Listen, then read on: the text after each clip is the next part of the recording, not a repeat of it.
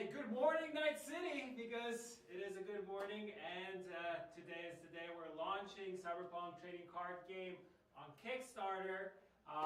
If you missed yesterday's stream, we went through gameplay, went through art, organized play. If you haven't checked it out, check it out on Twitch or on YouTube. Probably on YouTube would be better.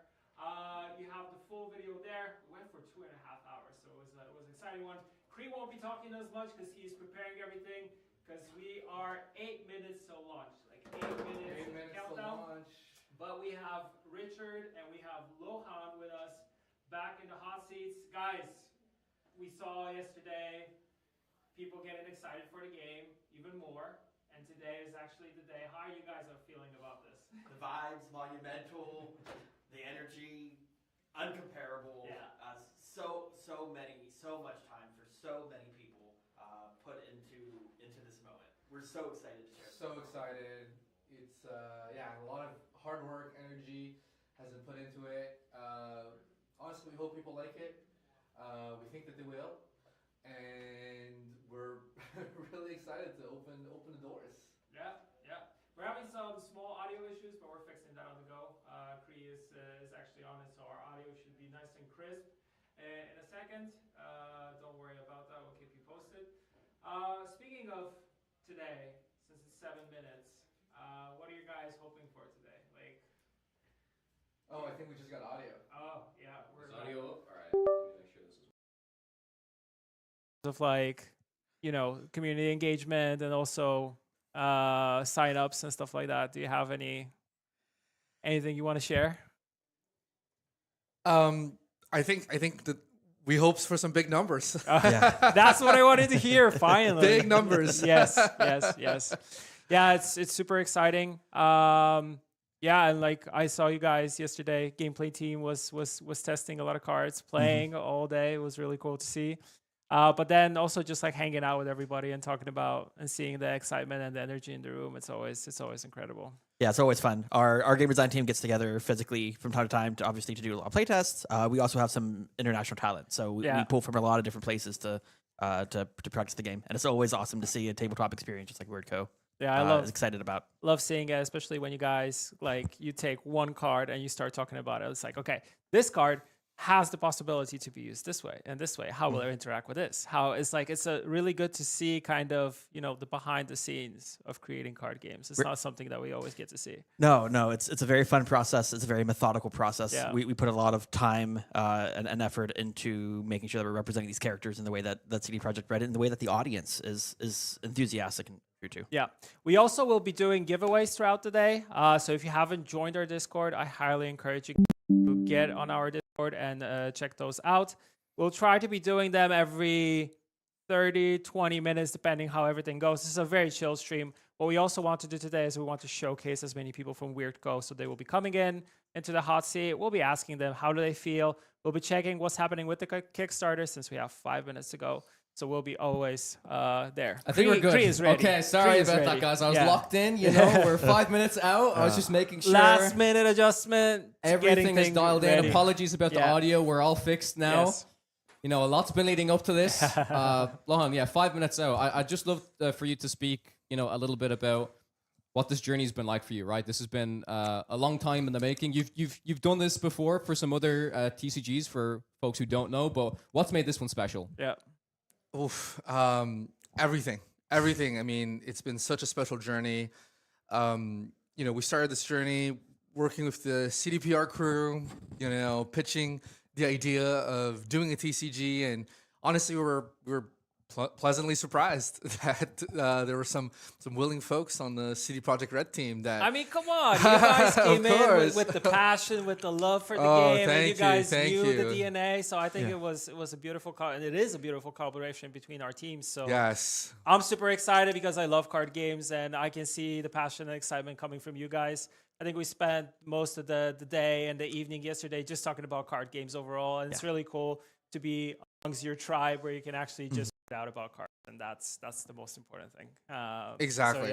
Exactly. Yeah. So, we're just so grateful to be here. Honestly, it's as much as we're excited, we're gonna have some big numbers. We're gonna be celebrating as a team. We're gonna be answering all our comments and questions throughout the day. but I think it's just an overwhelming sense of gratitude for the team that we've built, gratitude for the IP that we're working with, this community, on Discord, on the comment section, on the chat. Like, I think we're building something special here, and I just can't wait to get the cards in people's hands as well. That's absolutely. No, the positivity in our Discord. We have some 65,000 people in our Discord. That's contagious. The critiques are all constructive. It's all coming from the intention of just producing the best product that we can, and we're committed to producing the best product that the audience is looking for. For sure. So you guys can't see it at the moment, but on the stream, we have the Kickstarter page in front of us. We're 3 minutes out. We've managed to get to 49,352 followers. Where's the 50,000 at? We need a couple more people. Everyone, make sure you've got 3 minutes. If you're not there, what are you doing? You've got 3 minutes to follow, and there is a great reason to follow. If you follow and back the campaign, you will be eligible to receive a foil Lucy promo card. So this is your last chance to get last that. chance. Yeah, that is true. Yeah, Nova Rare. Well, I'm very grateful for all 49,352 of you guys that have followed the campaign so far. So, yeah, it's gonna be a tremendous journey. Glad you guys are all on the bus to ride with us. And shortly we ride. Yeah, 2 minutes out. Yeah, I can't say enough, but it feels like a true passion project for everybody. Everybody on your team, everybody on our team, we're super excited. Whoever knows anything about card games, everybody's been messaging me it's a different time. Of course, I was getting these messages when I woke up today because we're in Seattle, for those that don't know. Everybody's just excited, and it's just it's go time. It's go time. Everything's been leading up to this, and the excitement is just incredible. I will say, I know we have less than 2 minutes to go. Yeah. People, don't panic. If it takes more than a minute to load the page, we were told by Kickstarter that we have a big campaign. There are a lot of followers. Second most following of all time. And so a lot of emails are going to be going out. A lot of people are going to get pinged by the update of the page needing to be refreshed. Yep. And so in this last 60 seconds, I just want to make sure people don't panic. Don't panic. Yeah. If the website goes down, I think it'll come back up in a few minutes. But I just want to make sure everybody is aware. Yeah. Yeah, and we're very happy. This is going to be a huge celebration for everybody. We're going to have lots of the team here. We're going to be, reading the chat, answering questions. But yeah, it's almost time. We're almost there. 1 minute. 1 minute left. Yeah.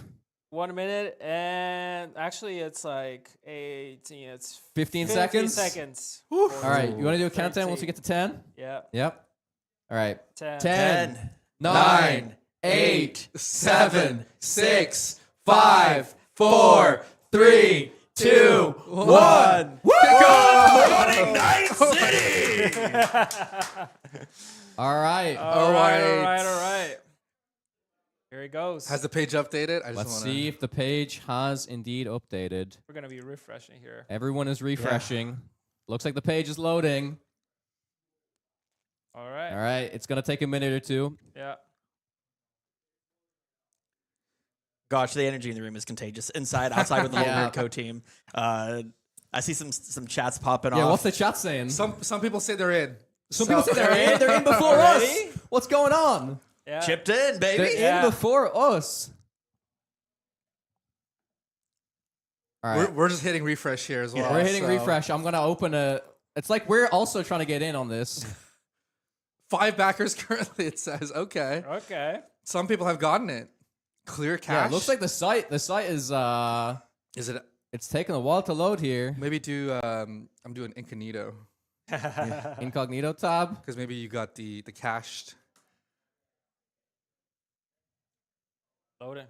I mean, you are the person responsible for keeping the stream going, so that's... Yeah, that's true. That's true. Yeah. Oh, we apologize, but looks like something's gone wrong. Oh, really? Everyone's trying to get out to the page. Oh. Have we crashed it? Are we taking Kickstarter down? No. No.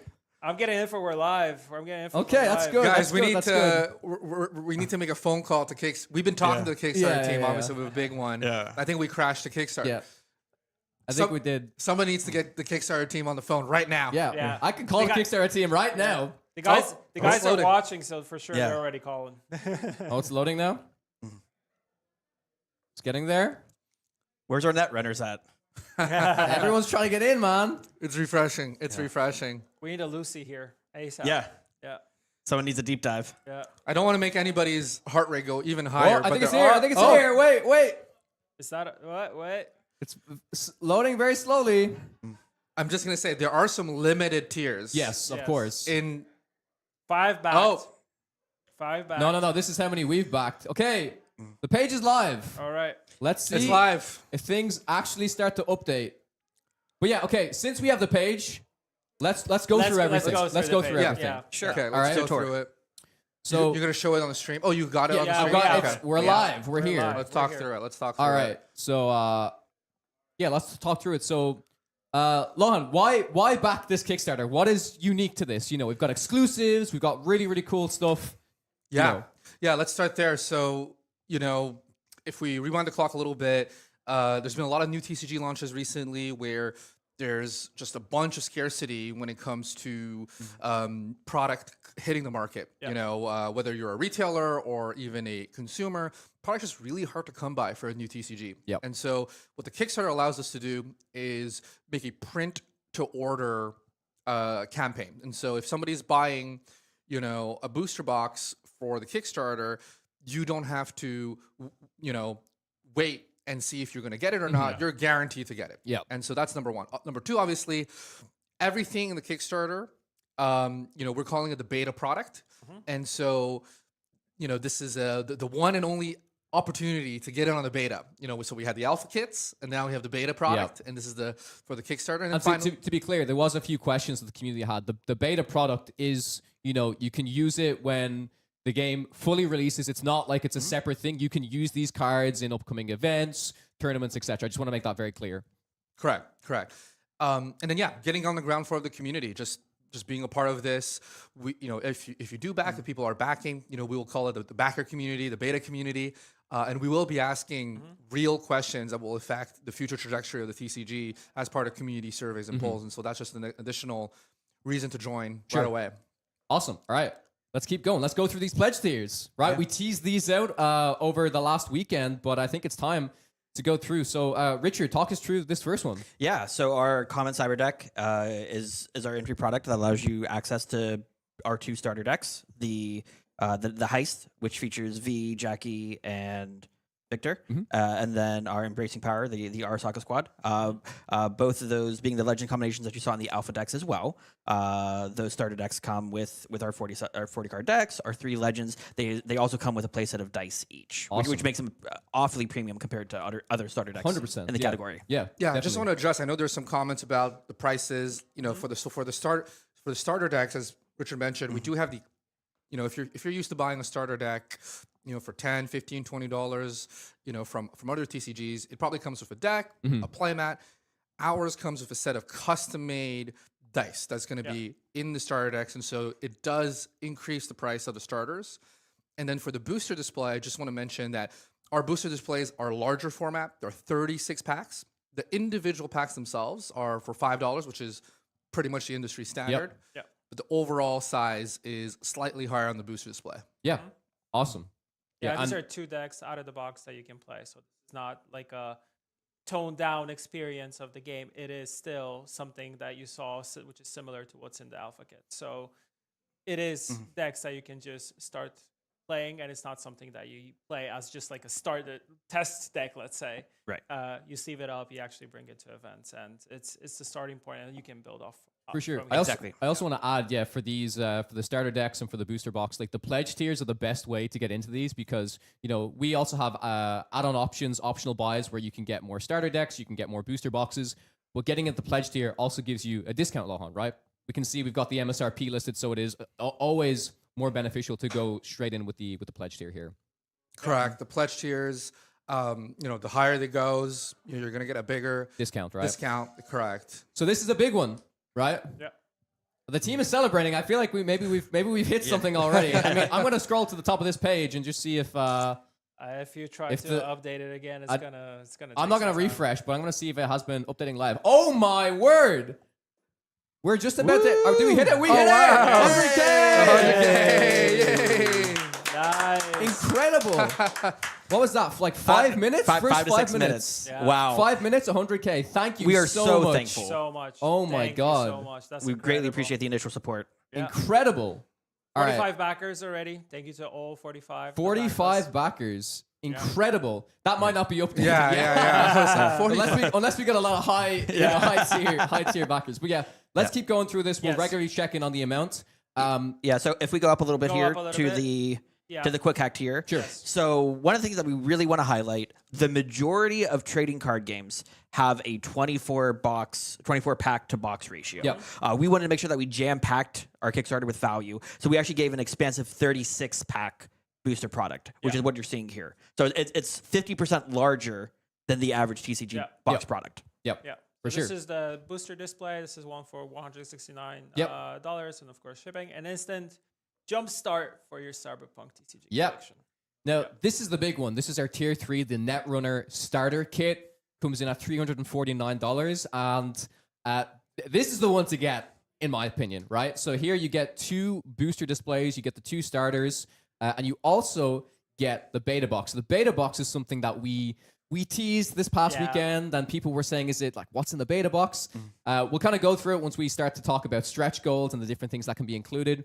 But as the campaign continues to grow, anybody that pledges from the Netrunner starter kit or above will be eligible to receive the beta box. There's going to be cool things included in there, like, legend packs. There's going to be some, we're going to go down through the stretch goals here. But as the campaign keeps growing, there's going to be more things added to the beta box. There's going to be more stretch goals that are unlocked. The And this beta is like box will be growing as much as the support we have. exactly. Exactly. We want to give back to the Simple community, as that. so all of your support is going to continue to expand the campaign. Yeah, and one more note Sure. on. I just want to make sure people realize this on the and we talked about this yesterday, but on the Netrunner starter For kit, the shipping, right? correct. We have the express shipping, and Yes. so one of the reasons why we went for the bigger booster display format is that it actually allows us to do some because it's more densely packaged. Yeah. It does allow us to do some better things in terms of shipping and logistics. And so we will be air freighting the booster boxes and the starter decks from Netrunner starter kit and above. And so that means that folks will be able to receive their product pretty quickly. So we don't have to go through the months and months of logistics. Again, we talked about global logistics being an issue. So the express shipping is definitely something that we're very excited about. Yeah. Awesome. We know that with Kickstarter, sometimes there are confusion and ambiguity around shipment and when that product will actually logistics. arrive Yeah. in players' hands. And we hope to offer this as a as part of the service to try to mitigate that as much as possible. For sure, yeah. Also want to note that the beta box, that will be something that will be shipping separately from the booster boxes and the That is starter correct. decks and stuff like that. All right, moving on to the Street Cred pack. So here we have 2 starter decks, of course. Once again, 3 displays and 1 polyhedral 6-set premium Cyberpunk TCG dice of your choice. Yeah. So we showed off some of those dice yesterday, and again, Those are the premium ones. those Really are the premium ones indeed. Yeah. We're gonna have a lot to talk through. Like this page is long, guys. Right? We got awesome add-ons, we got awesome pledge tiers, awesome stretch goals. But yeah, we're gonna keep running through it. So yeah, for the Street Cred pack, the dice, you get an extra booster box and you get dice essentially. Yeah. People are asking in chat if the displays are going to sell out. So there's a lot of questions. If the in terms of, displays are gonna sell the out? displays are going to sell out, and also people are wondering if Like the there booster might- displays? like stuff might sell out before they get to refresh and pledge. Oh, I So see. they're just afraid if there's like No, there's only the only limited amount. The only limited tier that we have is going to be tier 7, the Night City Legend tier, which we're going to get to very, very shortly. But no, do not fear. If you're busy at the moment and you can't back it right now, come back in a couple of hours. It will be there. Yeah. Wow. Well- We're up to 500K. 500K? What? Yeah. Are you kidding me? In 10 minutes. In 10 minutes? Wow, we're up. Wait, Wait. we're nearly- 568. Oh my God. Thank you, everybody. Thank you so much. Oh my God. It's going up. It just keeps going. 571, It just keeps 572, going. 573. I feel like we're doing an auction now. Sold to the highest bidder.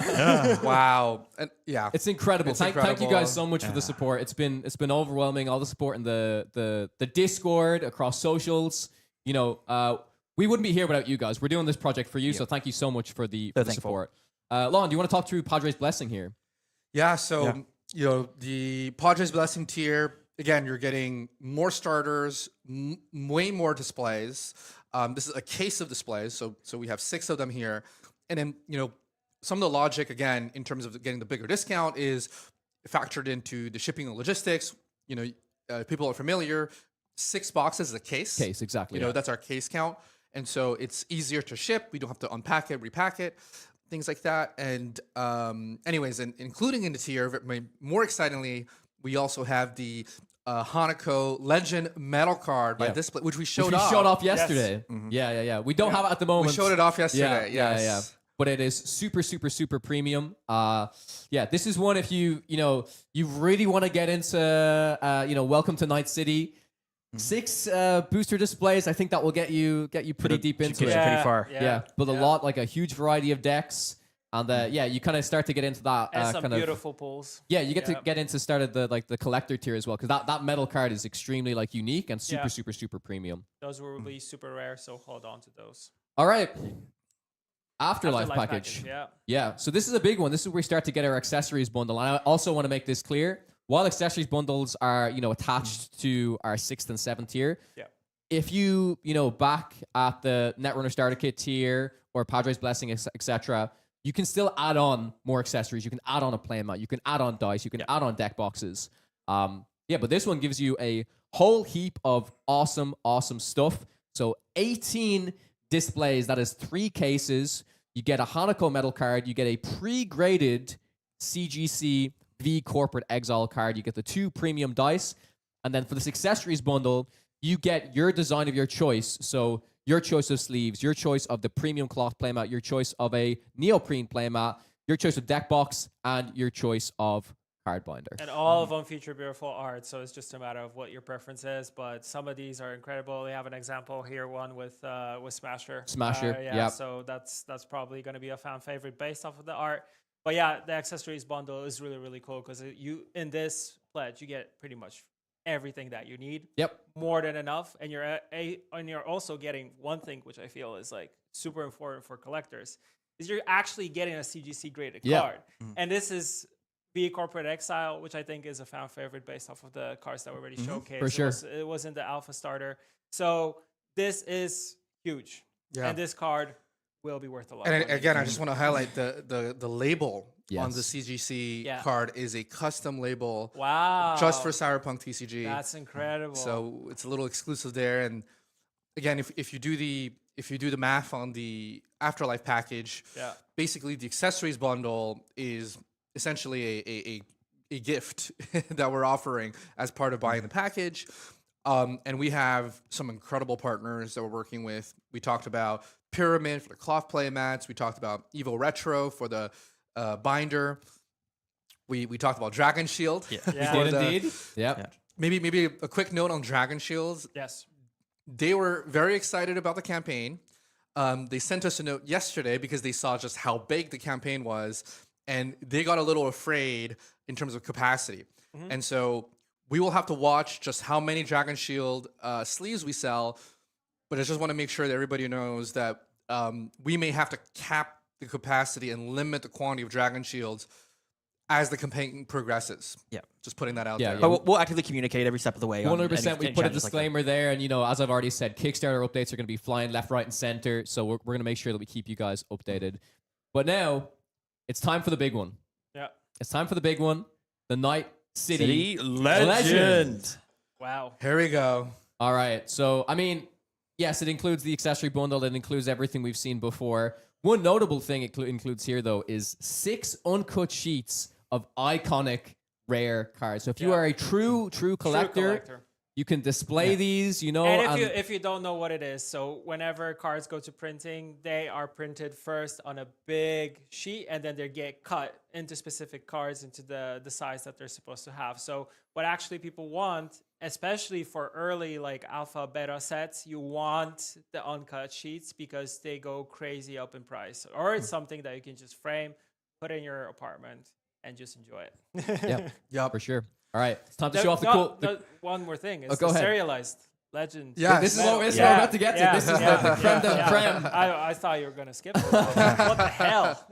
So here we can see we are starting we have Rebecca having a moment, and also Adam Smasher, Ender of Legends. These are our serialized metal cards. We showed off the Rebecca yesterday as a tease on the stream. We also have Adam Smasher. We felt like these were a fitting pair to show off.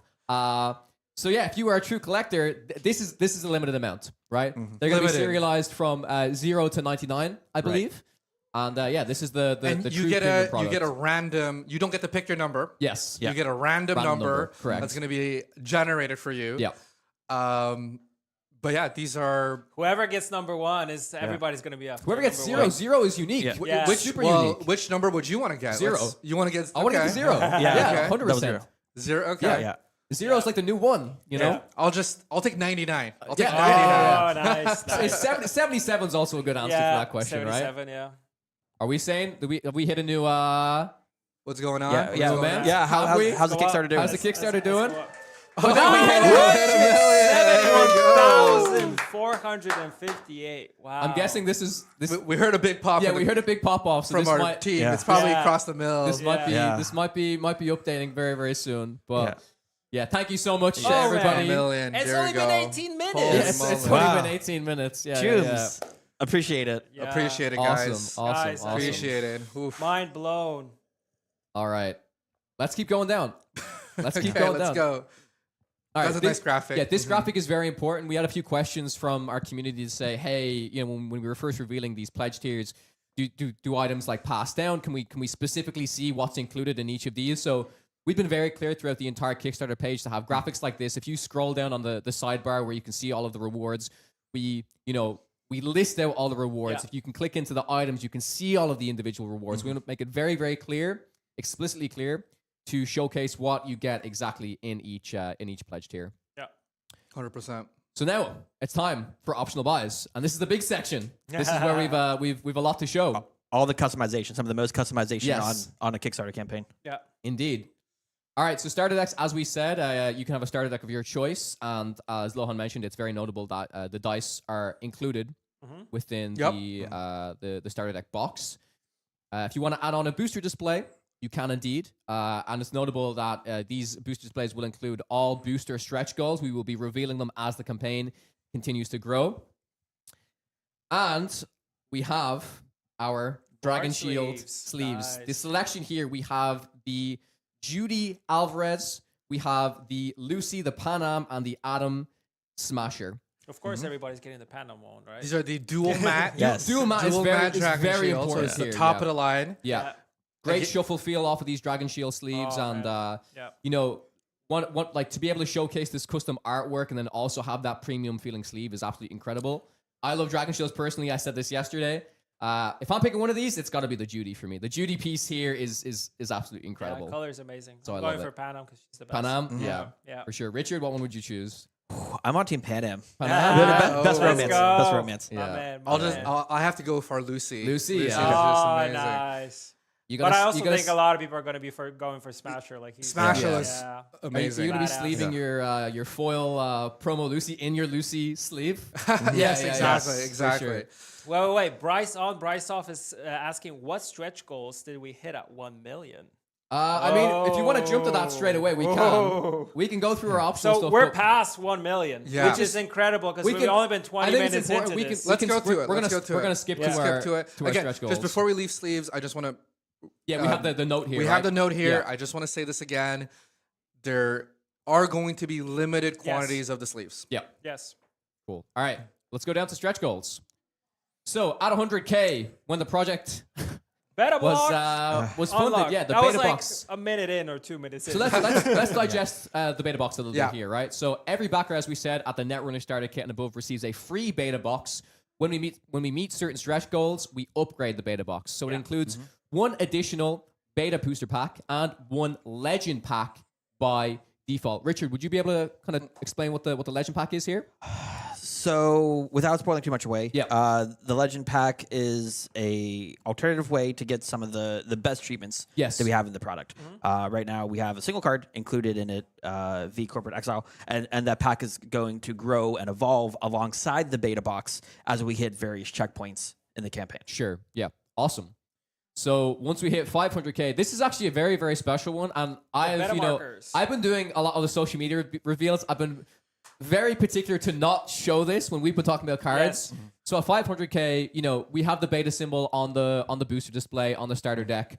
But within the actual cards, there is going to be this beta marker to clearly distinguish between what is a Kickstarter card, and then in the future we have what is a full release. retail release. Exactly. Yes. Yeah. So this is super, super important. It shows that you've been there from the start. And then, for 1 million, we have security film on the beta booster displays. This is actually extremely important.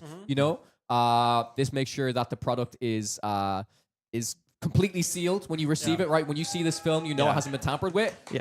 Here's 2 some million. shit. We just 2 million. Wait, are you really? We actually 2 just million. 2 million. Wait, what? 2 million and 22. Oh, 2 wow. and 22.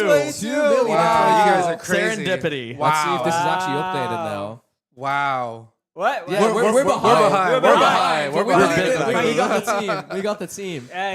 He's going. All right, let's just go through the rest of the stretch goals then until Let's until 2 continue. Let's million. continue. To be honest, I don't think we have. Yeah. That's we all have we to- have up to. we We have gotta to- add more. We have to add more. The team is going to add team, more. I guarantee you, if The you team will are add more stretch goals. if you are refreshing the we need page, the more. more stretch goals are going to be added at the moment. Yeah, awesome. So let's get into it. So the first at 1.5 million, we get a legend pack upgrade. So that means that Adam Smasher is one of the legends that has been added into the card pool for the legend pack specifically. Correct. Yeah. Now that doesn't. Yeah. Now which one you get Yes. will be a dice roll, but this will be a highly collectible item. Yeah. That you'll notify because it's in the beta box. For sure. Yeah. And then this is a big one, the 2 million. 2 million. So, and this is a really exciting one for us because we are investing in some custom molds to make custom dice to be included in those starter decks, I should say. These are going to be really, really awesome. I know we've gotten a lot of good feedback on the alpha deck dice, and we've taken kind of some of those learnings, making those first batch of dice, coming into this one. So, for example, one piece of feedback, our alpha deck dice were kind of multicolored, and they look great.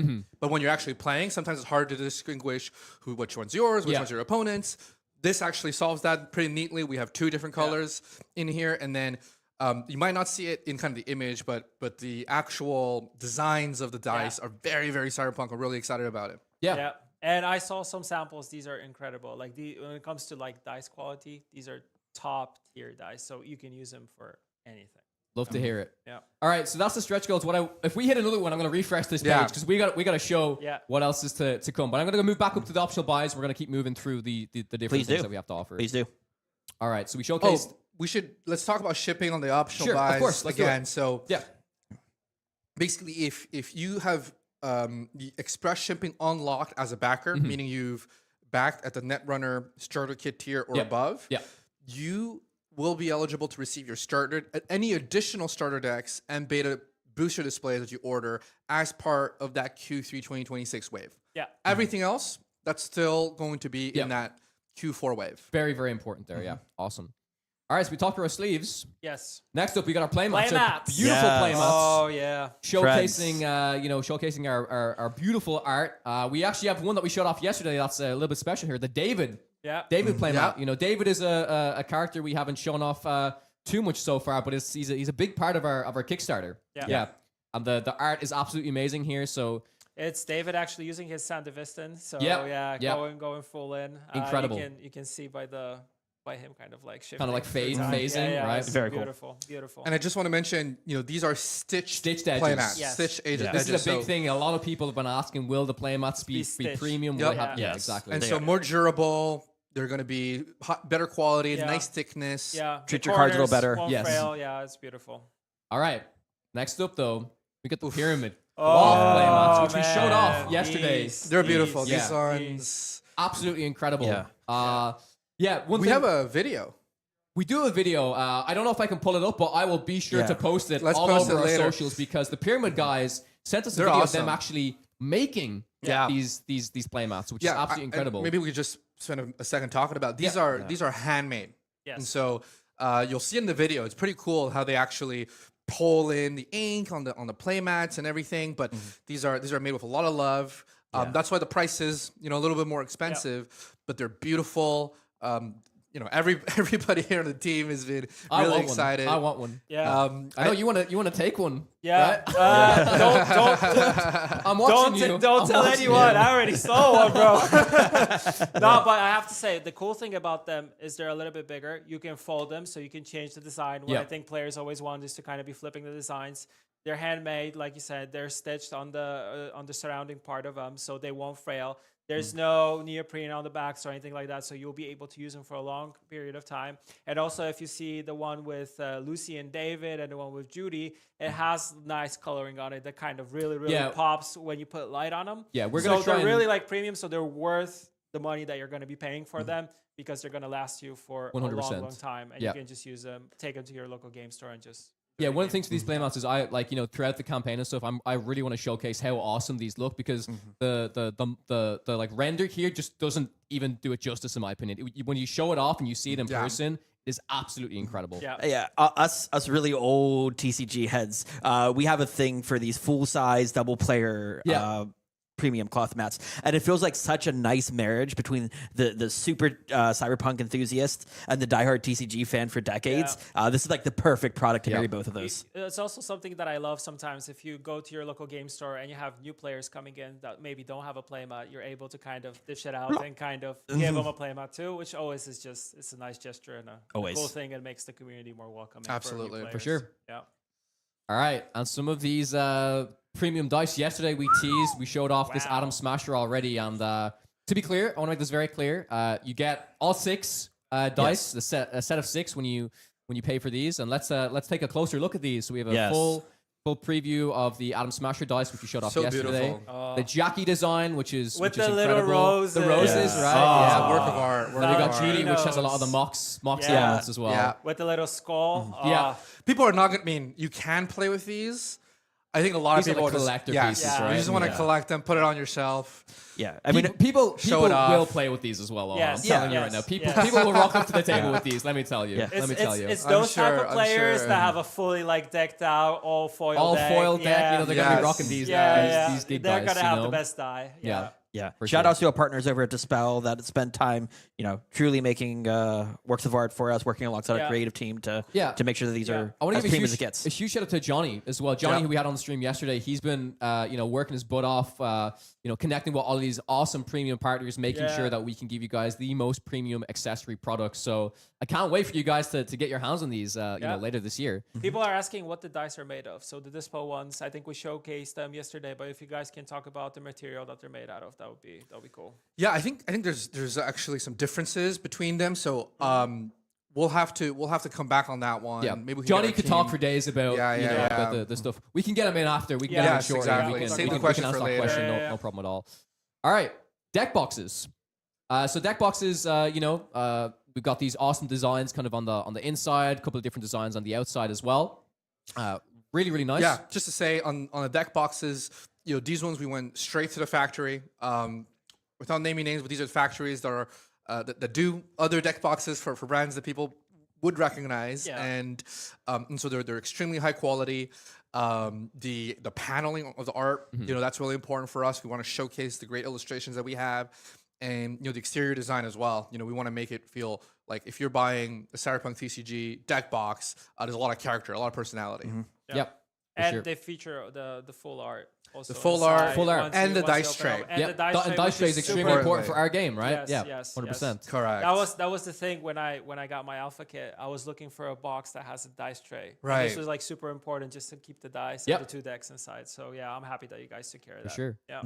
All right, our partners over at Evo Retro. Yeah. Yeah. Beautiful binders from Evo Retro. Yeah. Yeah, lots of selection here as well. So we've got 3 different options for binders. We have, something you mentioned yesterday, which for me, this is really unique. I haven't really seen too many binders that do like the top loader stuff. So for collectors, this is a really, really, really premium product.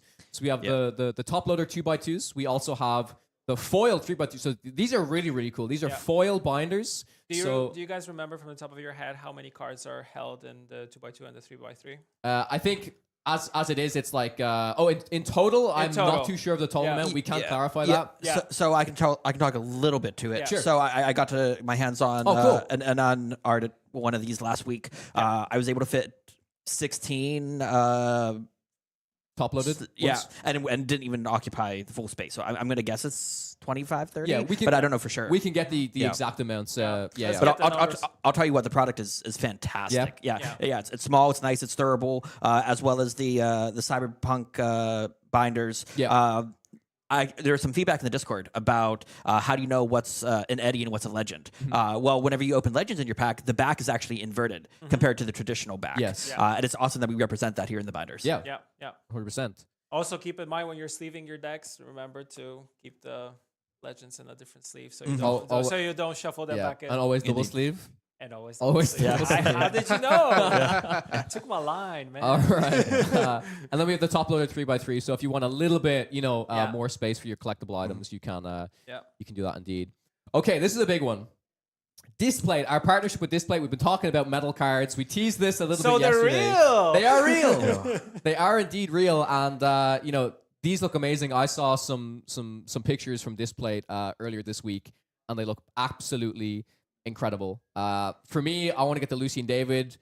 I know Johnny is a big fan of the male V Street Kid and the female V Street Kid. Yeah. Some really, really awesome pieces by Pandart. But I've had Displate pieces for years. They're super, super high quality. The magnetic system where you can kind of just like detach them and stuff is really good. And you guys at CDPR have worked with them quite closely, right? We have them a lot also displayed in the office. Yeah. I have a couple at home, so yeah, I can vouch for them. They're incredible. Awesome. Yeah. Must own. Yeah, these are going to look so great on anybody's wall. Yep. And we're really excited for the partnership. Yeah. We want to showcase the amazing art from our games. So not only will you have the cards, you can display them in your house, right? Which is awesome. I'm getting David Martinez for sure. Yeah, I want to get the David one as well. Yeah, for sure. Okay, and then we have add-on bundles. Yes. So this bundle, you can get one of every accessory of your choice. So your choice of sleeves, your choice of dice, your choice of deck box, binder, cloth playmat, neoprene playmat. And we have the 10% discount here, Lohan. So this is, you do get a discount for purchasing this. Yeah. Correct. So this bundle obviously is also available if you're for free as part of the one of the tiers. But here, if you bought some other tier or you just want to buy the bundle, that's totally available. You can still choose the accessory of your choice.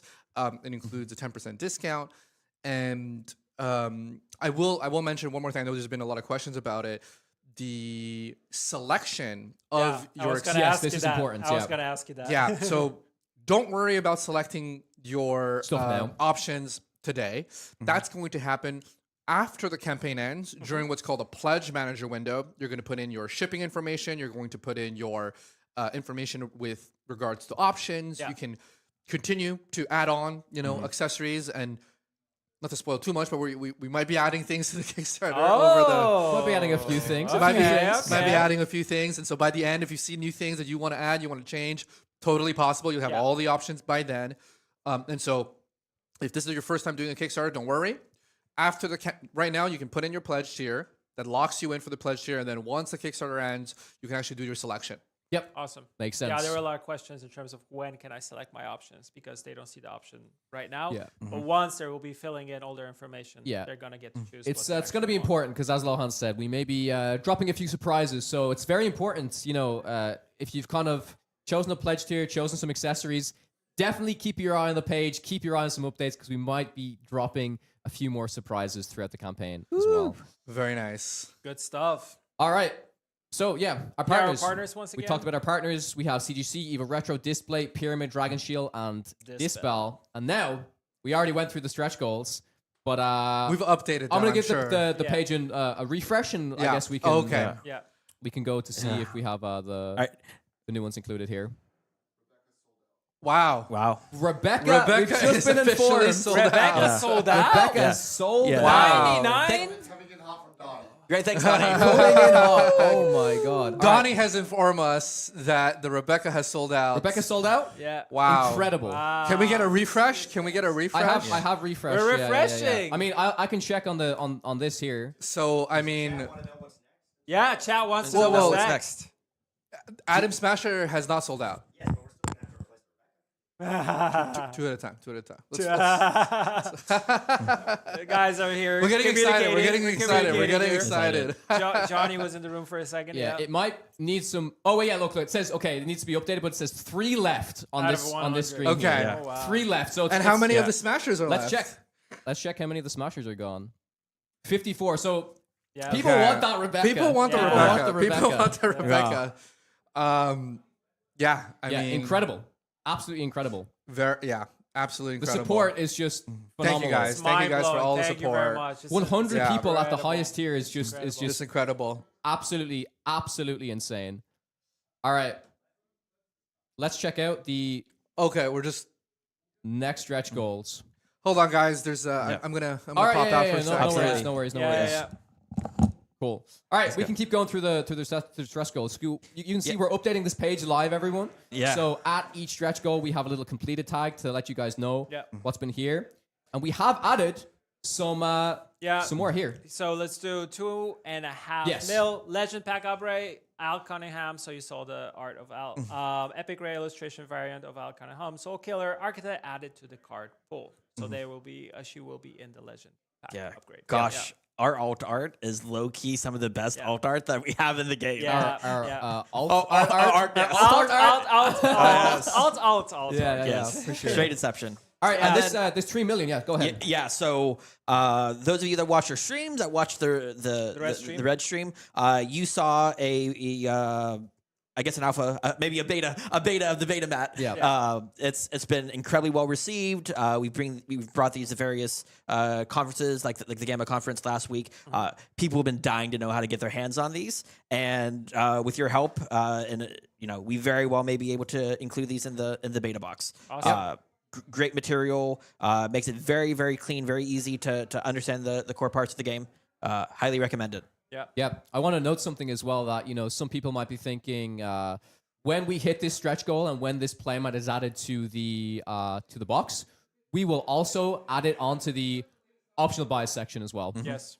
And this is like a must-have if you want to It is learn the game. 100%. And if you want to see kind of where to place anything when you're playing and you're starting the game. So For sure. Shout out to Sweet. Neoprene, one of a great partner to be Yep. working on mats with. And the readability of the mat is crazy good. Yeah. Yeah. All right, we've got Lohan back in the building. Yeah. Watch Yeah, that. we mic. have What's the update? we have an announcement to make. An announcement, okay. Oh. So Yeah. now that Lucy has sold out, Rebecca. Rebecca. sorry, The serialized metal. Bury the lead. now that What's the- Rebecca has sold out, we are in a few minutes from now Yeah. about to release the Serialized 00 to 99 Lucy Okay. serialized metal card. Let's So go. get ready for it. Yeah, lock in, everyone. Lock in. If you missed Rebecca, it's okay. Yeah. Yeah. A new one is coming up. Yeah. If Yeah. you're a collector, you Can't wait. need both. Yeah, I mean, this is something we didn't want to, tease during when we were teasing at the pledge tiers, but as these tier 7s, the Nightly Legend tiers, become sold out, we see more demand. We may have a few more, ready to go for the fans out there. But yeah, Lon, we've been going through the additional stretch goals, Yes. right? So we're talking about the playmat at 3 million that gets added to the beta box. We've also got the Gora that gets added, Yeah. but this one, the 4 million one, if we hit this one's really important, Richard. So I'd love for you to speak about this. Yeah, absolutely. So right now, our packs have 12 cards in them. And right now, one of those can be a card that is rare or higher. Yeah. Yes. However, we would love to put as much value as we can in these 36 packs that you're buying with your box. So once we hit the $4 million tier, we are going to guarantee 2 rare, higher quality cards within those packs. Awesome. Those could be rares, those could be our epics, those could be our secret cards, or even our our iconic iconic rares. rarities. Yeah. Indeed. Amazing. Incredible. Yeah, so all the way up, we've shown off to 5 million. This is also a very special one. We're just talking about, it seems like people love the metal cards, right? If we get to $5 million on the Kickstarter campaign, we will add the female V Street Kid metal card to the beta box. So everybody from tier 3 plus is going to be able to receive this card if we get to Yes. 5 million, Yeah. which is incredible. Big celebration. Yep. Yep, exactly. If you're the Netrunner kit or above, you get the beta box, and The beta box is going to be a pretty interesting, beta only product. Exclusive, right? Exclusive. And it's cool that you get a metal card. Because It's a lot awesome. a lot of people are asking about, how can I get a metal card? How can Yeah, I get a I think metal the way card? we've done It's this just- is incredible just because, like- we have the Hanako metal card at some of the higher tiers, right? So this actually enables people, if they come together as a community, we keep pushing the campaign, even at tier 3, you're essentially you're kind of getting a metal card added to that. Yes. as a Indeed. plan, Correct, right? Which is correct. awesome. Yeah. Yeah. Cool. All right. And what I'll say here for the beta box is this is being updated over time, but this graphic will highlight to you guys. You can keep track of this graphic, and throughout the campaign, if you want to know, hey, I don't want to look at all the stretch goals. I just want to know what's included in the beta box. This graphic will be updated over time to make it extremely abundantly clear what is included Also within more the readable. beta box. Yeah. Yeah. Perfect. Cool. All right, we've got a lot of cool miscellaneous stuff to go through, but this is really important. So the how to play, I've had this scheduled. I will make sure that this is up there. The how to play we showed off yesterday by Thea Beastie. Yep. Incredible person to work with. She narrated the how to play video. Just talked to her last night. She was super excited for us. Awesome. Super excited for how things turned out. Nice. Love to hear it. Love to hear it. We also have our quick rules, so you can click this, and that will take you to kind of our gameplay guide to break down the turn structure, the deck structure, etc. Our influencer videos, I have all of these scheduled as well, but I will make sure that these are shown. We have some amazing influencers we're working with at the moment. To name a few, we've got like Main Deck Dan, we've got Red Zone Rogue, we have the Skill Check team played the Cyberpunk TCG, so Moist Critical on the boys, which is very, very cool to see. We have some good friends over at Good Time Society. They'll be sharing some things for us soon. Yep, 100%, awesome.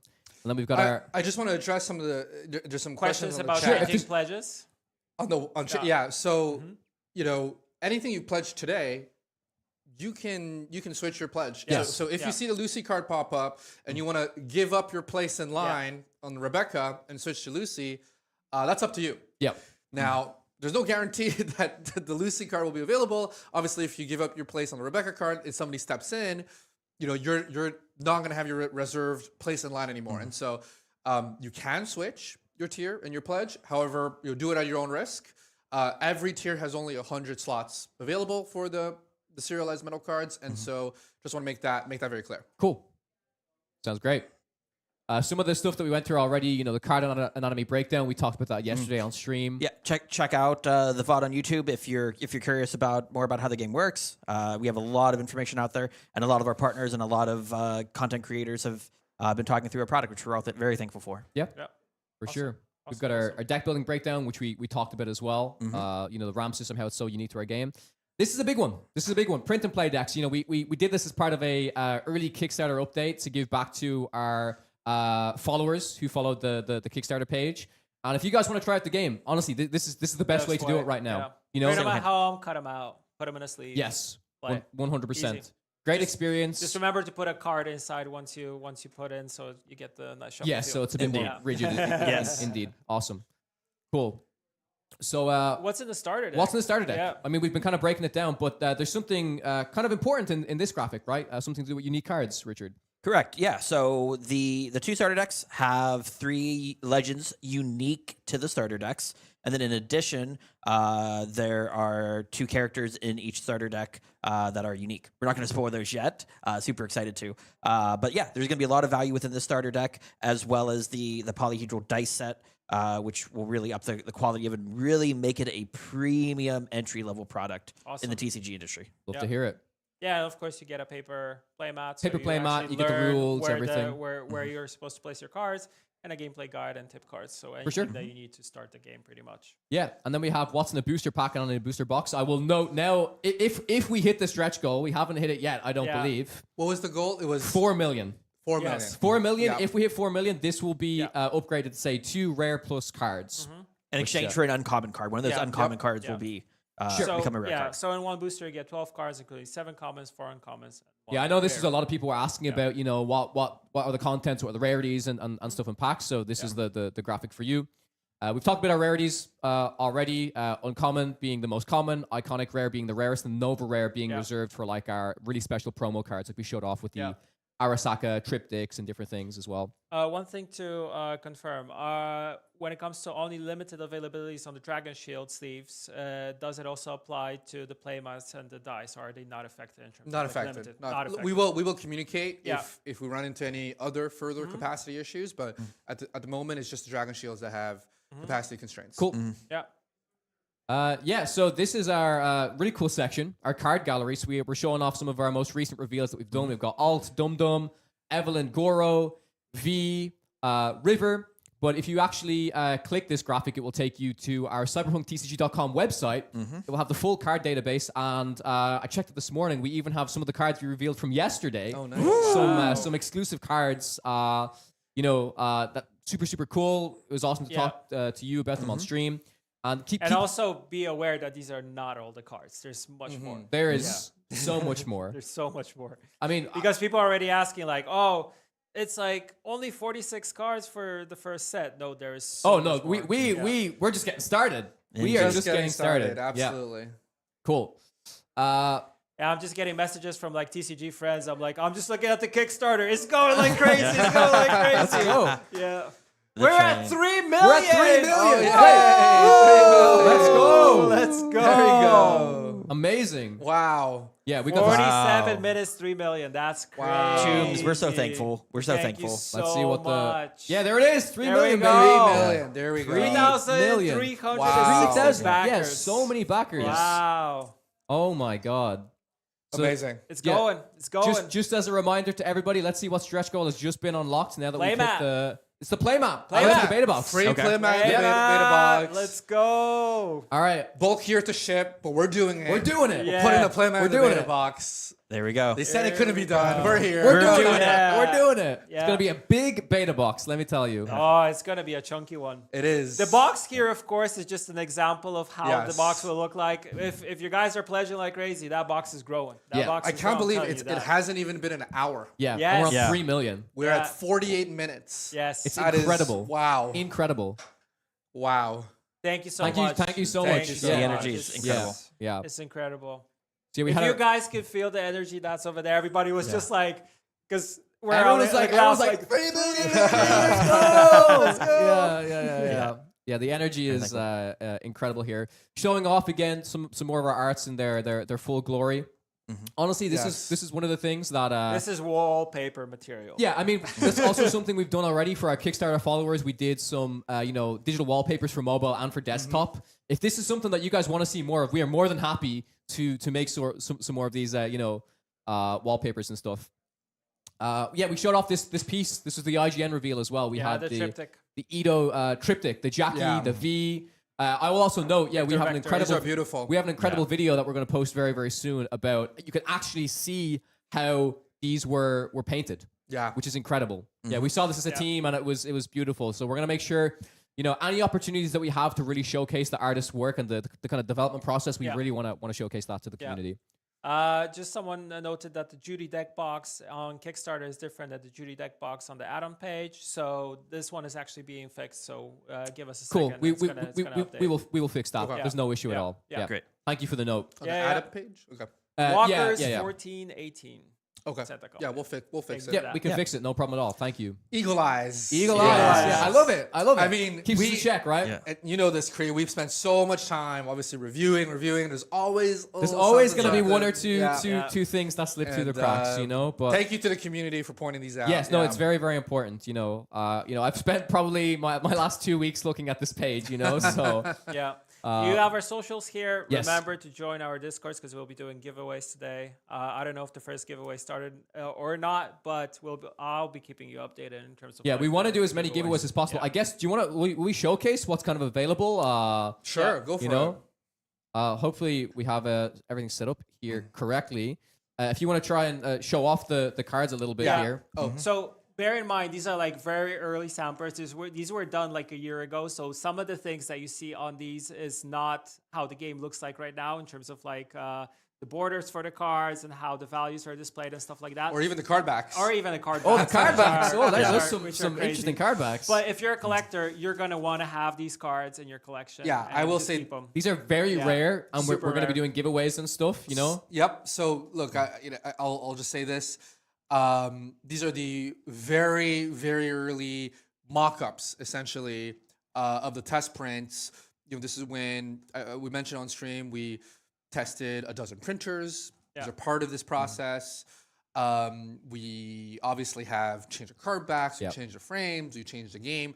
And so these are truly, truly test prints. This is, personally, I almost feel, I know it's cool. I know people are going to like it, but I almost feel like we shouldn't be putting these out because these aren't the actual cards. It's like a piece of the history.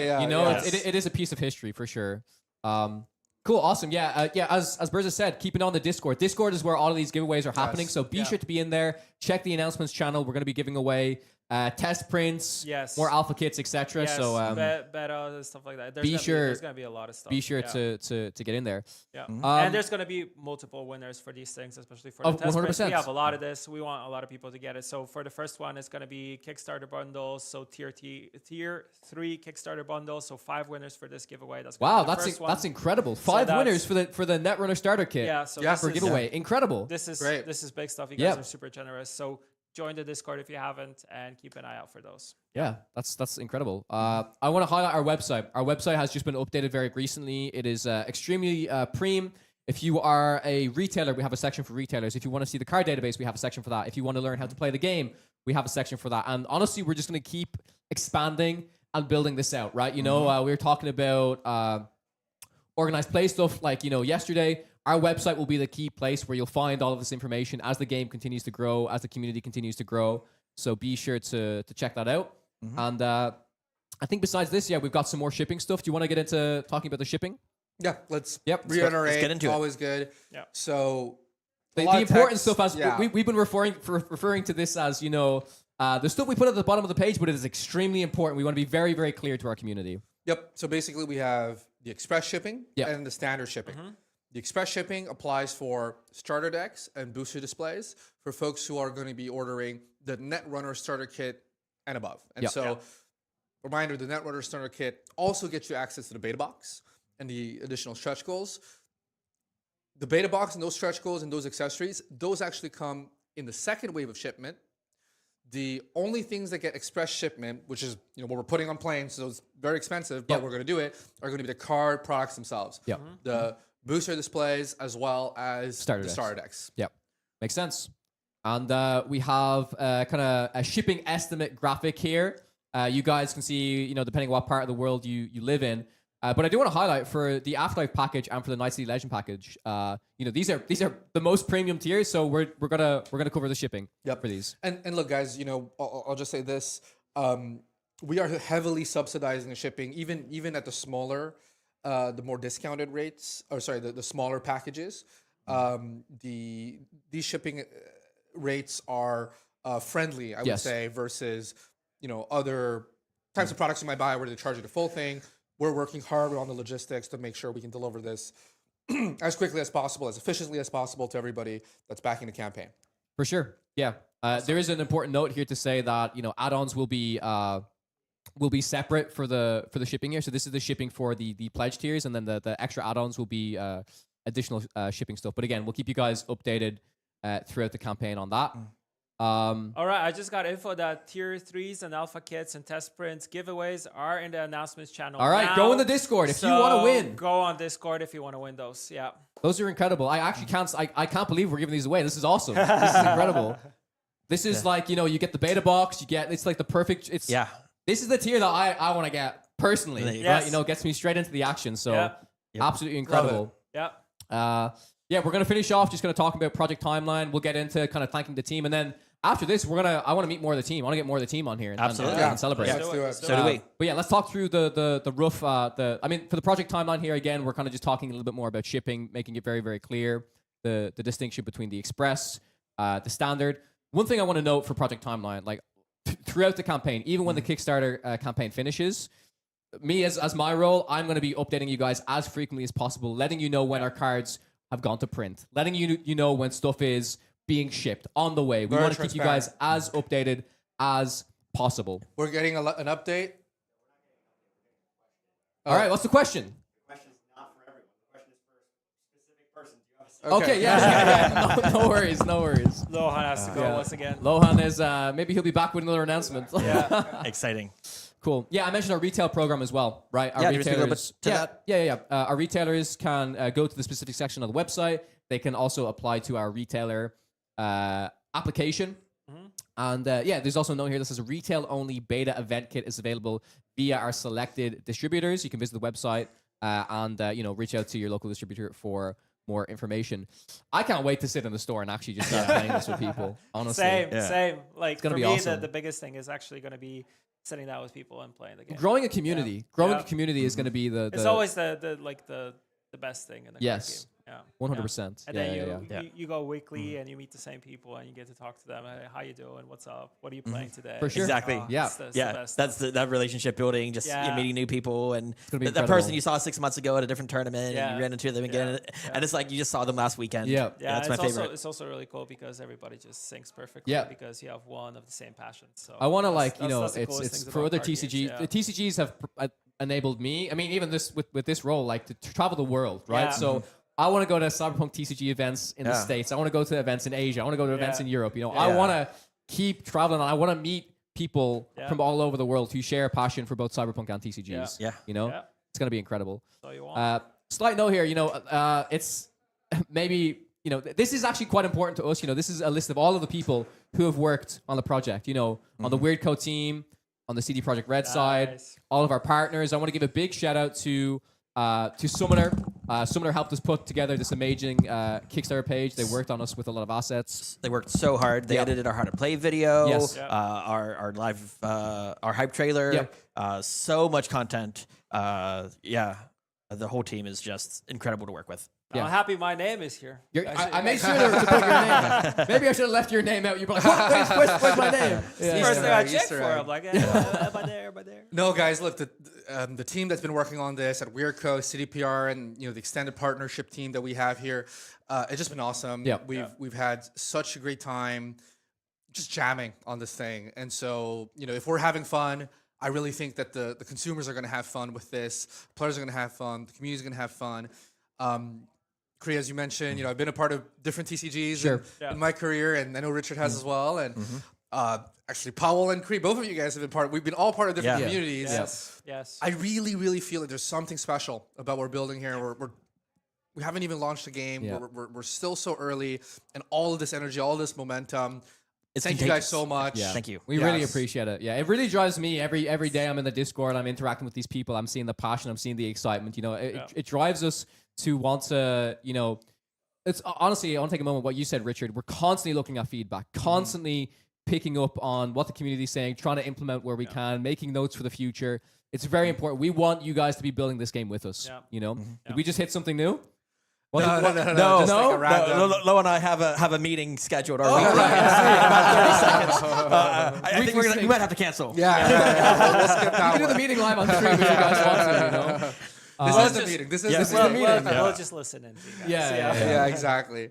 Yeah. So then we have there like were also some questions when it comes to shipping about import tolls and customs and stuff like that. Like how's that's going to be taken care of? Yeah, so that's going to be during the pledge manager step. That's when people are going to put in their shipping address, and then the system will calculate shipping, duties, taxes, things of that nature. Obviously, there's a lot of different geographies. We're doing our utmost to make sure that wherever you are, we're going to get it to you. Yeah. That's what we're going to do. Awesome. Yeah. for sure. Yeah. Perfect. Thank you for that. Sounds great. I was told that the Lucy tier is selling. Oh, you want to refresh? And have a Yeah, look? you want to All right, refresh? Let's have a look. Refresh the page, and let's go on down. We're gonna go up to pledge tiers. Have a look. Adam Smasher. We've got 2 left of the Rebecca. 34. 65. Oh my God. Woo. People like the Lucy. People seem to like the Lucy, Lucy. right? Yeah. Yeah. That's incredible. Thank you guys again once again for the support. There's Yeah. I'm kind of blown away. There's so many people that are really interested in these are one of a kind, Yep. serialized metal Yeah, cards. So absolutely. Incredibly cool. it's incredible. Yeah, keep those, because you don't know what's gonna happen Yeah, to them in the next couple. For of sure. years. I mean, we have, some other stuff, it is important, miscellaneous stuff. I don't know if We'll we let need to, people read that. Yeah, we're gonna let yeah. people, if you want to read like the refund policy, the terms of use, the risks. One thing I'll just also note quickly is at the very bottom of the Kickstarter page, it's a little bit hidden, but we do have a section that says check out the FAQs. There's also the FAQ tab up top as well. So if you guys have any, frequently asked questions, feel free to go there. But please reach out to us in Discord, ask in the chat. We're more than happy to answer. But yeah, that's great. Yeah. That's the page. Amazing. So we do. Oh, it's been an hour. Yeah, Been an hour. Yeah. Perfect timing, right? Let's meet more of the team. Let's meet more of the team. Is that good? I saw some comments that they want to meet more people. I'm Great. ready Yeah. to talk to more people. Yeah, let's We're do here it. for it. Awesome. Guys, Thank you so much. Yes. Thank you. Richard, Thank you. Thank Yeah. you so Thank much. you. Thank Yeah. you so Team much. effort. Team Yeah. effort. Team effort. We've done it. Almost 4,000 people supporting with $3.5 million in $3.5 the first million. 60 minutes. Well, 3 million, almost 600. We're almost there. We're almost there. All right. 3, I'm 5, gonna just 9, give 7. a round of applause again. Thank you so Yeah. much. Thank you, guys. It's been incredible. It's been absolutely thank incredible. you all. Thank you. Thank you. Yes. All right, we're gonna toss it to we'll do a hype trailer and then Yep. we will we'll get some more. We'll see it a little in bit. some people. We'll get some more of the Awesome. team. All right. See I'll you get guys some in a bit. water. See you in a Thank you, second. guys. That's all. Bye bye. In the official Cyberpunk Trading Card Game, you and your rival are the leaders of legendary crews competing for control of Night City. Book your own gigs and steal your rival's gigs to up your street cred. The first crew to start their turn with 6 gig dice becomes legendary and wins the game. Here's how to get the job done. To start, move all your gig dice to the fixer area, then randomize your 3 legends by shuffling them face down. Then shuffle the rest of your deck and draw 6 cards. Randomly pick who goes first. That player will start their first turn with 2 legends turned sideways to show they're already spent. And now, you're ready to play. Each turn starts with your ready phase. You'll draw a card, roll and gain a gig die. And ready your spent cards from previous turns by rotating them upright. Next up is your play phase. You might want to start by selling a card with the Eddy symbol, revealing it to your rival and then placing it face down in your Eddy's area. Now you can spend that and any other Eddies you have to pay the cost for other cards you want to play, like a program, which has a one-time effect, or this unit, which stays out on the field, or gear, which attaches to a unit or legend and gives them special bonuses. Whether face up or face down, your legends can also be spent to pay for a card, exactly the same as an Eddy. But when you're ready to add them to your crew, you can spend 2 Eddies to call a legend once each turn, flipping it face up. Legends are iconic characters from the Cyberpunk universe and powerful cards with game-changing abilities. They aren't units by default, but you can call them to add a critical ally to your crew. Once you're done playing cards, it's time to go on the offensive and claim some gigs. You've got 2 options. Attack an opposing spent unit or your rival directly. Spend 1 of your units to target either option. To go after an opposing spent unit, declare your attack and spend your own unit. At this point, you may have an attack trigger that takes effect. After that, your rival will react in defense, where their own defensive effects may trigger, and change the outcome again. Keep a close eye on cards for their triggers. They can happen in combat, when they're first played or flipped, and more. After the triggers are completed, compare the final power of each unit. The unit with the lowest power is defeated, and sent to its owner's trash pile, along with any gear attached to it. If both units have the same power, both are defeated. To claim gigs and get closer to victory, declare an attack against your rival directly. Players will still activate offensive and defensive triggers on both sides as required. If your unit is still in play after, the attack on your rival is a success, and you'll steal at least 1 gig, and another for every 10 power your unit has. The total value of all your gig dice is your street cred, which can unlock bonuses on other cards. You need gig dice to win, but you also want street cred to unlock your most powerful abilities. Once you're done attacking, you end your turn and pass to your rival. The back and forth battle continues as you both play cards, attack, call legends, claim and reclaim gigs, all the way until you roll in your 6th gig from the fixer area. After you and your rival do that, you each get 1 additional turn to make your last move and try to steal gigs. If someone doesn't win by starting their turn with 6 gigs, then the team with the most gigs claims victory. A good strategy makes all the difference. Build around the legends that best suit your playstyle, constructing your deck based on factors like card color type and total RAM limit. Will you stealth and quick hack to avoid direct confrontation, or going guns blazing with all the hustle and chrome you've got? The choice is up to you. How will you run your crew? Who will you be in Night City? And do you have what it takes to become a cyberpunk legend?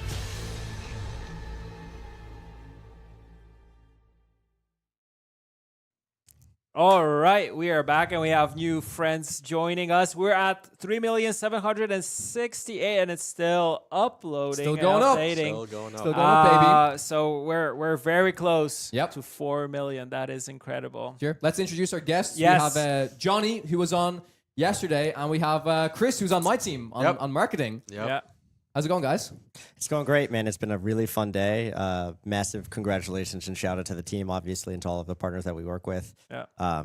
It's been incredible. The journey and the road to get here has been a long and fun one, and the reward has been great. Yeah. What's the energy like outside in the room? The energy is great. It's lots of excitement over what people are excited about and what they're excited to back, and then obviously just making sure that everything's still working. Everything is still working. We're showing off all the stretch goals, all of the assets that we have planned, and making sure that everyone gets to see all of the great content that we've put together. Yeah, and of course interacting with the community. I know you guys are taking shifts among the whole Yeah, Weird yeah. Go team. Across Who's doing Twitch, what? Who's going down? Discord, YouTube, Kickstarter, comments, Kickstarter, everything. Right? everywhere. Everybody's saying admin is stressed, but there's about 20 people who are admin today. Yeah. So, Yeah. Incredible. It's a lot of Incredible. work from And what you've been doing, Chris, as well, I want to give a shout out to you because you've been handling all of our social media stuff, right? Letting everybody know what stretch goals we've been hitting. And yeah, it's been a quick lots of posts. I mean, Yeah. it's almost every 2 minutes I have to check that. are we doing the next one? Are we getting ready to? It's easy. I might have to post in the next couple of minutes here. While we're Yeah, here, if we get to but 4 million. It's been a nice little. We're That at was exciting. 3,809,000. All right, guys, you 110, gotta back the 111. campaign I could right do this now. for days. 814, 15. I can be like an auctioneer. Yeah. Yes. Yeah, you guys have, 16. you have to back right now just so Chris is going to be sweating saying, Yeah, this social post ready. You know? So yeah, Johnny, I mean, we talked a lot about art yesterday, and I mentioned at the very end here we had some of our partners. So I'd love for you to just take a moment and talk about, I mentioned Summoner, there's also Wild Blue, I believe. So if you could give a bit of insight into what they've helped the team do, that would be incredible. Yeah, absolutely. I'll start off with Wild Blue just because they were the first partner that we got to work with when we were just starting off this project, and we knew we were building a card game. And I approached them and said, hey, we need card frames, and we need them to look beautiful. We need them to look authentically cyberpunk. And we went through iteration after iteration after iteration, and they have some really strong designers that they work with. And we obviously ended up with something that's really, really cool, very unique to the industry. It was important that whether you were playing with the game or you saw it being played across the table, you could instantly recognize that this was cyberpunk. Yeah. And I think you can do that. And so shout out to Wild Blue on getting the card frame set up. But then after that, obviously, we kind of opened the pipeline for all of the card art as well. And so we're working with partners like Pandart. Obviously, they're doing all of our iconic legends, Moon Colony, Top Dog, Dardo. There's just endless studios, individual artists. Obviously, I'm always on the hunt. So please feel free to blow up our inbox, community inbox. If you have a portfolio, please submit it. I take a look at all of them, I promise, and I respond to all of the emails. I know he does. I check every time. If I see them, I'm like, Johnny, we got another potential person, right? You know? Regardless of where you are at in your artistic journey or career, I would love to see your work because putting it out there and getting feedback and just sharing it is the most important thing you can do as an artist. And so it's always a pleasure to see that. But obviously, we get to show off a bunch of new art for the community, and that's always a blast. Yeah, I brought up one of these card frames just to kind of we can kind of showcase all the work that's been done. And as we've seen from I can actually show the full cam here again of the test prints. Right, there's been a lot of iterations. Oh yeah, right. There's been a lot of iterations. And obviously we have designs. One day we'll post them. I'll look back. The journey here, and you could see some of the frames that we had even way before this. So these are like very early days. These were made over like a year ago. So the cards look totally different now. If you look at the Placide card, Cree was just showing you that. Yeah, I mean you can see the difference from the one that we're showing. Clean design, beautifully done. Yeah, but it's a part of our history, right? It's how we got here. I do want to eventually I do want to show the community. I mean, even the card back. I forgot about this card as well. I want to show the community even earlier concepts and prototypes for the frames because they look so much different, and where we landed is something that is so clean and beautiful, authentic, obviously. And one of our core pillars is we wanted to make sure that the art sings, and creating these frames so that we have as much real estate to show off the card art as possible. I think we've done a great job. Yeah, for sure. Yeah, awesome. Love Beautiful. to hear it. Beautiful. Yeah, Chris, I'd love to hear a little bit from you. Like, you've been with me on the marketing team. Handling stuff with creators, with social media stuff, the outreach that we're doing to all the folks, the community inbox, as you mentioned, Johnny. Yep. We're working through that together. So how's it been to finally just be like with the entire team in person? Yeah, it's been really good. I think we work with a lot of people, a lot of different people on these kind of little facets of what goes into a social post or what goes into what we really showcase of our game. And so to see everybody in person really here as a unit is really, really special. I think we can convey a lot of emotion over our virtual meetings and over different messaging channels, but being here to kind of celebrate this moment with the team is really, really special, just to see everybody have that kind of nervous excitement, make sure we can all coach each other through this stuff. So it's been great. Been really, really fun. We're a completely global Truly. remote company. Yeah. So this has been incredible. Time zones have been tricky at times. Yeah. But we're making it work, and it's so incredible to be here with everybody. Yep. And some of the members of the team that couldn't make it, obviously we send our love to you as well. Yeah. Critical parts of the team, and getting these opportunities to get everyone together helps build WeirdCo, build our identity, and helps build our projects to be more successful as well. Yeah. Some questions regarding art. I've seen this kind of pop up yesterday, a little bit today. People are asking, how do you handle things that are connected to AI generated like art? Yeah, so we've been pretty vocal about this. We have a strict no gen AI policy in any of our assets, and so that's something we're really proud of. We want to make sure we're celebrating the artists. We want to make sure we're celebrating what makes TCGs really special, and that is card art as well. Yeah. And so we're very strict with it. There's no content fills. There's no gen AIs. Our video assets, our card art, all of it, and that's something we're gonna stick. Yep, we're gonna stay true to throughout our. And so much of it's hand done. Like this is the when I'll be in like some of the creative stuff with you, and I see the work that we had Matthew on yesterday. Like the work, I want to give a huge shout out to Matthew and to Estefania and the rest of the creative team. You guys have absolutely crushed it. The energy you've been doing. Shout out to the creative team, guys. Yeah. You've absolutely smashed it.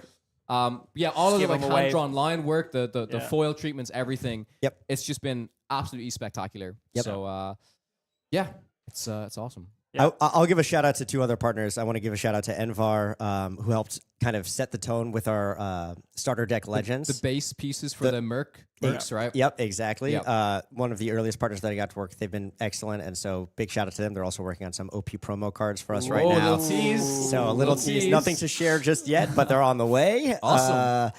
And Summoner as well. Obviously, they have been attached at the hip with us for the Kickstarter process through the how to play video, the hype trailer, all of it. And so Summoner, if you're tuned in, listening, we love working with you. We're going to continue working with you. And we couldn't actually be this successful without you guys as well. Johnny, we had a question from the chat earlier about the Dispel Dice. Yep. And they were curious to know like what the material and what kind of makes that unique. If we were like, we'll get Johnny on to really talk about these dice. I wish I had them in person. I know we'll post some renders so you get a good idea as well. 3D turnarounds and animated renders. I can pull up the dice here. Yeah, please. But sure. Each one is designed by hand design and made sure that it leans into whatever the theming is. If it's an Arasaka or an Atom Smasher themed dice, it needs to instantly be recognizable as that. Same thing with the Jackie Valentino themed dice or the Judy one. And these are a ton of fun to make. They have liquid crystal cores. They have a lot of metallic foiling elements.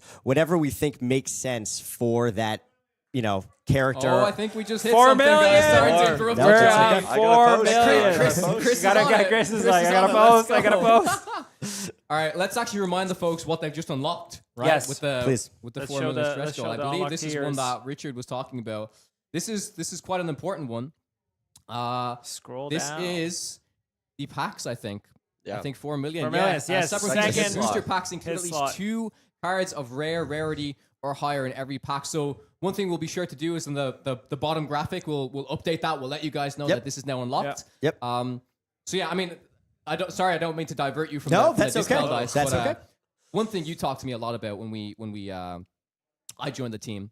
You were telling me you were looking at a lot of other TCGs, for references and Of stuff course. when you were opening up packs, and you're like, I wanna really feel like I've opened something special, right? Like Yep. I may not be familiar with the rarity symbols. I may not be familiar with how I can distinguish this is a really cool card. Yep. So with the 2 extra rare slots, like this is a very important thing to you that you want to have throughout the whole process, right? Absolutely. I think that's how you create a lifelong fan is, you might go into the store and you see, oh, I like Cyberpunk, or you like the art, or something grabs your attention. But really, when you open that pack, that's going to be potentially your first experience with the product. And you need to feel really special. You need to feel like you've gotten something really cool.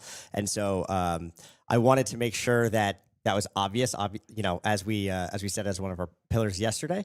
But adding more rare cards to the packs is an important way to do that. Making sure that the foil treatments are on more cards is an important way to do that. And so, we want the pack opening experience to feel great, and we think it does. Yeah, Yep. there's a question if this only applies to Kickstarter packs, or is this also exclusive to pledge boxes? So who is actually getting the additional slot when it comes to booster Is this packs? for the 4 million? So for the 4 million, this is applicable to all of our booster packs. This is not Correct. like exclusive to what's in the beta box. Correct. All of our booster packs will have Easy. We're, Heard it here we're first. spreading the love to everywhere. Yeah. Beautiful, For sure. beautiful, Awesome. Yeah. Incredible. Well, if you guys have any other like shout outs or Wait. I have a question. Yes, have a question, please. So Johnny, Art question. between you and me. Okay. Art question. Everyone else, take off your headphones. We have V as a street kid. Yes. We have V as a corpo. Yes. We're kind of missing Nomad. We are. Is it gonna happen? Is it in the? I won't. In the book? He/she will not be missing for very long. Okay. We are working go. on some stuff. We know what the community loves. We know what we love to make as well, and so I love a good leak. nothing to fully share. But we have lots of characters from the IP that we're going to pull from, and we know we want to create art for them. And I will also say, sometimes we just make art and we say, hey, let's make a card for this after the fact because we just want to create cool art. Awesome. Thank you. Yeah, Perfect. speaking of that, actually, you've reminded me. We did a lot of art reveals throughout February to build up the hype, and then we started to get back into card reveals. Myself and Chris have been kind of scheduling away for the entirety of the campaign. If you guys like art, you want to see more art, stay tuned because I can say it every single day of the Kickstarter campaign. We are doing art reveals. We have so much killer art lined up, and I communicate very clearly with Johnny, and we talk about, okay, what are the pieces we want to showcase? What are the pieces that the community is really going to resonate with? And I think we've got some cool things lined up. Absolutely. Only the coolest. Always. Only Always. the coolest. Always. Cyberpunk TCG. Yeah. Only the coolest. Awesome. All right. Well, 4 million. I can't believe it, guys. Yeah, it's crazy. We are gonna maybe hear from some other members of the team. Let's do it. If that works with you guys. So Absolutely. thank you. As you said yesterday, hi mom. We made Love it. you, Mom. Hey, Dad, I love you too. Just have fun. All right. Thanks so much, guys, and we'll speak to Thank you you. a little bit Yeah. later. All Thank right. you, everyone. Take care. Yep. Yeah.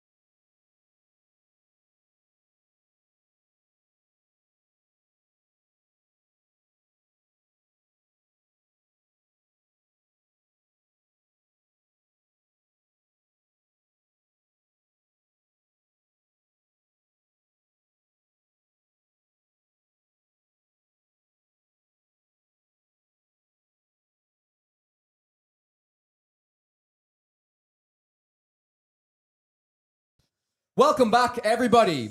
We're back. We are here. We just hit $4 million on the Kickstarter, and we're joined by two very special guests. We have Madeline. Hello. From our writing team and game design team, and we have Casey, our Lord and Savior of rules. This man, every time I have a conversation with Casey, I thoroughly enjoy it because he is so precise and so concise of actually explaining kind of some of the rules that go into our game. I want to give a big shout out to you in particular, Casey, because we have the Ask Game Dev section, which was actually suggested by you, Madeline, on our Discord. I think it's been the hit of our Discord. People are able to kind of communicate with us, ask different questions.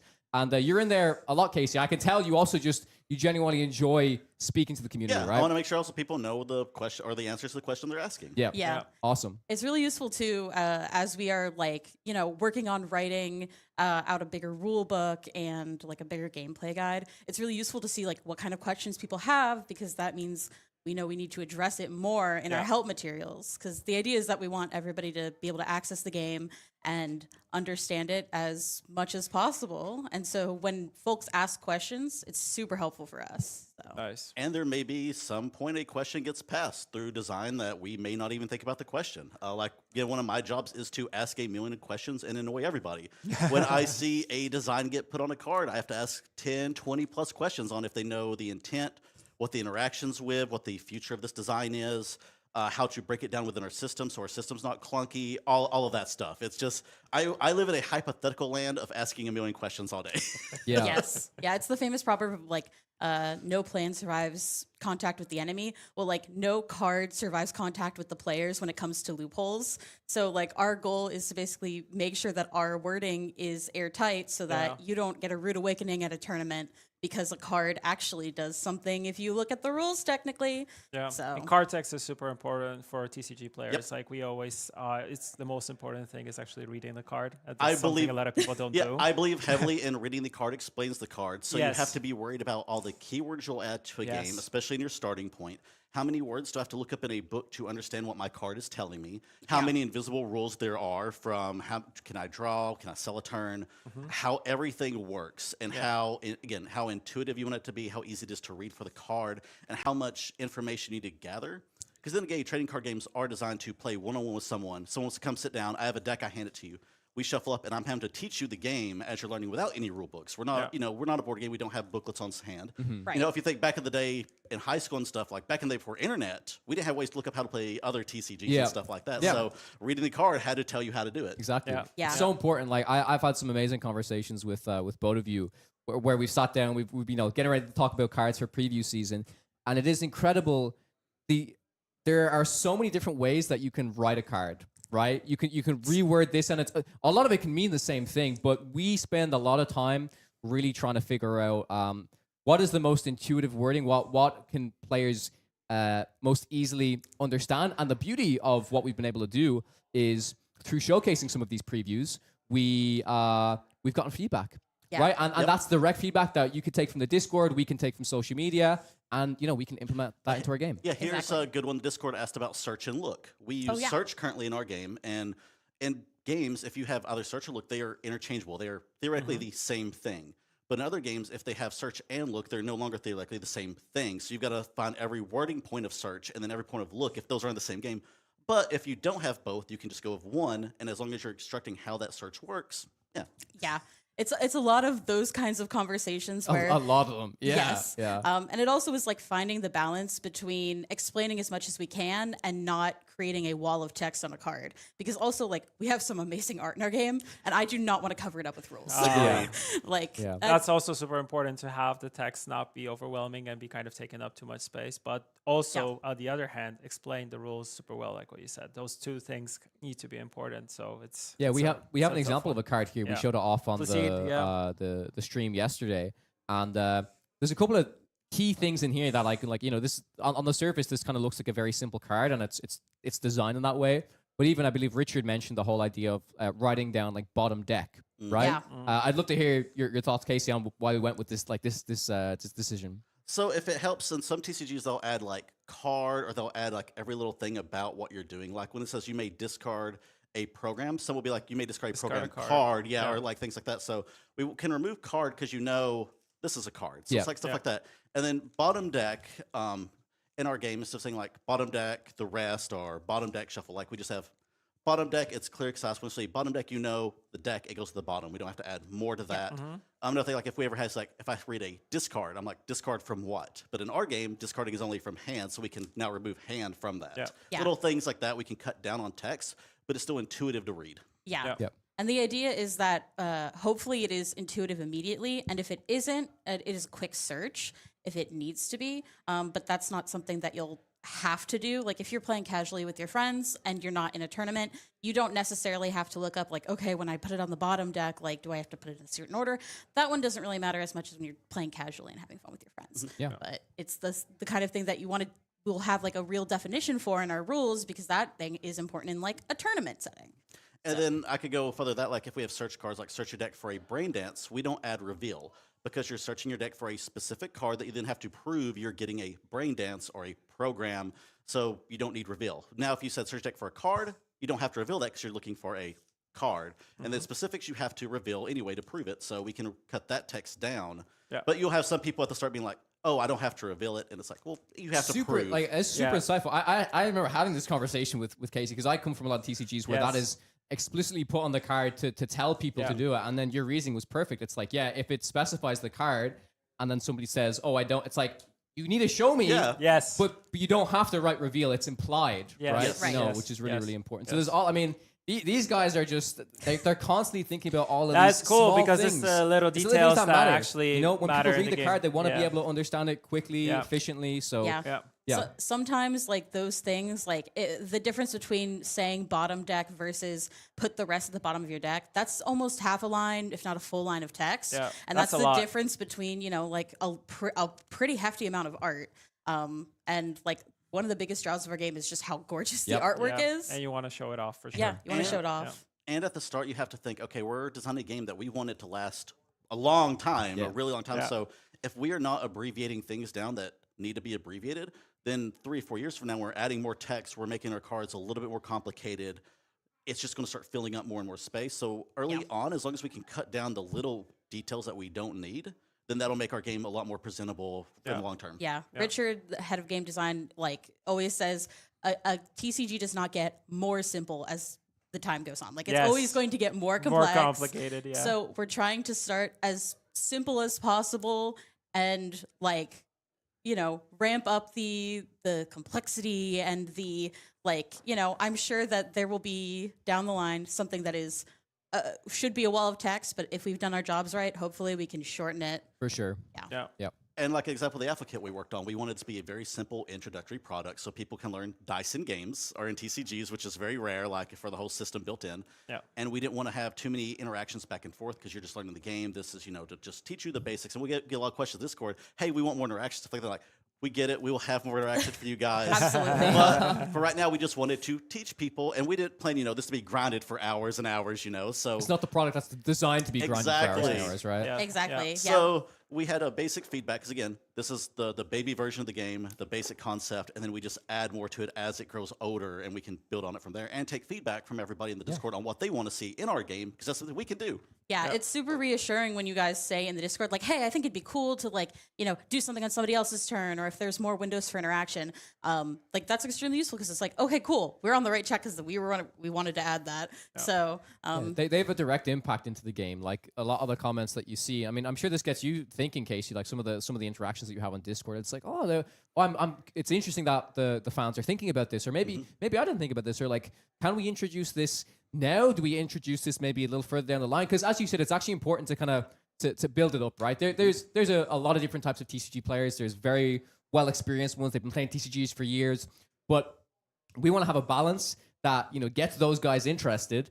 But then for the rest of the players who are brand new, Cyberpunk fans who've never touched a TCG before, we want it to be intuitive. We want it to be easy to understand, easy to learn, and then they can grow with the game, and then they can kind of feel like, oh, I can see it developing. I can see more complex abilities. I can see more interaction. Yeah. The interaction specifically is one thing we saw, and I think it's one of the first things we actually acted on when we started to do social media reveals. When we were on the podcast, and we were talking about the Goro, we're talking about the Evelyn, Yeah. the Panam, which is an incredible card.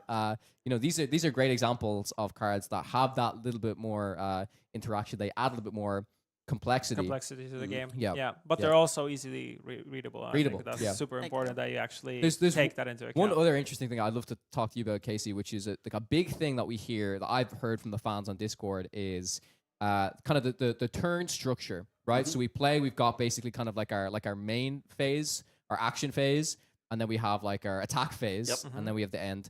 And a lot of other TCGs have, you can play a card, then you can attack, then you can play a card, then you can draw. Yeah, double main phase. I feel like I've seen this a lot in the Discord, and people have been kind of experimenting, trying different things.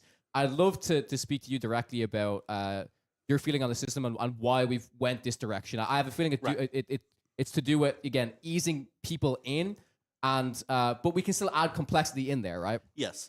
So we always will start with the foundation of a game where we build our simple concept first with the rules, the system structure, our timing windows, so everything's there. For the initial concept of the game, we wanted something that was very easy, linear for people to learn.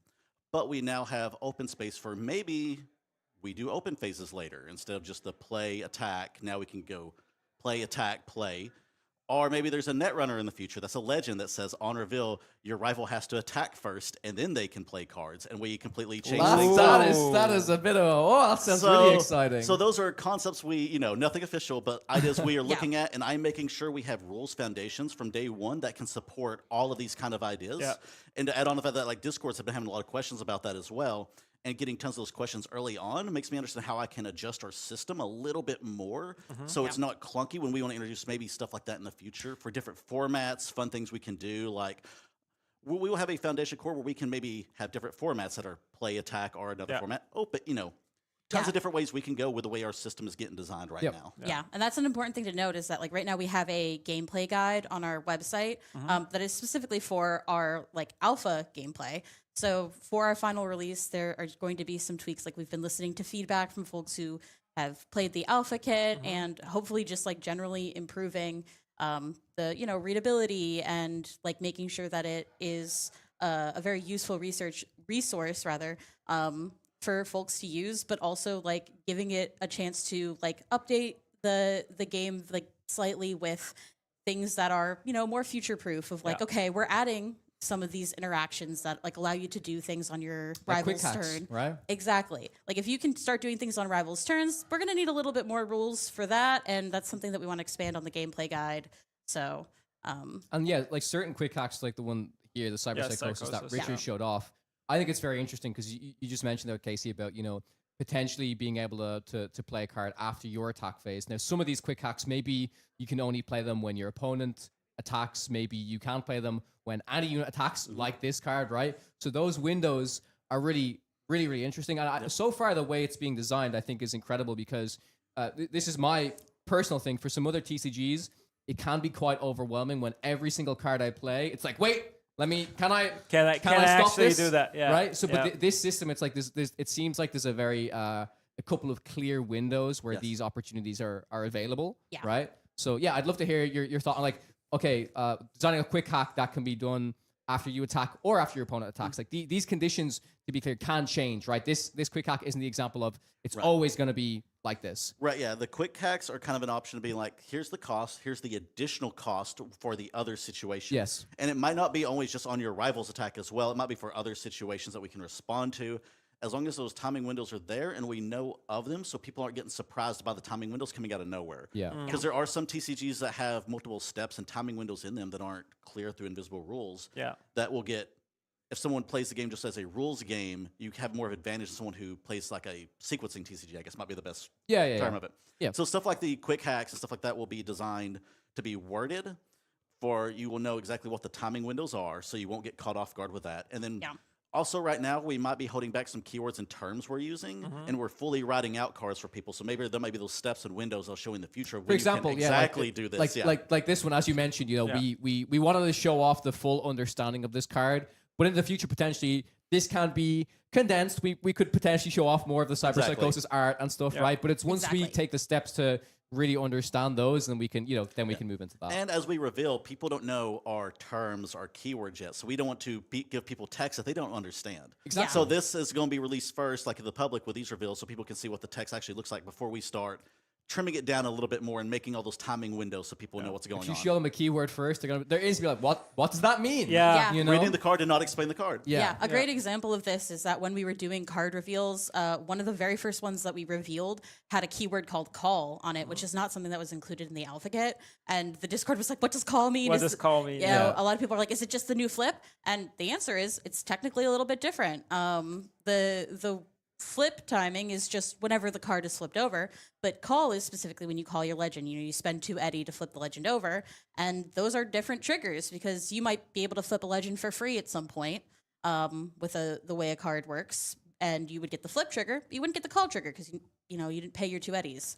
But that was like something that we had to explain in comments and in the Discord, and like that's okay for small stuff like that, but we want like all of these card reveals to have like a huge impact. Yeah. And so we're writing out as much as possible so that you can hopefully understand as much as possible. This is truly like a live episode of the Cyberdeck podcast. Yeah. We need to have these guys on as Yeah, guests. we man, should- I'm telling we you. should do I an will We do should so talk. for We need a sure. 3-hour-long episode. I'm just sitting quietly. I'm just And you're listening you're because this is absorbing just so it, much right? good info. Like, I'll coming in. talk rules all day. So. Yeah.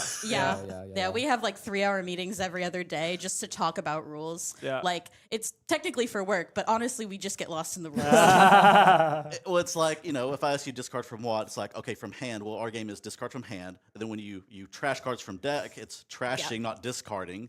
So we have a separate term for almost every little thing we can do that also helps with translating the game. So if you if your discarding is just from hand, you don't have to worry about, okay, well, stop discarding from all these other things.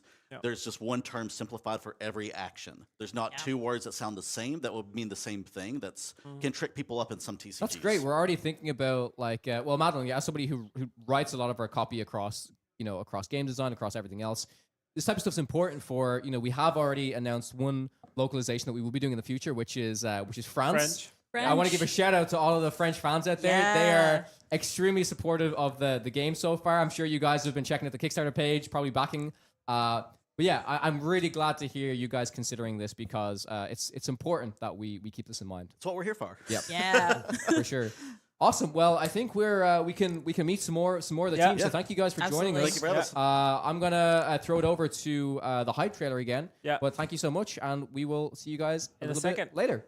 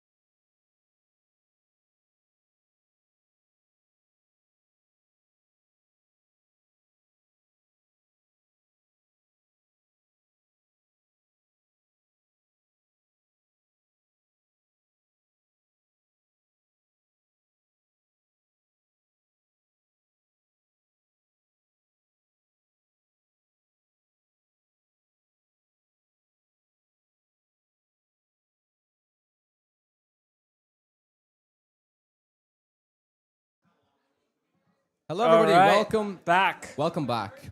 We're just waiting for guests to jump in, get seated. So are actually coming in right now. They are coming in right now. Yeah. Sounds. Yeah, we're here for it. Yeah, it's a Yeah. celebration. Yeah. Sounds Yeah. great. Thank you so much, Richard. I appreciate I like it. Richard just saying, I'll manage all of it. Yeah, Richard's managing he's like the press guy. He's like, get these guys in, get these guys in. He's crushing it. He's crushing it. Yeah. All right, so we have meet our some more, guests. some more guests. Yes. A familiar face from yesterday. We Yes. already had Matthew on talking about print design, but we've also got Martin. How you doing?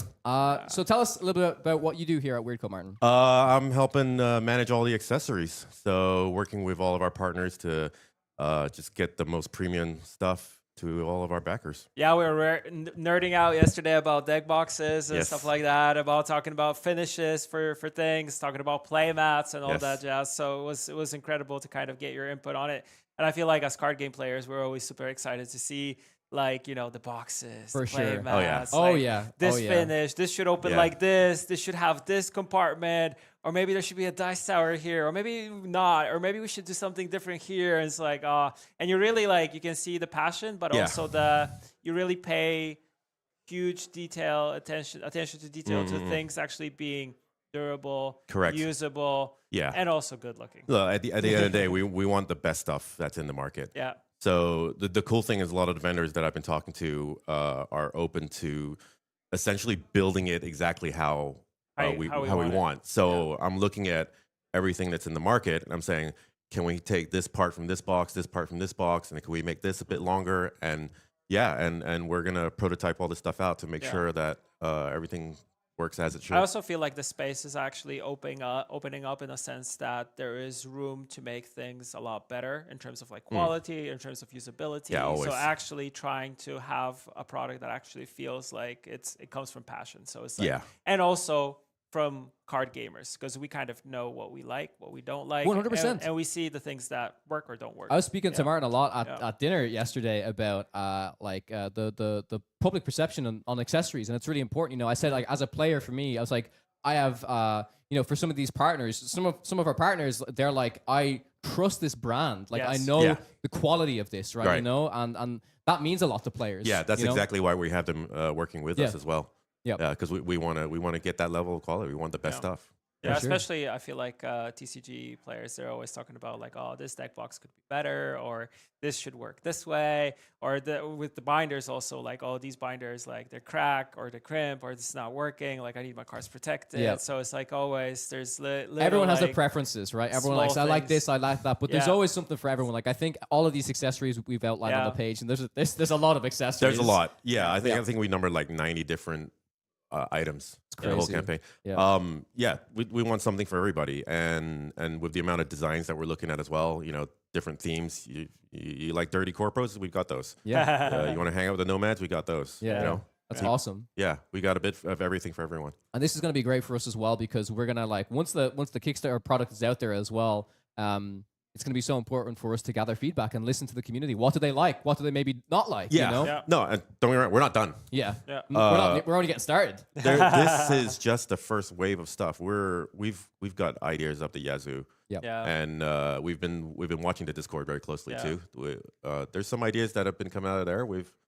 They're on the shelf. You've been actually showing me some of the stuff that you have, like, and kind of are thinking about. So kind of like, let's say R&D phase, and those are just incredible. So like, stay tuned, because there's more to come. Matthew, what's it been like? You know, you've actually helped out with creating a lot of these assets, right? You've probably looked at more deck boxes, more sleeves, more binders than anybody, right? So how's that been like? I know, for example, you are, correct me if I'm wrong, for the TCG stuff, you know, you've played a few different TCGs before, but you come from kind of a print background. So how does it compare for you when, you know, you're working on card framing, you're doing print stuff, but then when it comes to talking accessories with Martin, like what's that been like?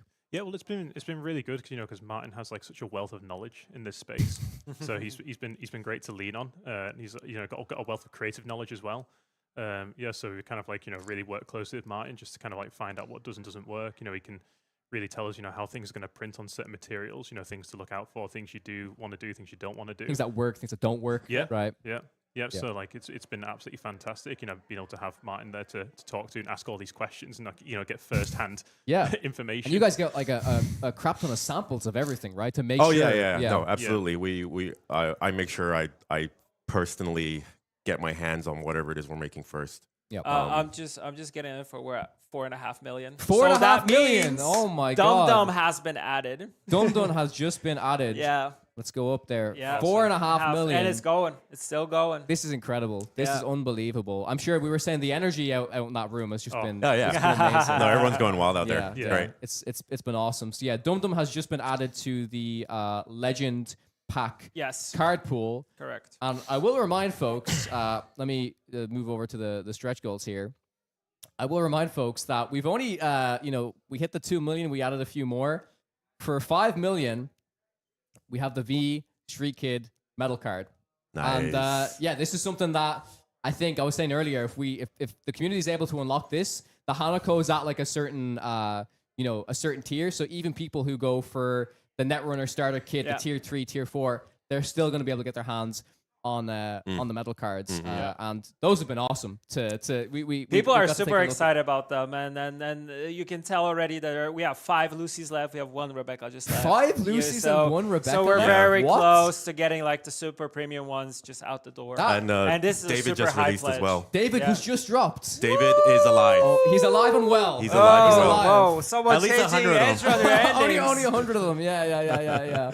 We'll see how long he lasts. Right? Yeah. It's been interesting though. I've been watching the numbers, and Rebecca sold out like almost instantly. Yeah. And when we released Lucy, then the numbers kind of started because people moving around. were like, oh, maybe I want Lucy, maybe I want Rebecca, right? Yeah. It's incredible. But it's great. We're at 5,126 backers. So thank you to a bit all of love for Adam 5,126. as well, please. Yeah. That Adam piece is incredible. It is. The Panda art piece as well. Yeah. Yeah. Absolutely awesome. Well, yeah, cool. Thank you guys. I want to give you both an opportunity to give like any shout outs, any speak about the process. I was saying being here with the team has been absolutely incredible. Martin, I know, for example, you've worked with many teams, many teams. What's it been like That's joining? a very polite way of saying how old I am. It's been really interesting. Experience, because not old. Experience, yes. Wisdom.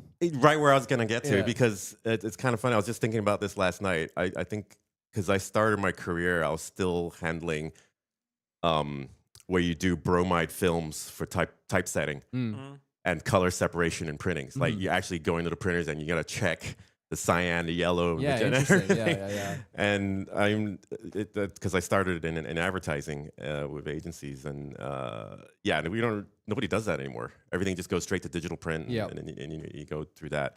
And now everyone's just the question I keep getting the most is like, what's wrong with RGB? Why can't you print in RGB?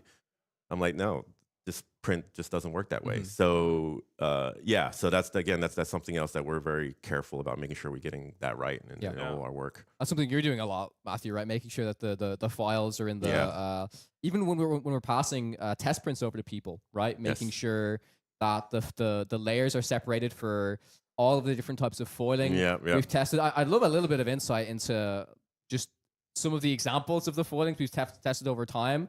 I mean, we don't have to get into like what works and what doesn't work, but that is a critical thing of getting these samples and seeing the differences, right? Yeah, I think when we first started doing it, we just kind of like just put foil over everything, just see how it looks. Just like blanket the whole thing. Yeah, you can pick up one of the test prints as well. Yeah, so there's like one of the test prints. It's like one the camera hold up to me. Yeah. So we tried like this one has kind of like a prism effect. Yeah. We just kind of like just tried everything, just like blanket the whole thing, and see what works. And I think as we've gone through like iterations, we've kind of found that, looking at the artwork and finding places, where it makes sense to put the hollow foil.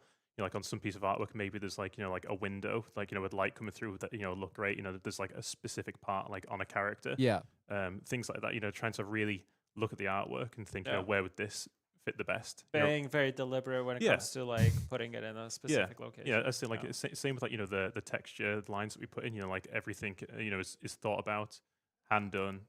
To kind of like what would be the best. Yeah, deciding what gets a foiling and what doesn't. For example, I spoke to you a lot about like does the cost get a foiling? Does the name? Does the power? And those have been precisely picked so that everything in the card is still readable, right? Yes. Yeah. So I think when it comes to like we do like the metallic foil. I mean, this card doesn't have one on the name. The Nova Rares, right? Yeah.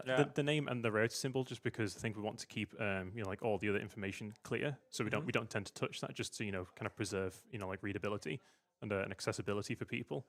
So it's been a really, really fun process, like narrowing everything down over the time. We've seen tons of samples, so I think now we're at a point where we kind of know what works, know what doesn't work. Kind of know what the community wants, what they would like to see, and just trying to do what makes people happy, and what they want to see.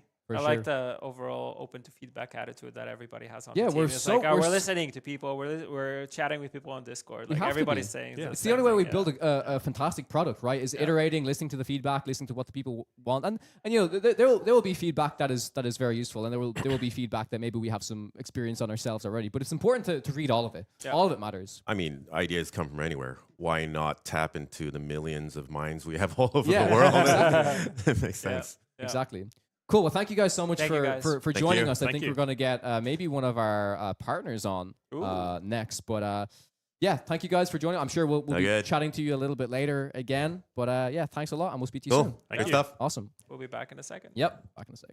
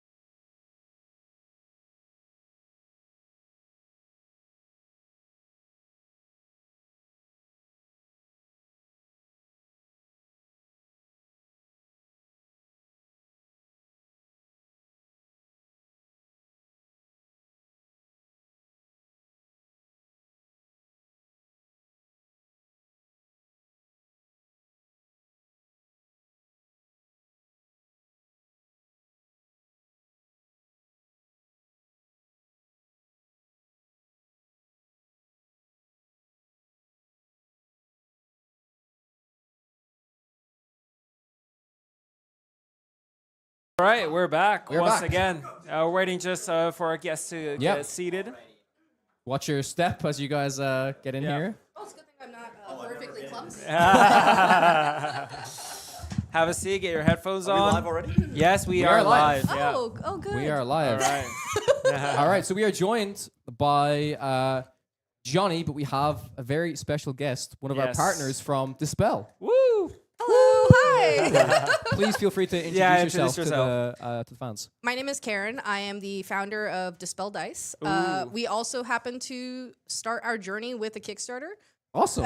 Amazing. So this is kind of familiar to you, the launch of the... yeah. The nervous energy, that definitely. Yeah, And the for anticipation in the room, right? Everybody just waiting. Yeah. Oh, yeah. Like when you're counting down and Yeah. then you're waiting for the Kickstarter site to load. Yeah. Sure.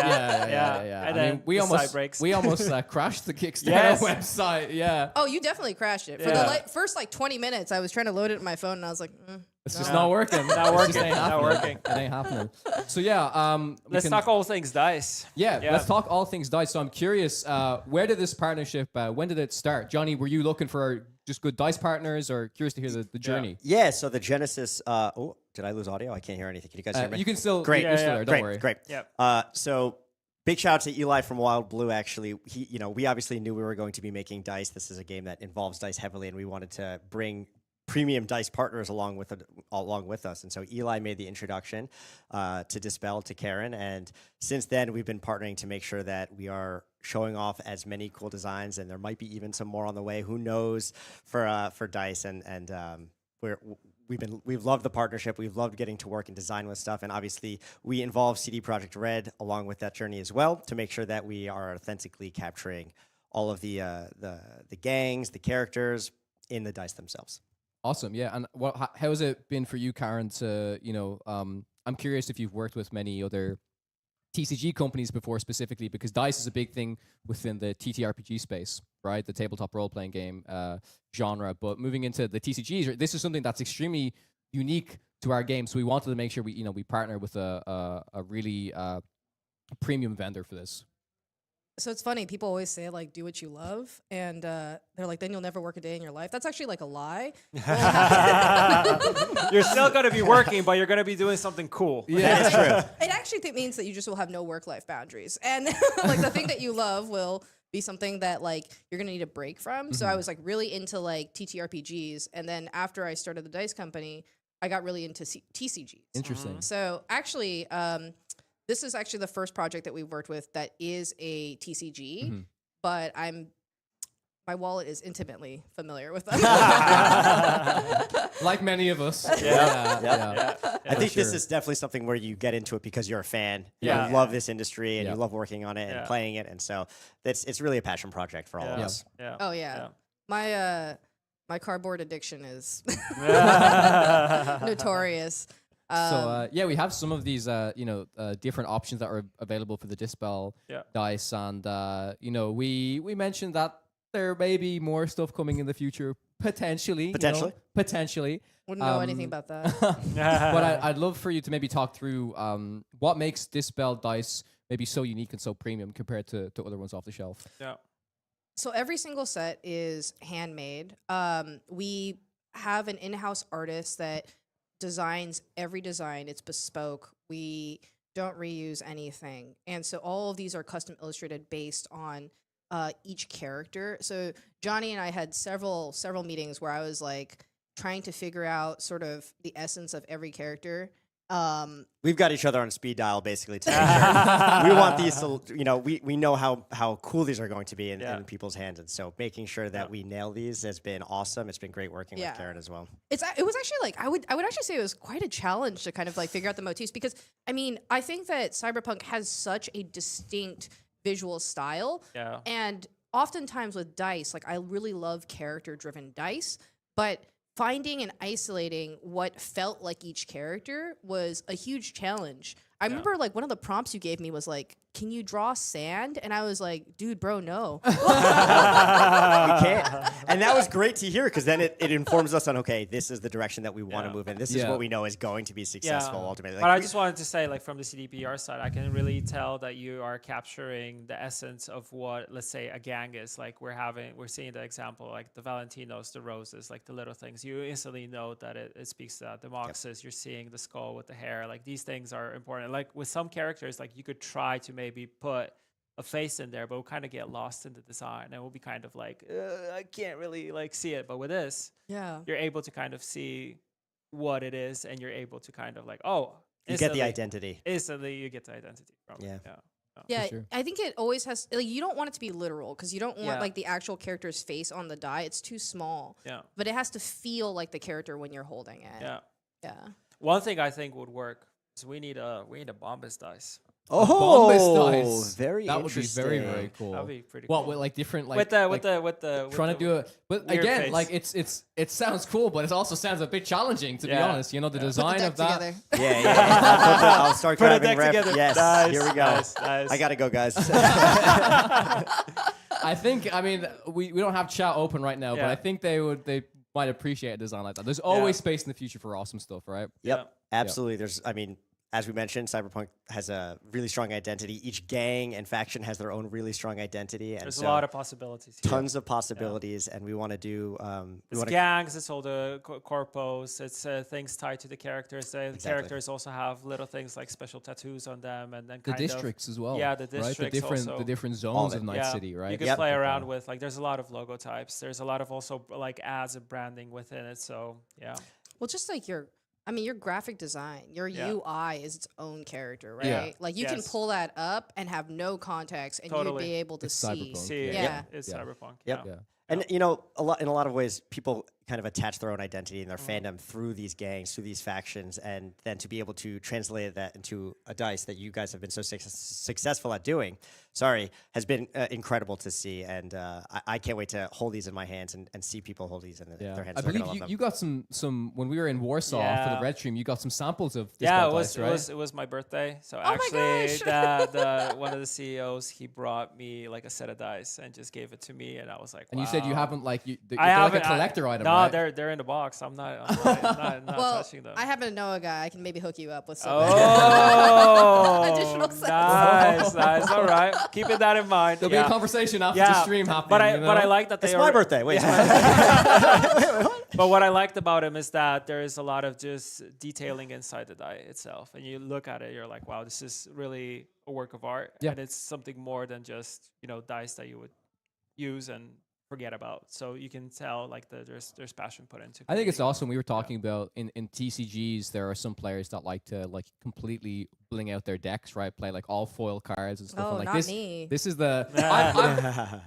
I'm base rarity. I'm base as well. Yeah, I'm base. yeah, I'm too poor to go for the all foil stuff. But I can see some of these players, rocking up with like a fully foiled out deck. They've got the Dispel Dice ready to go. And to be honest, I'm gonna say this now. This is not confirmation of anything that may come, but you were talking about OP promos and cards and stuff. Yep. There's a lot of things we can do in the future. Absolutely. OP promo dice potentially for sure. Potentially, right? I'm just gonna throw some dice on the playmat. Sure. These are not the ones that are our dice, but these are Dispel Dispel. Dice. So Okay. these are the ones that you've been working on, just to kind of showcase. Feel the free if you want to stand up craftsmanship to the and camera. work. Just I will- don't trip here. I don't want to get in someone's camera over here, but It's fine. I'll do the full cam. We should be good. Yeah. Yeah. So Cool. I'll just throw these out there. Oh, Those you are can from see my 'em. second Kickstarter. Yeah. And And these one have of them is kind from of the web a. store. Do these have kind of a? Is it a cyberpunky design or what's the? No, these what's are the just theme you these have are these are for just these? beautiful. These are beautiful. Incredible. These are beautiful. These are just beautiful, and you can tell like the D4 right here. Like this is just incredible. Like the detailing Have we- inside.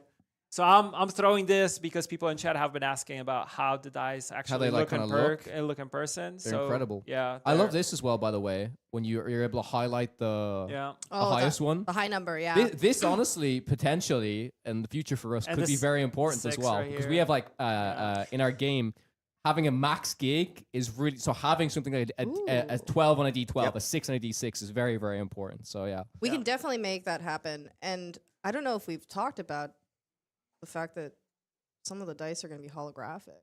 Ooh. Oh, what? This is breaking news. Wait, breaking news. Was I not supposed to say that? It's Johnny. It's It's breaking Johnny news. sweating right It's now. He's like, breaking oh. I need to go get to work right now. No. I gotta add it to the Kickstarter. There are a lot of surprises that we're planning, and stay tuned ultimately because Oops. no, you're No, fine. no, you're Don't- fine, you're trust fine. me. There's nothing that I love more than leaking stuff myself. Yeah. I just wanted to be able to do it myself. Same, No, I'm kidding. same I'm here. kidding. Same here. I'm kidding. So no, we have a lot of specials planned, and making sure that there's something that gets everyone excited, makes the experience just like a booster pack even more special. And so we can do that with cards, but we can also do that with dice. Yeah, when we're talking about the Jackie and the Judy dice that we're actually showing right here, are these designs like Kickstarter exclusive in this case?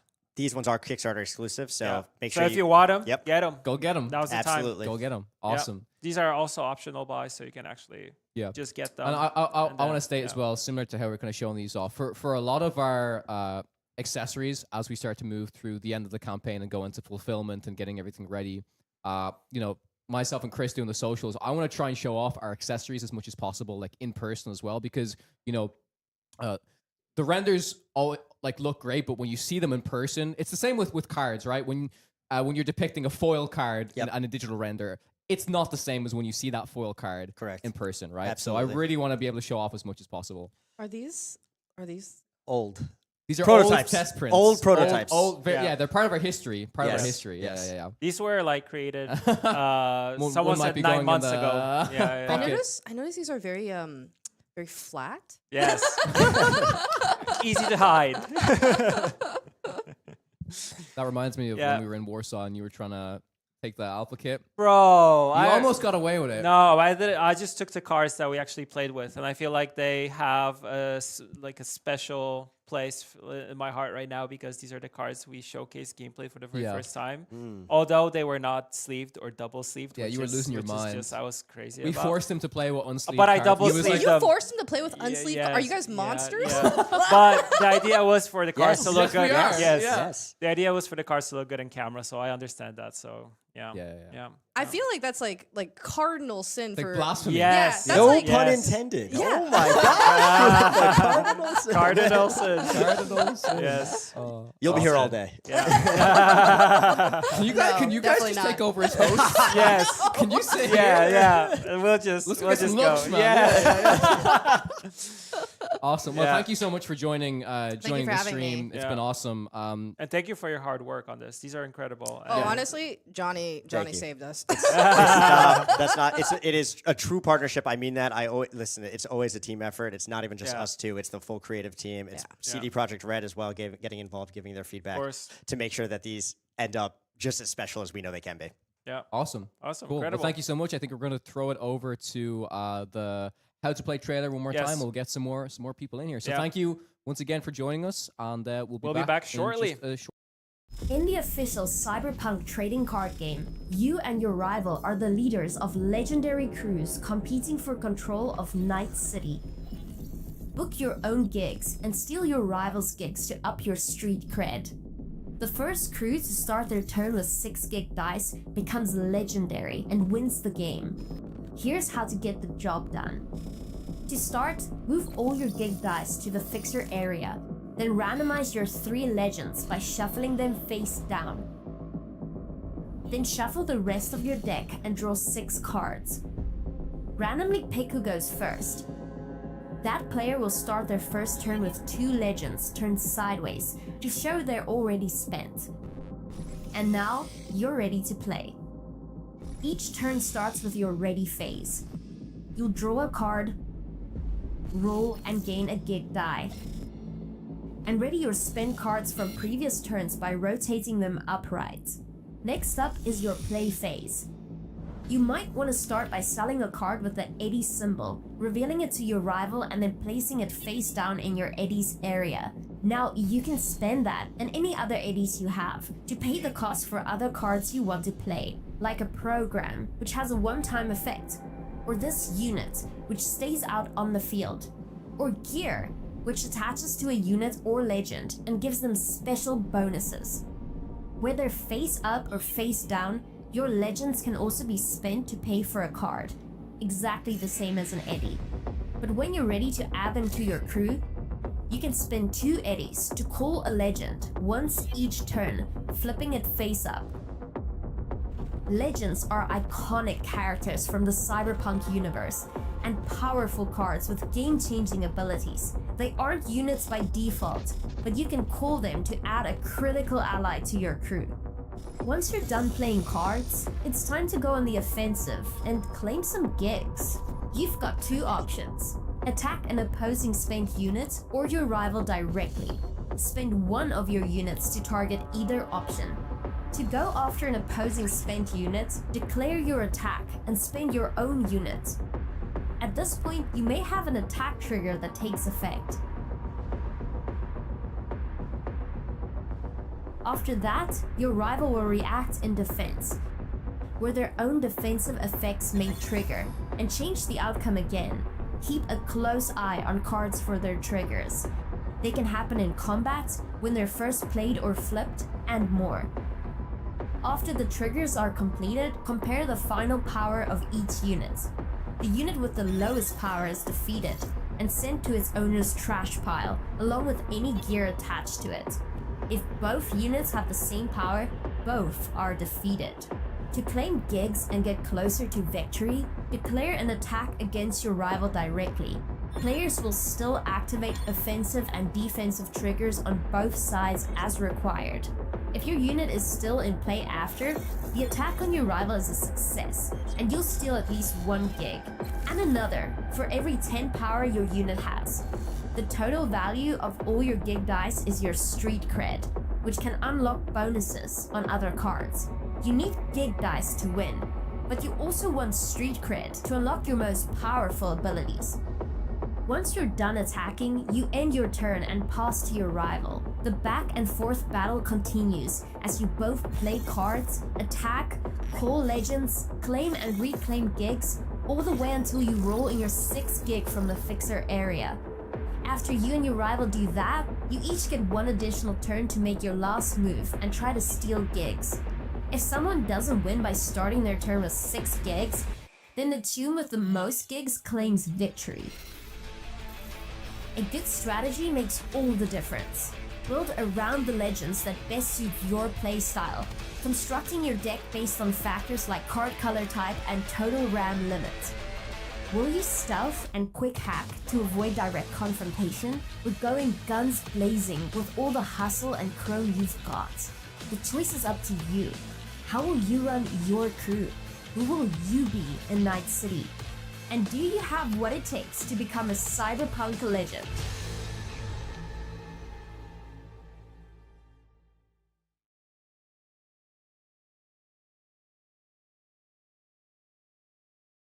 Yeah. All right, we are back. We are back on the live, stream. and we got 2 more guests joining us. They're just getting seated. Oh, nice. Yeah. So we are joined by Richard, head of game design. Once and, again, yes. We have a new Yeah. guest. Why don't you Backdrop. Yes. introduce yourself? Yes. Yeah. Sorry, you go. No, please. So We're like yeah. the Smothers Brothers. Indeed. No one knows who that is. Yeah, Paul and I have worked closely together through our relationship with GTS. So GTS is our premier exclusive U.S. distributor. They're helping us make sure that your local game store gets the Cyberpunk Trading Card Game when it comes out. Yeah, we are super excited. Thank you for that introduction. I did not know I'd be on a stream today. Luckily I'm wearing my finest Buc-ee's formal wear. Shout outs for Buc-ee's. I want to hear the shout outs. But yeah, so GTS Distribution, I've been with them for 2 years now, and it is the best 2 years in a very long career in this industry. Awesome. And when we met Weird Co., it was like a match made in heaven because it reminded me, I started in trading card games in 1998, way back in the day. Nice. And it reminded me of those OG. early days, like the energy, the passion. All you guys talked about was making the truest form of Cyberpunk in this TCG format, and it's just come to life. So for us, for GTS, like we're honored to be the exclusive distributor in the Americas. So that's Canada all the way down to the tip of Argentina. Wow. We're going to get this product into the hands of every single fan who currently wants it. We're going to help you guys generate new fans. For me, I fell in love with Cyberpunk through television. Okay. Right? So like watching Edgerunners, really getting invested in the here we story go. part, There we go. right? Here so we like go. I've got 3 kids at home, so I don't necessarily have time to play really lengthy RPGs at this point Yeah. in my life. Sure. But I do have time to stream and get really involved in stories. So Yeah. I love that aspect of it. Yeah. You know who bought one of those Lucy cards, right? Yeah. It is really, really cool. And just knowing, of course, there are a lot of things I can't reveal, but knowing all the fun stuff that's coming. Oh, yeah. This train is going to go for a long time, and I think fans are going to love it. Speaking of Edgerunners, do you have a favorite character that kind of spoke to you when you watched the show? You know, I would say, like, I'm not going to remember any of the names. Yeah. So this is going to be one of those weird, like, you're putting me on the spot, and I sound like I don't actually know anything. But I think that main character who, you know, God, his name slips my mind, but this idea that he feels like he's nothing. David Martinez. Yes, to feel like he's something. Yeah. He's like, I have to be augmented. Like, I'm just never going to be good enough the way I am. Yeah. And so he feels that through like this augmentation, he can be better. But then his sort of discovery of maybe like the things that make him special it aren't the augmentation. But it takes the augmentation for him to understand that. You summed it up very well, though. Yeah. Yeah. Yeah, our resource system, the Eddy system, is deeply rooted in that core idea of our gameplay. So you have this option. You can sell your cyberware, get a lot of resources that allow you to play your crew, build out your crew, and have a huge team. Or you can take that one very awesome unit, you can equip it with a bunch of cyberware, really deck it out, but at the expense, you have less resources to use to build up your crew. So that tension between humanity and building a community is really well represented through our resource system in our trading card game. Yeah. Beautiful. Incredible. Nice marriage. I'd love to learn more about, GTS. Obviously, we were at Gamma with you guys, and you're reaching out to a lot of retailers and stuff. So, from your perspective, I'd love to hear from retailers you guys have reached out to, or for those who've reached out to you. What's the sentiment been like on your guys' ends when talking about Cyberpunk TCG?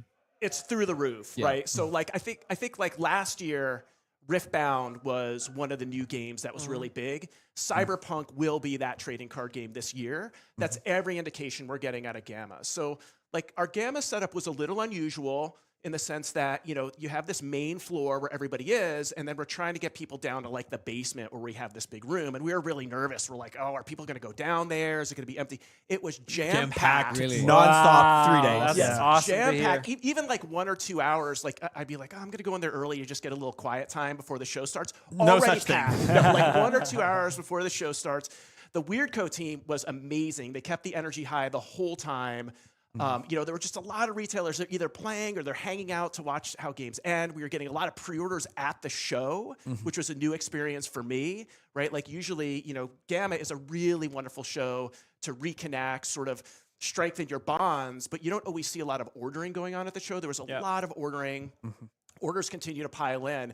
And I think what's happening with the Kickstarter is this is going to give retailers even more confidence to say, okay, this is proving to me that there's a fan base out there that really wants this. You can see the metric, you can see the growth, you can see the community, right? Yes, you can see them. You can see how engaged they are and how this is really like hitting them at just the right spot. So it was cool. And it's also just like another reason why I think the merger between WeirdCo and GTS is just perfect is we share that same energy. We share that same vision for wanting to get this product out into the hands of players, especially for stores that are fostering community, right? And I think we were just talking about this earlier that Cyberpunk in many ways it's a role playing game, right? It's a role playing game in trading card game form. So like, how do you stay true to the fact that you're creating story together, but through this new medium?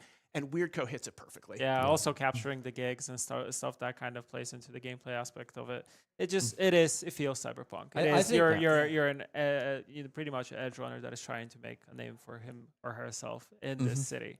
So you're replicating that, but in card game form. I think so what makes Cyberpunk in the TCG form so unique, it is that the world of Cyberpunk is so kind of RPG focused. A lot of these other games they come from like maybe more a kind of like a competitive multiplayer background for Riftbound, for example, right? Yeah. For the player base there, it's completely different with Cyberpunk. Yes. It's about it's story driven. It's carving your own journey, and I think even how we've structured the game, you choose your legends. It's like we're nearly role playing through building our deck, right? And it's super unique. And listen, I know Lohan spoke about some stuff yesterday. I can't. I know everyone loves a good leak. I can't leak what's coming when it's in relation to OP. Obviously, we showed our whole OP structure, which is going from the local level all the way up to the World Championship. OP organized play. Indeed, but there's going to be even more. Like there is something coming that is going to be so unique for our organized play that feels so true to Cyberpunk itself, and we are working very, very closely with the lore team over at Cyberpunk Don't to make tease sure the people we're. I gotta say something. I gotta let them know something. I would say too, like if you look at role playing games over time, trading card games over time. Now I'm conflating the two, but in the early days, it was really sort of this abstraction, right? Like there were really complex rule sets, and you were trying to prove that you could understand them and work them to great effect, and it's really migrated to character, right? And that's what Cyberpunk does so well, is it's like you are actually identifying with this character that you're playing on the board. I think that's why formats like Commander are so popular. I think that's why One Piece is so popular, right? Because they are good games, of course, but really what people are connecting with first is character. It's something that's not abstract, it's very concrete. And Cyberpunk just hits that perfectly. And also, everybody loves dice. And everybody loves beautiful dice. We just had Dispel on showing off the dice, and it's just incredible. And by the way, if anyone on the stream has not checked out Dispel Dice, I own 5 sets of Dispel Dice. Oh, wow. By far a man of culture. Beautiful dice. I use them for Dungeons and Dragons. I will be using them for Cyberpunk. And I've sold a lot of other people on Dispel Dice. I was actually saying they're actually so beautiful, I had to get a display case for them because they truly are like art pieces. Yeah, I think it's also cool that you hit off very quickly with WeirdCo, because like you mentioned, you started with trading card games in 1998, and I feel like that's the time where, for me, for example, that's the time when I also started playing trading card games. So it's one of those times where you kind of remember how things kind of were, and the passion for the card games at that time, and trying to kind of bring that to today's day and age where things have kind of changed. It's all fast paced. It's a little bit different, but honing in on the the grassroots, the LGS communities, building those up.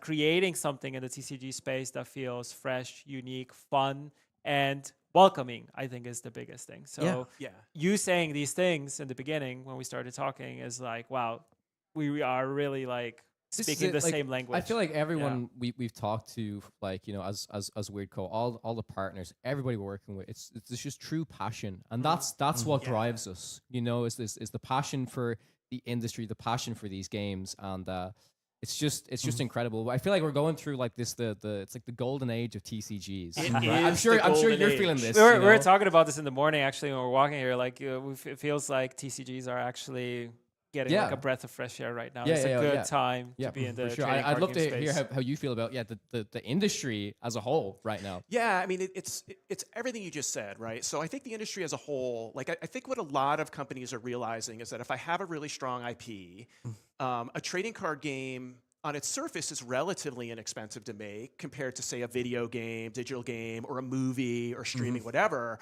Like it's very economical to make it. Now it's very difficult to make one that succeeds, but it just makes a lot of sense, right? So I mean, I would say like every major company out there, you know, without giving anything away, if you can think of a major IP owner, they're probably looking at a trading card game or at least considering it, right? And so what that means is a lot of money follows that, right? So there's probably more money, more investment in the industry than ever.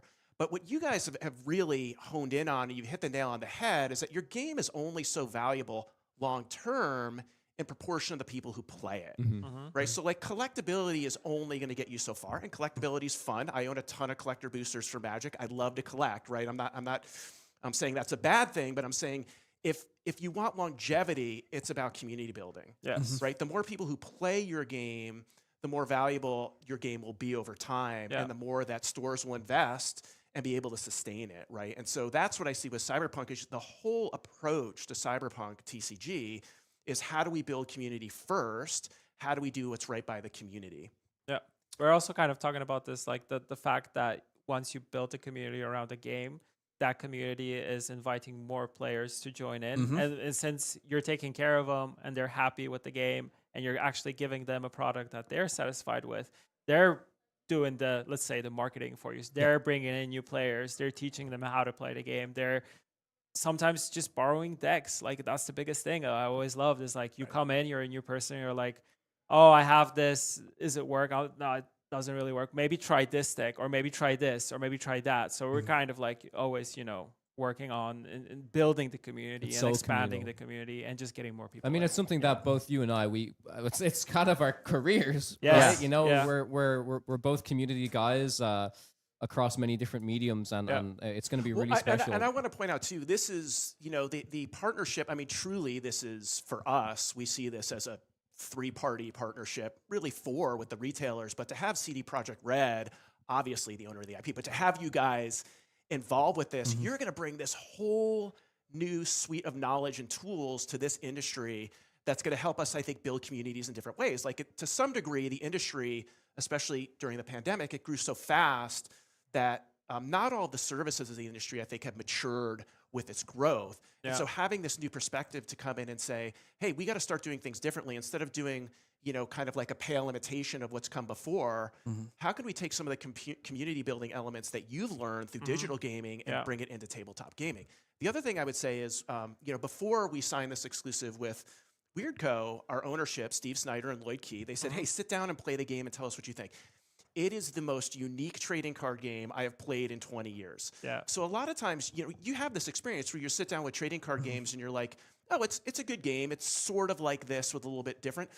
Cyberpunk was totally unique and completely balanced and easy to understand. I think that's the biggest thing, easy to get into, but hard to master. Totally, right. And so Barry and I were able to go back, even just after an online demo with Lohan and Elliot, and say, oh, this is a game, right? This is a game. This is good. We want to be in on the ground floor of this. This is the bet we want to make. Yeah, we spent a lot of time with playtesters before we were so iterating the game system. And one of the first questions that I asked everybody, if you could name 2 games and smush them together and this is what it played like, what would you come up with?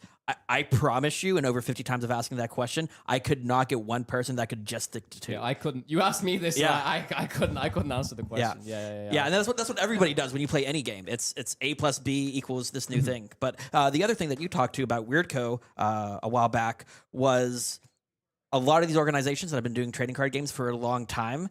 They're not very nimble because of the size of the organization. Absolutely. And we, as you all have seen, we have the ability to quickly take feedback, to iterate.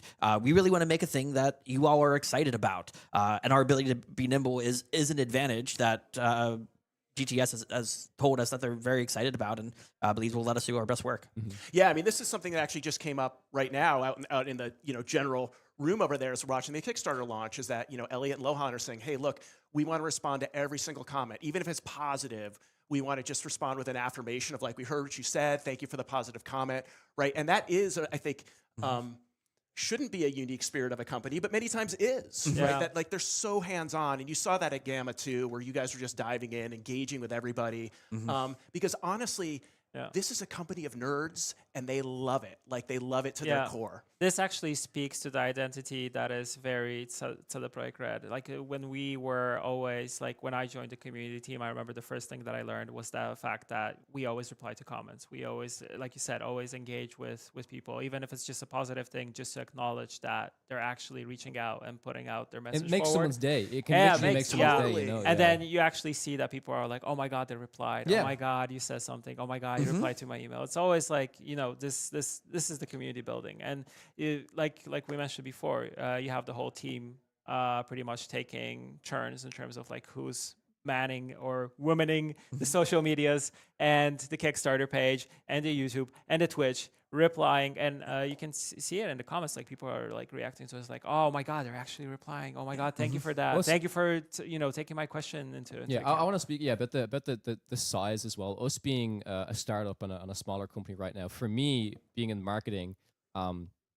it's been great because I sit in on game design meetings. I sit on creative meetings. I can actually have the bandwidth to have the insight in there, and that helps with like product marketing. That helps to understand the product more, what's important to the community, what's important to the fans, and it's something I've loved. And being here, I mean, I feel like I just keep repeating myself, but because we are a remote global company, being here in person with everyone has just been absolutely incredible. I feel like if we had like an on-site thing, like this team, we gel so well together. But when like here in person has just been incredible. Oh man, the first time you guys did an offsite, you invited me in over in Bellevue, and I fell in love with the team. Like I told GTS, I'm like, these people are amazing. I could just hang out with them all day because the ideas are flowing. And I think like even with small companies, sometimes you can get siloed, where like one group is not talking to the other group. Maybe you have some role playing elements you want in the game, and you're not talking to the TCG design team, and so they become discordant. That is not happening at WeirdCo at all.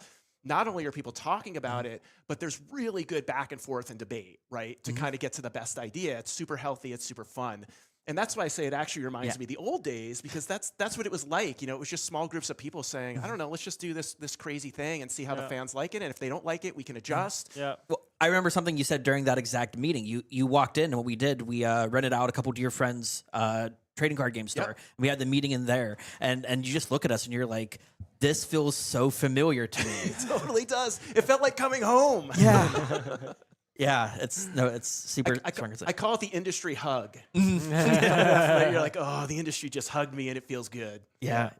As someone that has seen the rise, the successes, the challenges of many trading card games over many days, if there's anybody watching that has questions about why they should believe in WeirdCo, why they should believe in the Kickstarter, is there anything else you'd like to share as to why your sentiment for us is so high? Yeah, absolutely. So, one of the things, like, I think it's true for any creative effort, like whether you're making a trading card game, sometimes even it's probably true with digital games too, certainly music albums, you get so much time to spend on that first release.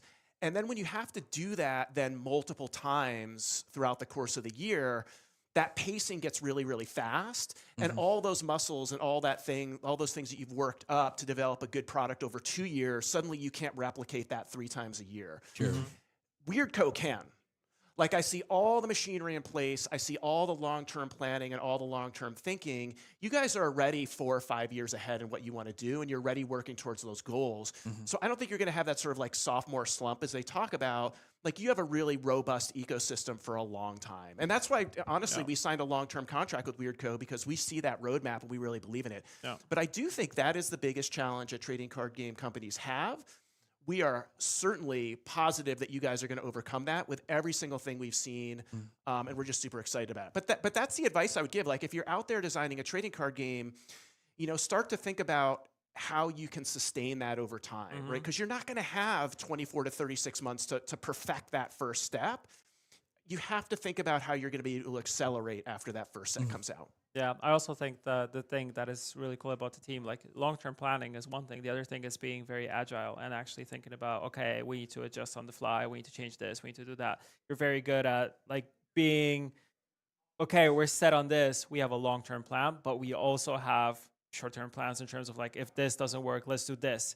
If this happens, let's do this. Let's already plan for this in case this happens. So it's like being very like open to adjusting, because sometimes you have a lot of companies just going, okay, we're doing this, and they like, and they keep going that way, and people are like, well, this doesn't actually work for us, or maybe can you adjust this? And they're like blindfolded, just going straight. And when it comes to adjusting things as well, based on feedback, you know, we recognize that when we receive feedback, this is something I see for a lot of other trading card games, which some companies do very well and some companies don't, which is what is the short term, the feedback that you can implement in the short term versus the feedback that you can implement in the long term, right? Yeah. And a lot of these things to your average player, you know, they don't like, they're not supposed to have like the business insight. They're not supposed to understand how the cogs turn. Right. But if you can communicate it in a correct way and say, listen, we've heard this feedback. This is what we can change now. This is what we will be changing in the future. And then when that change happens, they're like, oh yeah, we asked them to do this and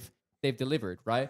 I think that's really important to understand. What can you change now? What can you change later? And to keep communicating that really, really strongly. Yeah, and I think you hit on something that's so important, which is like trying to minimize this sort of discordant feeling that your fans have, where it's like, well, why did they do this? To your point, you know, fans just want you to be honest. And if you are, they're oftentimes very forgiving. I think where fandom becomes unforgiving is when they feel like you're being dishonest with them or you're hiding stuff from them.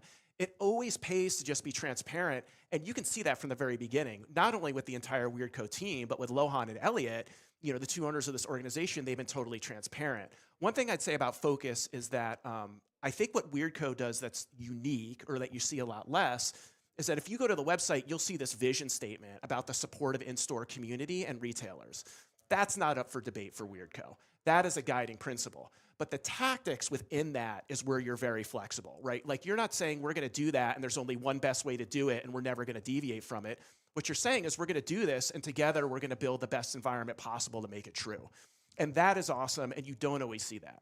You don't always see that open-mindedness or even that comfort to question yourself. Yeah, definitely. And GTS is really doing a great job of making sure we're, you know, ear to the floor, hearing what the local game stores want, understanding truly what they need to make a successful experience. And we are. I cannot wait to talk about what we're going to do for local game stores to leave them with confidence and excitement to support us long term. It's pretty awesome. It's like, something pretty fresh in the industry, I have to say. But yeah, I won't tease. Lovely. We're less than $60,000 away from 5 million. I'm just gonna put that. Once we have 5 million, we're gonna be giving away 2 alpha kits on our Discord page. So if you're not on Discord, jump awesome. on Discord. They're They're awesome. You need them, and it's also a good way to get into the game, but also just keep them, because they're gonna be worth millions. They're not millions, but they're already worth a lot. It's just like, and I think for those who do open them, I think fans are going to be blown away by the first time quality of this game. We wanted to make a very big impression. You know, we were referencing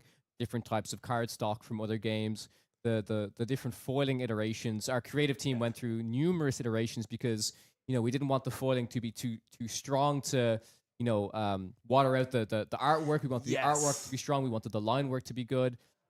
The very first Alpha Kit product that we put out there, I was so proud of the team because every single element, it just nailed it. Oh, it's perfect. And the art is stunning. You know, I mean, no expense was spared on the look and feel of this game.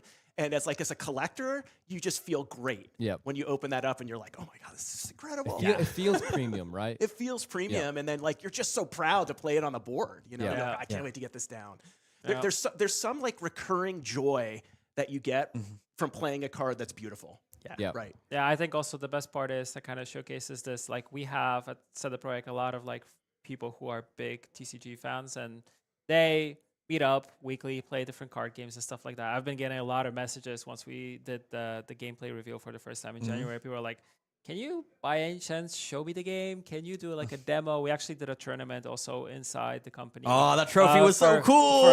For one of the Social Fridays. You did it in Poland? Yes. Yeah. Oh, nice. For Social Friday that we do for the whole company. So everybody was like, we got like sign-ups through the roof, and there was actually a waiting list that we had to manage to people coming in and out. So we did a top 16 event, and people were just, everybody was excited. And there was people just coming in from different TCGs, and they were like, people who are collectors, people who do social media in terms of like other card games and stuff like that. And they were just giving us a lot of like, hey, this is really cool. I'm happy we're doing this. There needs to be more card games. And this feels so cyberpunk. It feels so unique from the gameplay elements and stuff like that. So the enthusiasm is contagious. Like my favorite story from Gamma is we were showing off a team, or we were showing to a local game store team.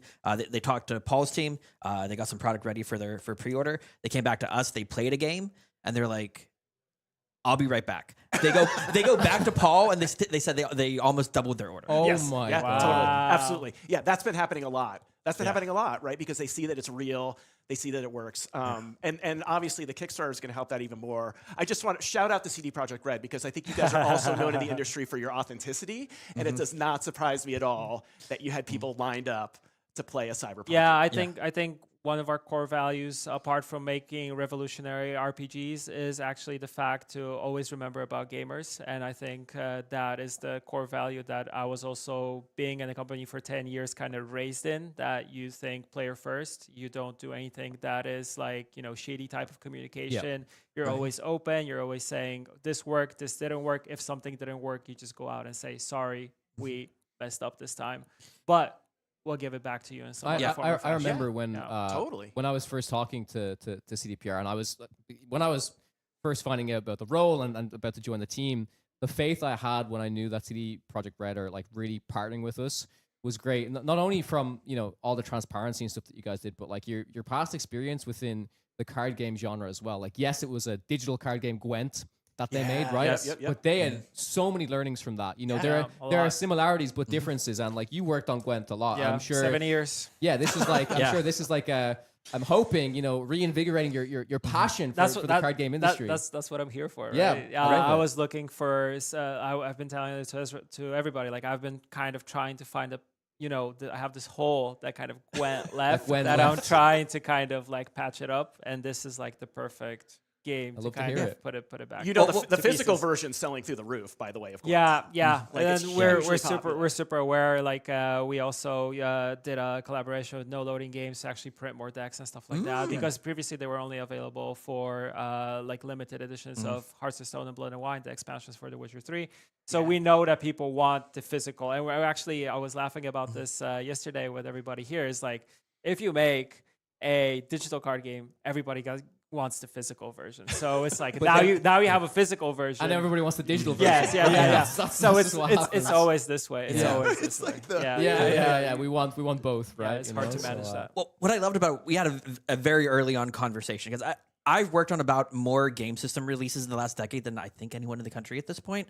And we sat down and we had this lengthy conversation, and we were just like, so what did you learn from Gwent? And you were rattling off your lessons, your takeaways, and I'm like, oh, here's this exact metaphor to hear this, and that. And then I was teaching you some of my lessons, and you're just like, yeah, we came with the same conclusions from Gwent. And not only is that physical-digital parallel so valuable in understanding what gamers want, but that's so much reinsurance on the level of expertise that we have on this team. It was a super early motivating driver for me. Yeah, just talking about these things and actually sharing our own kind of life stories, but also the kind of the baggage that we come with, and spreading the love, and also seeing that, hey, you're talking the same language and you're saying the same things that I'm thinking. So perfect, right? Yeah. That's what you need. That's what you need for a good collaboration. Absolutely. So talking about collaboration and community, I think we're going to get a couple members of community on here. Paul, really appreciate you being a part of the conversation. Being a part of the chat. Thanks, man. Yeah. Awesome. We're going to jump off here. Hopefully we have something exciting to share whenever we come back, and stay tuned. Yep. Sounds great.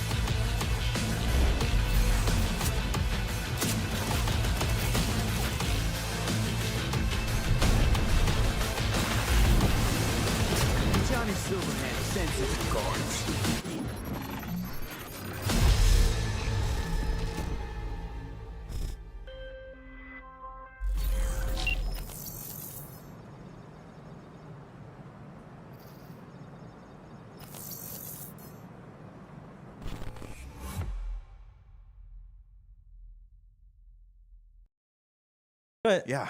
Welcome back. We are back.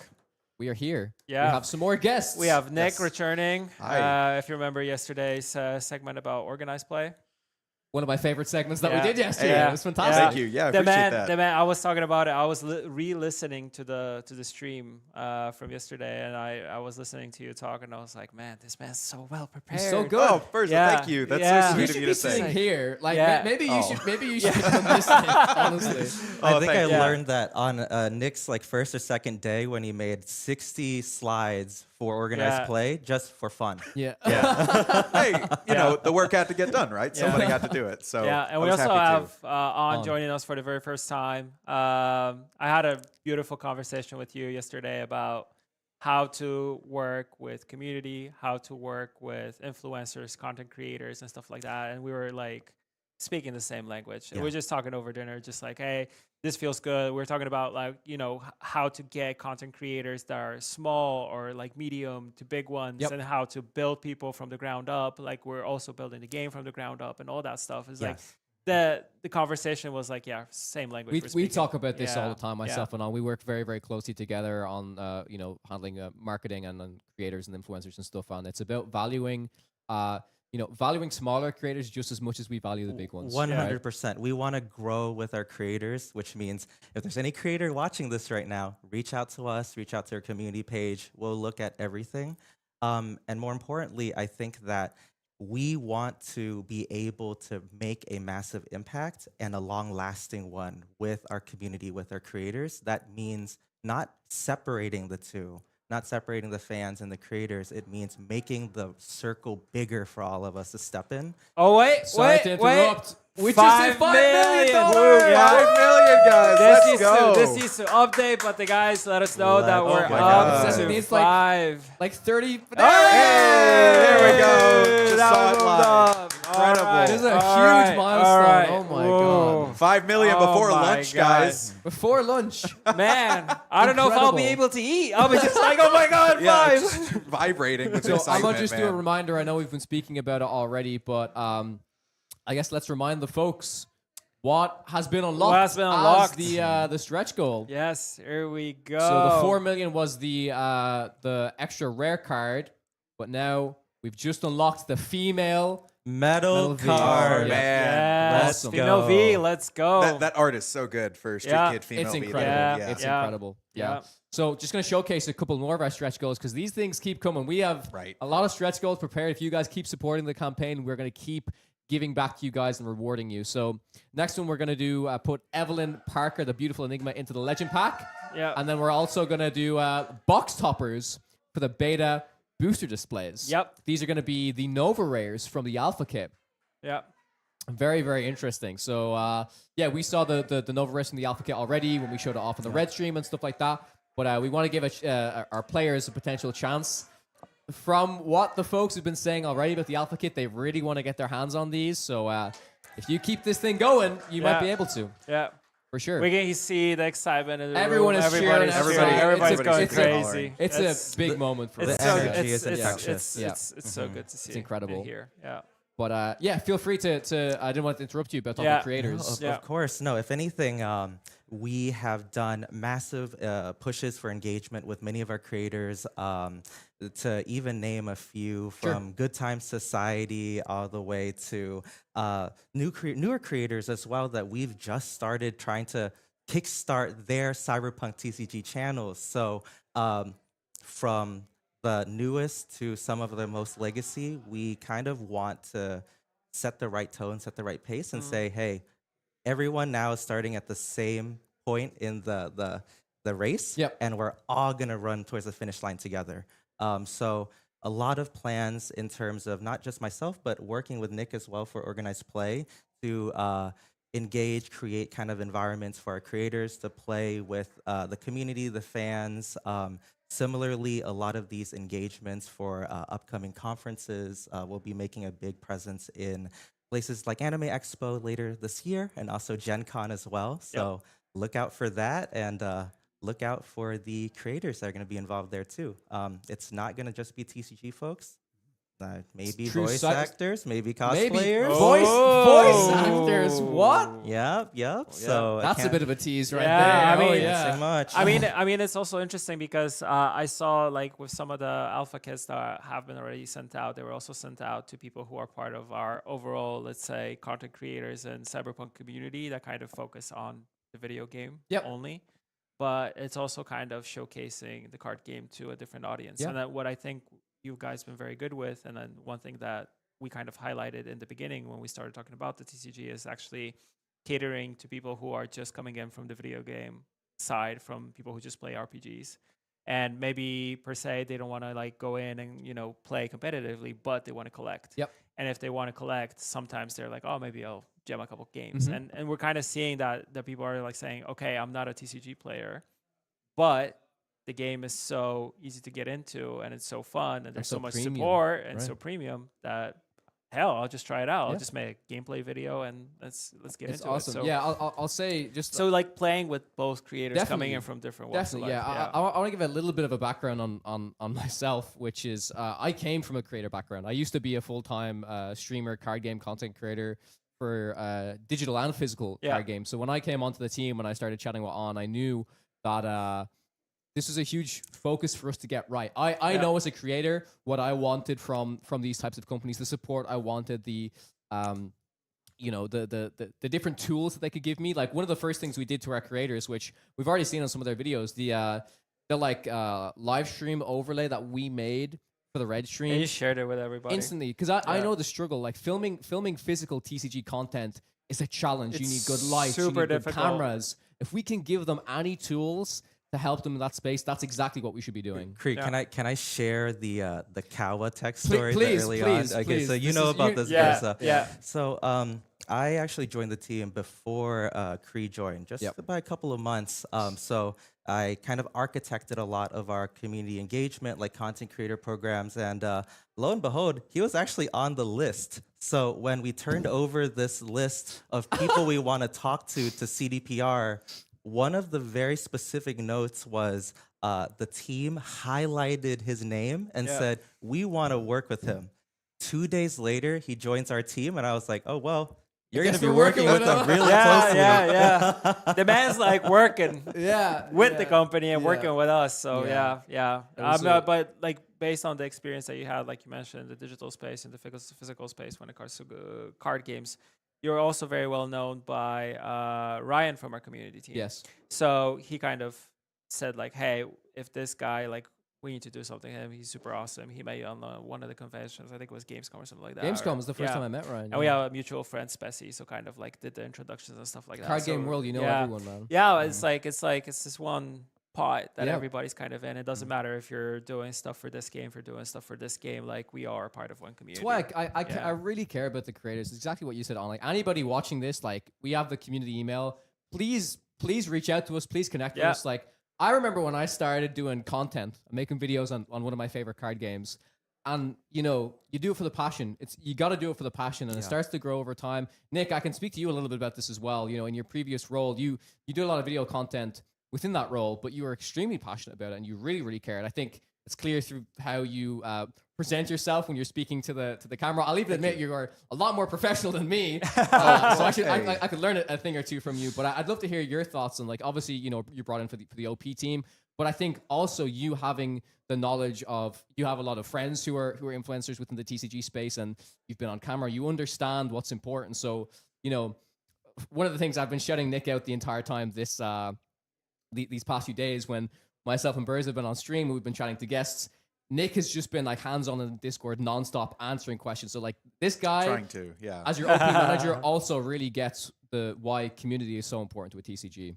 Hey, yeah, I appreciate that. I think when it comes to my background, I was for some of the folks watching the stream, and for my background before I got this job, I was a big figure in organized play, community building in the Atlanta, Georgia area in the United States. And the work that we did, it was in part running tournaments. It was in part building community through the act of just getting people to come to the stores that I was working for, the stores that I was assisting, their OP with.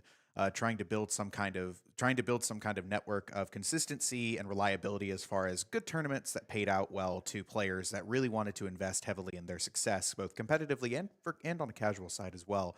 But for the content creation side, simultaneously, we were making videos that were specifically oriented around trying to find the passion in every different layer of the TCG world, from how we teach people how to play the game. If you search for how to play just a few different games, how to play Star Wars Unlimited, how to play Lorcana, we did one for Riftbound, for One Piece, how to play any of these card games, you'll find my videos. You'll find the videos that I made at my last job for all of those different games, as well as different discussion pieces and deck building guides and things like that.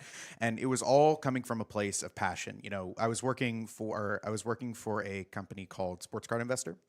They ran YouTube channels for, of course, the sports card world, the Pokemon world, and the TCG world, and I worked on their channel, TCG HQ. And our goal was to create a channel that was dedicated to finding the passion in every single TCG that their storefront, Cards HQ, carried. And I also would run tournaments for that store. And I think that the passion and the experience and the knowledge base that I brought to the role, it's funny you bring up the story of how Kawa Kree got hired with us. Something similar actually happened to me. It's a great story. Yeah, I love this. It is. So we opened up, or I should say Weirdco at the time. I wasn't affiliated with the team in any way. The Cyberpunk TCG, its Discord opened up, and when that happened, like I normally did in my role, I would jump in and I would say, hello, I'm Nick Frazier from this storefront. I'm Nick Frazier from the Atlanta area. I'm a big community leader in a variety of different TCG scenes. I run a lot of tournaments. And I was like, I would love to get involved in any way in the Cyberpunk TCG. And I did this on the public forum when the Discord had around 1,000 members. There's now, of course, 63,000, which is a huge jump. But I was a very early adopter, and I was trying to do that for a number of different TCGs. As new TCGs enter the market, I want to see what kind of community we can build for it. So that my first priority was to do that for the Cyberpunk TCG. Lo and behold, Casey from our game design team, who was on this stream earlier, Casey happens to be in Atlanta for an event for another TCG, and he ends up deciding he wants to go say hello to the person that was passionate about the game early on. He comes to the store, and we talk for a little bit. I have to tell him I need a minute. I'm finishing up running a tournament. So he waits for an hour, and then I finish up that tournament. I talk to him, and I say, I'm very interested in supporting this game here at this store, but I'm also interested in working directly with the company. And he said, you need to message this person specifically. And it was one of our founders. And I spoke to one of the founders, and I said, I'm interested in potentially talking about working for you guys. Would you like me to send my resume to this community email that we have? And instead of saying, yes, please do that, the co-founder said, no, send it to me directly. And then I realized I was being recruited, which was a really lovely moment. And it was so great to see the effort and hard work that I was putting into my job matter. It was funny. We set up a call with Luhan to talk from the perspective of my role at Cards HQ at the time, just to talk about what the store could do to be involved. Him getting information about what larger stores care about. That call that I had set up with Luhan ended up becoming my follow-up interview, and we didn't talk about the store at all. So that's kind of the fairy tale story, as it were, for how I joined the team. And I think, like you said, since then, it's been all about building communities with retailers. Our retail groups have, hundreds of stores involved already. We're getting, just today we've gotten 50 store applications because everybody's seeing how big and successful our game is. 5 million before lunchtime is 5 million and almost 80,000. Yeah, the number just keeps going up. Yeah. Every time I look back down, more people have pledged, and that's just 5,080,000 now. There we go. We got there. It's truly humbling to see the response that we're getting. To be working on a team full of people who are so passionate really makes this, it makes this a fairy tale dream scenario that we get to build. Not only do we get to build an amazing TCG, but we also get to build it with CDPR, the folks behind this incredible IP. I've been a fan of Cyberpunk 2077 since it launched, through its launch date to today. I've been playing it. I bought it the day it came out. It's been something that I've been incredibly passionate about, from a storytelling perspective, The IP is incredible. The aesthetic is incredible. Every single reason that I wanted to be involved with this team is just from the sheer excellence that it presents at every step of the way. And I'm glad that we're seeing that response come from our community. And the MO moving forward, continue to build community, continue to invest in the people that want to play this game, to invest in the stores that want to be involved, and content creators. You know, I've spoken with On about a lot of content creators that I feel like can help us build a boots on the ground outreach for our game, and so far it's been going incredibly well. We've been doing this thing. It was great. I walked over to On, and this was like On talking to the game design team. We're just rattling off like, yeah, let's talk to this creator, let's talk to this creator. And I think the thing that makes our team unique is like we really get it. Like I came from a creator background. Nick has the experience. Nick knows some of the people. On, you're well versed with all the folks as well. And then when we get to connect these creators and talk to them, they can see the passion that we have the game. We're able to present the product in a great way. And I want to give a shout out to you, On. You've been absolutely crushing it. We've got like so many. There's a lot of love for On in the chat. On is awesome. Thank you, On is awesome. Yeah. He's been crushing it with all of this creator outreach from, as I said, from our smaller creators who we want to support, and help them grow to the bigger partnerships, to the medium partnerships. We're making sure that we're connecting to folks who are either, super invested in TCGs, also the Cyberpunk fans, also cosplayers, so many different types of creators. You've been crushing it, bro, honestly. Yeah, I mean, if there's any one thing to add on to the passion conversation with Nick, everybody here is so passionate. Everyone's so dedicated. But beyond that, we want to really channel that into a charge and a duty. And the duty is to do right by the fans of Cyberpunk. And that's basically from the heart of it. Every single decision we're making, from the game design team, organized play, myself, we just want to make sure that we're doing right by us, the people that love the game. And so far, yeah. It's been awesome. How would you kind of say has the community been? Because you've seen it grow from, like you guys mentioned, like it was 1,000 people to in the beginning, or 63,000 probably to 63,000, which is a crazy number. What have you been kind of seeing in terms of like an overarching theme when it comes to the community? Community building already. It's just been incredible. The amount of people we have on the Discord who folks are coming in and asking questions about, well, what is this game? And like, if they come from a Cyberpunk background, is this a digital game? Is this a physical game? All of these questions that people rattle off and answer.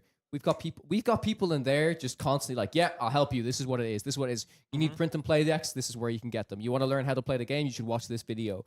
So we've already got people that are trying to help the new folks who are coming in, and then those folks already are like. Those are the OG community members that are kind of fostering a new I'll give a shout out to some of our mods right now that are most definitely watching this stream. I'm going to give a shout out to Loketa, to Hard Rock Guy, to the Weird Coach Champ. We've got somebody called the Weird Coach Champ. I know. I know he'll appreciate that shout out. Clark as well. Yeah. We've been Player. Thank you guys. KP, all of our French mods as well. Team's been stellar, and shout out to the community as well.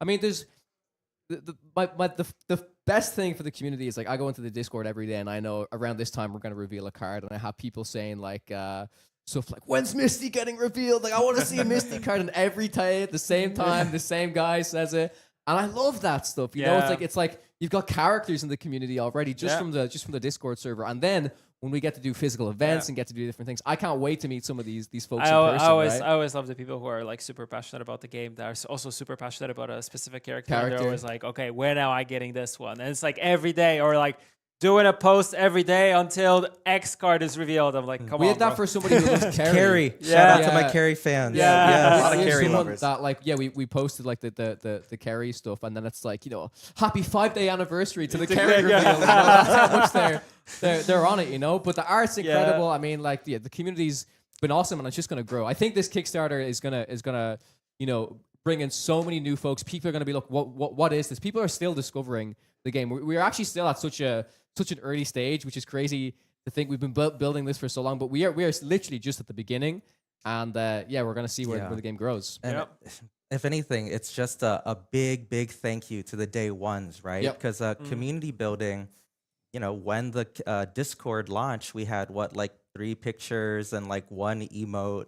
A lot of trust was needed there to just believe in us, and obviously we believed in ourselves. We knew what we were cooking, but we couldn't reveal it to you guys all at once. So it was painstaking for me. Every time I said soon TM, the Discord. Yeah, exactly. But as it went on, as we had more of a stride, as the community started rallying as well, it felt more like Lego blocks building on top of a very solid foundation. Yep. The trust means everything, and now we can say, well, you trusted us.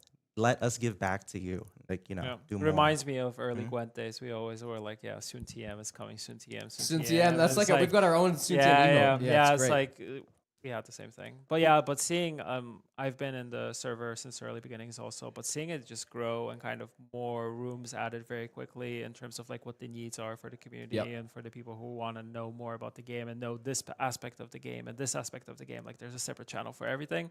So if you haven't joined the Discord, I would just join the Discord. It's a great place to hang out, because you can interact questions. with the people who are actually working on the game, which I think is the biggest thing. And you always don't get that because sometimes, some companies just do, okay, since we're doing a game, we'll do like an outsourced company that will do our community stuff. And then you can really see that they're not passionate. They're not passionate. Fire, right? The same thing that we do in CDPR for our games. Like we have a dedicated community team that spans across the globe, and they pretty much know their community. They know what the players want in their specific region, and they're able to interact with them. Yep. And it just makes it natural, real, and you're talking to a person that kind of understands you, understands your need, and that person can go to the developer that is working on the game and say like, hey, by the way, this person said this and this and that. Maybe we should do this, or I like this idea, or have we thought about this? Like taking these things and actually making the game better, it feels like the community is working hand in hand with the developers and actually creating something which is really unique. Yeah, yeah, for sure.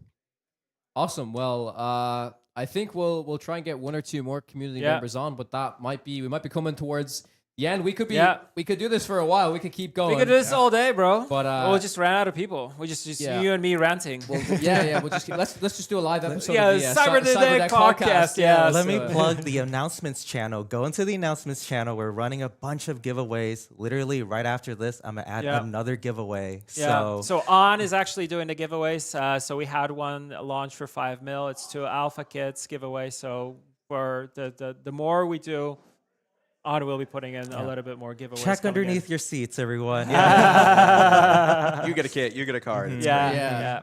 Beautiful. Sure. Guys, awesome. Well, any so last much. words before you any shout outs?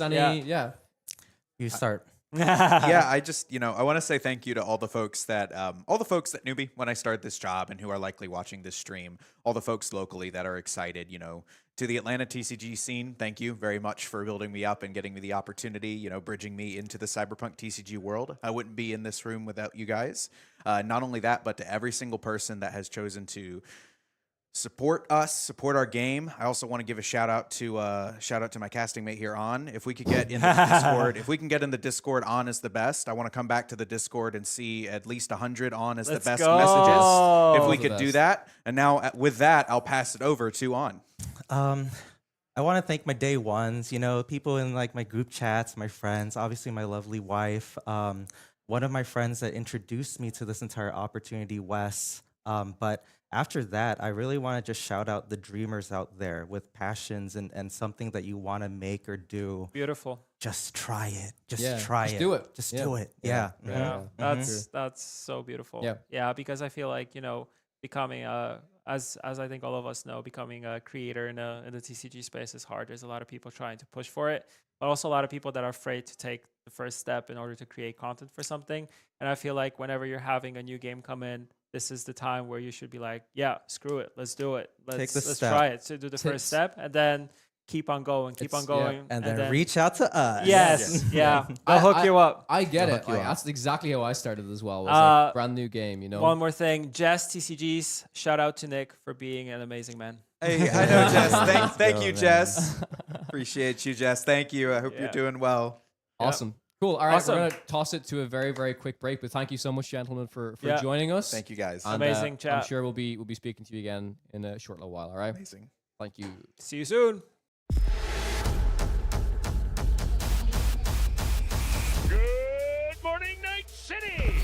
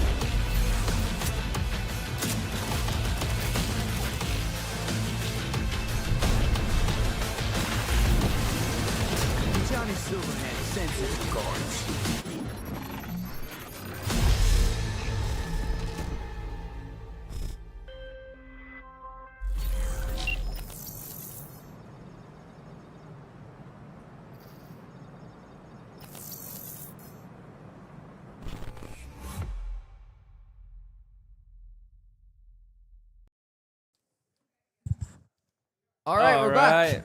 Back again. Back again. Yeah. Showcasing more of the amazing Weird Co team. So introducing, on your left, we have Chris Solis, lead game designer. Is that correct? Yeah, I'm one of the OGs. Awesome. And then we have David, nice. a newcomer to Weird Co, also working on the game design team. Welcome, guys. Yes, thanks. Yeah, also a lead game designer. I think we're the two leads. Yeah. With under Richard. Yeah. Absolutely. Awesome. Yeah. I'm just gonna say I was talking to you yesterday about card games, and we just nerded out for a long period of time about talking about like, and your experience when you told me like your experience, I was like, yeah, David's been around the block. Yeah, card games are my life. Card games are the best thing that we've ever made as humanity. So that's why I'm here. And I'm excited to make another one. I'm really jazzed about this one. Yeah.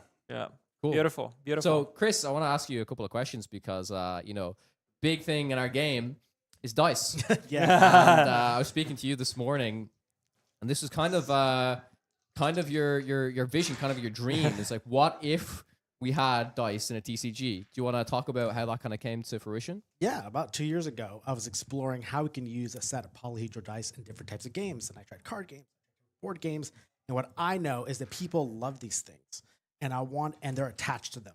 And I want to give them as many different and unique ways to play and express with them to build on that attachment. So one of those designs was like, what if we made a trading card game with this die, right? That was like 2 years ago. We went through several versions, and now here we are. And I think people can see the fun in that, and there's an attachment to it. And let me tell you, there's so many sick things we can do design space with this that I'm really excited to like open the doors. Yeah, it's actually really cool because as TCG players, like we've been saying this numerous times, like at the beginning, you're kind of thinking like, oh, dice in a TCG, that's fairly new. That's bold. That's something that we haven't seen in the space.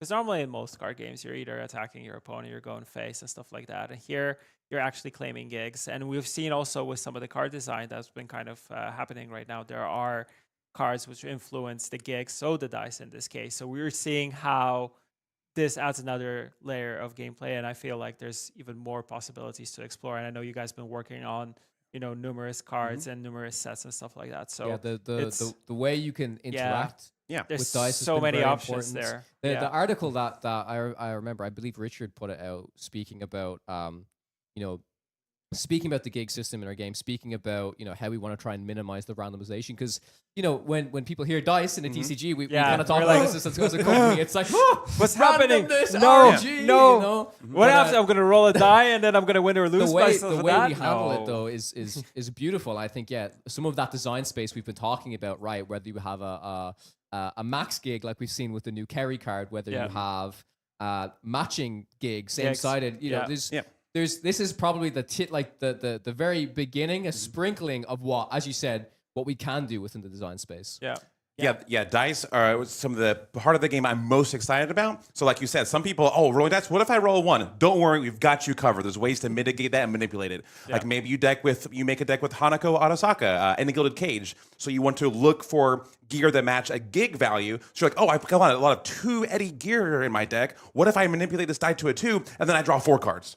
Like that's we were just talking crazy. about this in the podcast, right? We were saying how powerful that Hanako can be, and it's like it's clear that you guys are spending a lot of time trying to think about the balance of the game as well, right? It's like, okay, this is a really unique effect, a really, really cool card, but Hanako has 0 power to compensate for that potential unplayed draw 4, and it's we talked about the card as it could be a very build around card. So you're like, okay, let me do the math. Let me get to the hyper geometric math and think about how many cards in my deck should have this cost for me to play this on average. Like some TCG players love getting into that type of stuff. So think about the delta of these dice, right? 1 and 4, and it goes up, and how that increases is something we thought about in the core design. You got to hit that too. Maybe I should roll my D4. That's pretty good. It's 50-50. Yeah, but I won't get that 50-50 again. Yeah, right. Or maybe I'll roll one with a higher delta to try to get something that says I need a lot of streak. Yep. And I'll have that now, but you can take it. And that's how we mitigate this randomness. Yeah, exactly. And if you want to lean into dice in the game, there's tons of opportunities for you to do so. If you're like, you know what, dice are cool, I just want to win the game, thank you very much. There are other cards you can use for that, like Placide, just like can bottom deck a unit. So like you can, if you don't want to engage, you don't have to, but like it will help you like make your gig spicy and do some really fun effects. Yeah. I also like that you guys mentioned just the collectability of dice, and we have a lot of like different dice, and we had the people from Dispel talking about the dice themselves. But actually, dice have become a thing because everybody's kind of getting into the tabletop RPG space, but there's nothing really happening in the TCG space, and we're kind of changing that. So it's like groundbreaking, but also if you just want to collect cool dice, well, you can do it. For sure. Yeah. The amounts I feel like I could talk to Buriza for hours on the podcast about the some of the, and I don't have all the knowledge you guys have on the design space, but from playing TCGs, which is probably good because we'll be talking about things that it must be hard for you guys, like knowing things that you're already working on, but taking into account what we showed. I'm sure you're just like, used with David, where you're probably like, sets and sets deep into ideas and designs and stuff. Yeah, always thinking about the cards. We've communicated cards that are coming up. In fact, I have this football right here full of decks we're playtesting this week in person outside. There's so many new cards in here that'll be coming out soon, and I'm so excited for everyone to see it. As you can see, it's not handcuffed to his hand, so we might be able to kind of like steal it. Come on, Choom, I thought we were on the same team. I just want to play. I want to play. We'll do that. We're playing after stream. Yeah, we'll do like a mini feature match. Yeah, one-on-one. Yeah, sounds great. But no cameras. No cameras. We can't leak. Yeah, not yet. Not yet. Too early. Too early. Give it time though. Yeah, for sure. What has been since you have so much experience between the two of you, what has been also one of the other things that you kind of first that you saw when you started working on the game was like, oh, this feels fresh, this feels new. Like what, it can be even company culture if you want to talk about it, but anything kind of that first comes to your mind. I'll talk about like the discovery and education of it. Like, hey, I put dice into TCG, and the first people were like, of course, yeah, like what we talked about. Hold up. Yeah. However, once you play and see how we did it, and the way we designed set one, especially the starter decks, to onboard people into it is particular. So by the time you played your first game, you can be excited for that. And we don't want people to get like tripped over about input and output randomness. Right? I think you're going to describe that better than I can if you want to talk about that. Yeah, so basically input randomness is an RNG, a random number generator, is generated first, and then you make your decision. So, I have rolled a 12 on my D12. Maybe this card that needs a 12 is going to be turned on, and like, bam, I can make a decision based around that. As opposed to maybe I have a program that says, destroy a spent unit, roll a D10, destroy a spent unit with power less than that. You don't know what the outcome of your actions are going to be, and that tends to be a little less unfun for people. If you ever played a game where you have a percentage chance to hit, and like, oh, I roll a die, oh, I missed. Well, I did nothing. And we want to make sure we lean toward the input randomness so players have all the information they need before they decide their game plan for the turn. So think about output randomness. You play and you're afraid, there's a whiff chance. We want to make sure we only use that and tie it to negative emotions, punishment. So then it feels that way. I made you do that. Yeah. That's bad for you. I don't want to play a card and have that. That's a great point. Like I think I remember talking on the podcast about it's even the strategy against your opponents. So let's say I'm playing against you, Chris, and you have your whole philosophy of your deck is you care about max gigs, and your first gig roll is a 4 because you got a 25% chance for that to be the highest one. And now depending on my strategy, if like outside of what my strategy is, I could instantly say, okay, I might not know that instantly, but after the first game, or after I start to see some of these max gig cards you're playing, like Care Eurodyne, for example, I could be like, okay, maybe instead of rolling from my D4 up to my D12, I got to start with my D12 because there's a less likely chance. I could roll, it's only a 1 in 12, that's a max gig for you to steal. So then it's the strategy that you have against, like, I want to try and counter my opponent's strategy. But then how does my strategy fall into yours? Do I still have to take risks if I want to do my thing? So I love that. Like, that's another level of interactivity. We talk about interaction. We talk about a lot that you guys have been listening to the community, wanting to add a little bit more interaction here and there, and just more depth to the but layers. But that alone to as the a strategy, I think is fantastic. Yeah, imagine a card that says I have something if I have a D4, something better if I have 2 D4. So when I attack you and I take it, I'm turning off your ability or your decision matters. That's right. Yeah. But I chose not to get the most. Yes. Yeah. One of the great things about this game is the dice and the game. So everybody wants depth in their game. Every single person wants the game to have depth. You pay for that cost with complexity. And complexity is generally not a thing that players want because it's a lot of work. You get in there, especially in 2026 when there's so many awesome games out there. So the way that the dice let you make decisions and interact within the game gives you so much depth. Like, like you were saying, should I roll my D10 because I know you want D10 or you don't want D10s, or should I roll my D4 so I want max? I'm not sure, and I can make those decisions. We're interacting in the game, and a lot of depth is created with just like not a lot of complexity, just rolling a dice every time. Yeah. Awesome. It's really, really beautiful. Cool. Yeah. That's super interesting. It's super insightful. I could talk to you. I could talk to you guys all day. Yeah. About this Maybe. type of Do you, are you in any podcasts? Maybe we can talk about a podcast. Yes. We're actually talking about that yesterday. That for the upcoming episodes, for sure, we're gonna have gameplay designers and people actually who are working on the game itself. I just think the kind of go conversations through the rules and stuff like that. There's so many things that we can get into, and we can sometimes just talk about like little snippets and part of the game and the interactions and stuff like that, because it's super interesting. And for us as card game players, that's kind of where the meat is kind of the games themselves. I mean, so yeah, just talking about this, it's like the dopamine going into my brain. It's just like, oh, it's so insightful. It's so interesting because it is, and it's like you guys, what you do and what you're building, is truly unique. And I I'm sure you can speak about this a bit, David, but like from working on many other card games. And then when the product kind of gets out there and you can see that when the fans get their hands on it, you can see you have this feeling of like, yes, we did this right. And then even if there's stuff that's like, okay, maybe we did this slightly wrong, or maybe we missed on the mark, you can reiterate, you can take the feedback. And we're already doing that in such an early stage of listening to how people read cards, how they interpret effects, if they want more interactivity.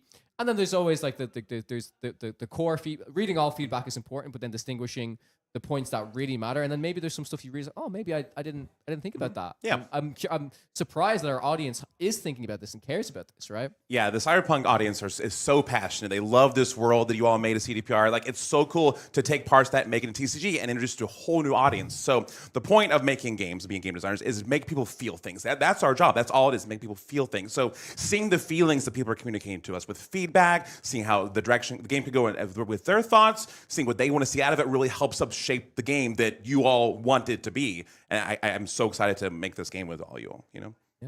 Want to look at some cards? Yeah, sure. let's talk about, I think cards. I have a card gallery available. Let me see if this works. Yes, okay, this is perfect. Perfect.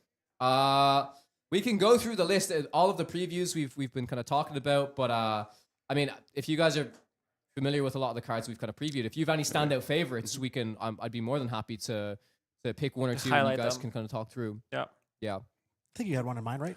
Yeah, so we talked about Hanako Arasaka already a little bit, and this is a great way to build your deck around a specific number and then manipulate your gigs to find that number. So maybe you're kind of behind, like, oh, I need to hit this specific card or something. I need to hit a Gorilla Arms to like win the game. Then I have a die on 3. Maybe I had Industrial Assembly, a red card that can increase a gig, and I'm like, oh, I'll crank that 3 up to a 4, then play my Hanako, find the Gorilla Arms, equip that to a unit, get in there, take 4 gigs, a lot of gigs, and then you've planned around that in your deck building, while you draw your opening hand, and during the turn. So all this dynamic immersion gameplay really makes it a unique experience from game to game. Yeah, what I particularly like about the 0 power units is, in theory, like having something that's on play that instantly does something is kind of important for cards like this. But then alternatively, I'm always kind of constantly thinking about stuff. If you ever had something that had like an attack trigger for a 0 power card, as the opponent, you really have to respect this card, because if this card,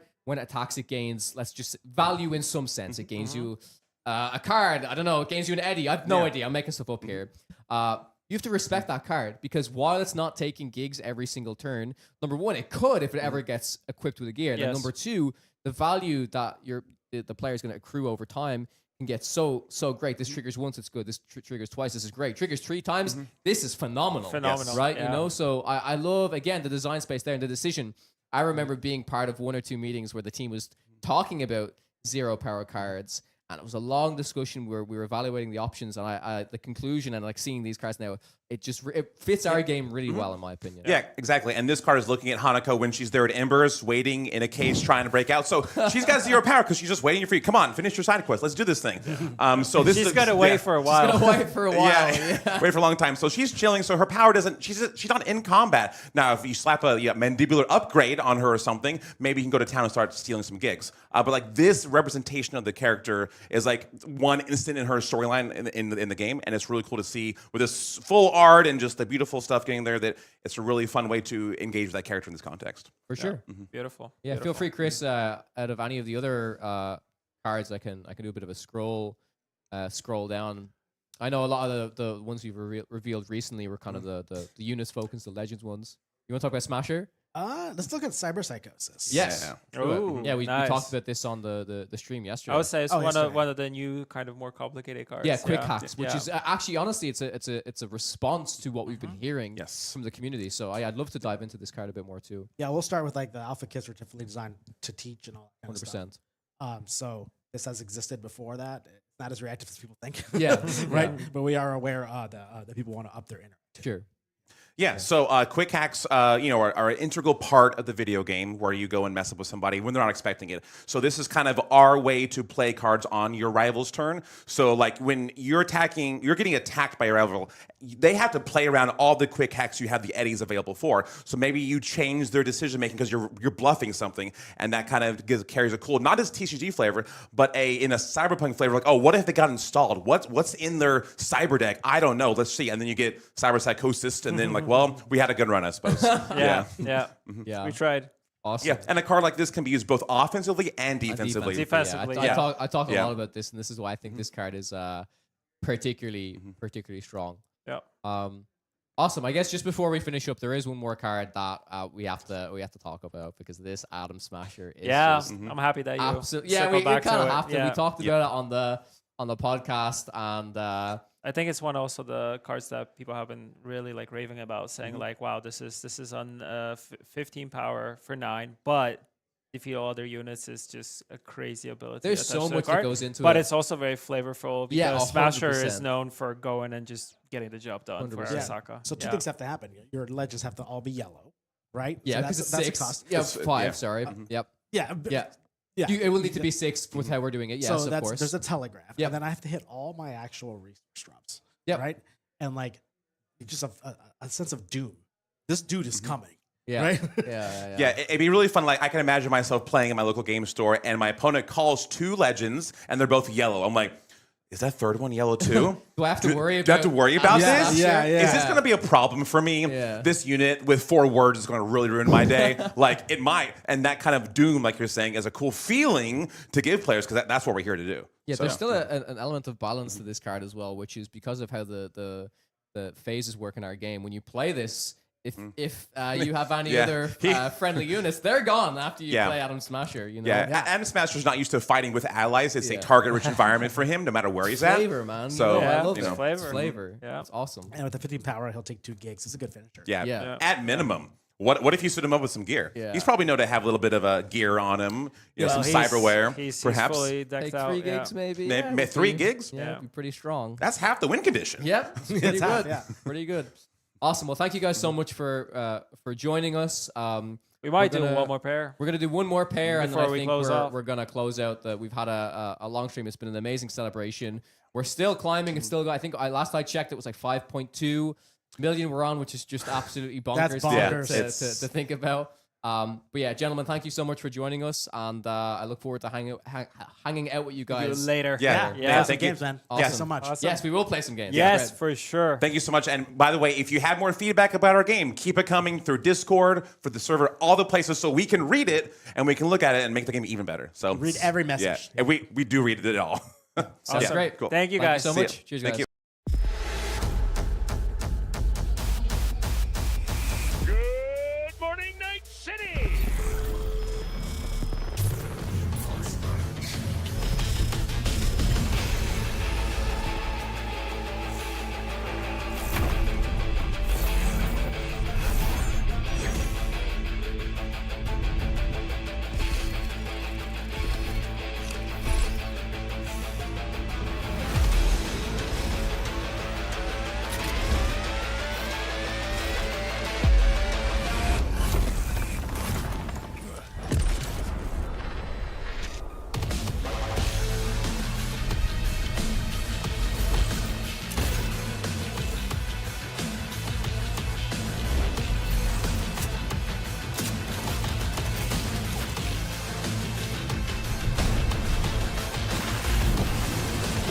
Johnny Silverhand sensitive cards.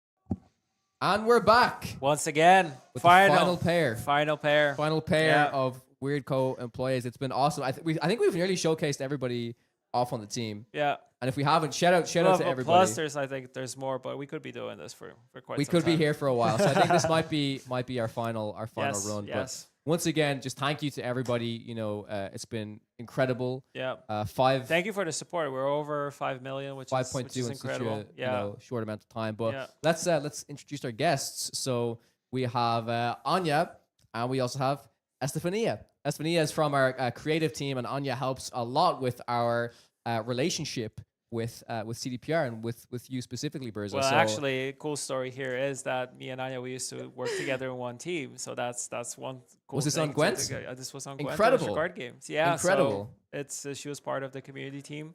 So she was helping us with how we do communication, also managing how we communicate stuff, and also kept all our stuff in Trello managed. So we're operating properly. So Anya's incredible. Good times. When it comes to, I'll tell you something. When it comes to project management and making sure that things are organized, she's the best. She helps me out a lot because you know, prepping for the Kickstarter, making sure everything's in the right place and stuff. She's been integral. And when it comes to the CDPR relationship, right? Like you've been awesome because you're actually based in Warsaw. So you know, keep saying we're a global remote company, but you're able to be there on site a couple of times a month. And you get every week. Every week, there we go. Every week you're there, working with us hand in hand, which I think is super important. Because like you know, there's different time zones and stuff like that. Of course, we've been interacting a lot with you because you're always available. Because I'm in Europe, right? So it's a little bit easier for us. Yeah, so right? it's much easier. But still, like having Anya there to kind of go to people door to door knocking, saying like, "How about this? How about that? What about this? What about that?" It's like it just makes everything flow so much better. And it's like having a project manager definitely in-house but working for I'm a local menace. Yeah. Yeah, I think keeping us in check, keeping us transparent and honest. We talked about this is a big thing that CD Projekt Red does, and I think I mean you really understand that because you used to be there, right? You used to work, so you kind of understand the messaging that we want to convey and why it's important to be so transparent. So I think she also knows very well what we need in terms of how we communicate and also how we kind of interact with players, how we want to build our brand and what's important for the franchises that we do. Yeah. So it's much easier because she's kind of, you know, thinking about what we need, what you guys need, and trying to kind of marry it somewhere 100%. in the middle. So we kind of met in the when middle. we need to make sure stuff goes through the pipeline for approval. Anya's the person we talk to when we need, like, you know, stuff from you, when you guys need stuff from us. Anya's the person who makes it happen, along with the rest of the team, of course, right? Of from course. CDPR. Thank you for the very kind words. It's true. It's true. They're all true. Yeah, for sure. Awesome. Yeah. And Estefania on the creative side, I have to give a huge shout out to you because you've joined. How long have you been with the company now? Is it only like a month or two? Not even 2. It's only been 4 weeks. 4 weeks. Yeah, I think today is 4 weeks exactly. So. And this is the thing. It feels like you've been here the whole time because your work has been so integral to the team. You've been incredible. You know, I said earlier, I've been able to hop into a lot of the kind of like creative meetings and stuff like that, work with the creative team very closely to make sure we're getting all of the Kickstarter assets managed and making sure the page is looking clean. And Estefania has just been doing such a stellar job at, you know, presenting the products really nicely, helping me out with some of the stuff for even the podcast. Yeah, like there's doing just so many things that we're asking everything. always, like, we need this, we need that, we need this, we need that. And so it's like also like last minute stuff. Yeah, it can happen, right? Like You know, that, for I'll tell you something, for a Kickstarter, who has been updating the stretch goals and stuff? Estefania. Yeah, so thanks you to guys her help too. Yes, of course. That's why we're best for last, really, because we were updating everything. You as guys it were doing happening. everything. Yeah, so we people are couldn't refreshing. Hey, these stretch goals are met, and let's add this and let's add that. But I'd love to just hear a little bit from you about what's your experience been like since joining WeirdCo and now kind of seeing the whole team together. How's it felt? Yeah, honestly, it's been amazing. Everyone's been super nice from day one, and I mean, like, we work with people around the entire world. We have all this joke when we go into these meetings that we're like, we have to say good morning, good afternoon, and good all the evening, time. because everyone's in all the time zones, Different time and zones. everyone's been super nice, very collaborative, very understanding and patient. You know, I've only been here for a month, and there's questions that I have all the time, and I'm like, hey, wait, I forgot this. Wait, what's this? and everyone's just been super nice. So I am incredibly thankful and happy to be here and like be able to enjoy all of this and see the community too, and like really see their love gives me energy, and I think everybody else here too. For sure. I mean, what you guys do on the creative team is so critical to the overall success of the game, as is game design, but like the visual elements, what makes the game look so premium and what makes it look so cyberpunk, right? I have to be honest, for you only being here 4 weeks, I feel like you understand the style of Cyberpunk so well. Yeah, I think it's a big thing is Cyberpunk has a very like developed visual identity and of course we have our brand Bibles to kind of talk about how we do the visuals and how we kind of want the assets that are around the game look like. So we're kind of building in the same franchise. And when you look at the assets that you guys are making, they look like we would make them. So I think that's awesome. That's the most important awesome thing. compliment. Yeah, right? thank you so much. I can retire now.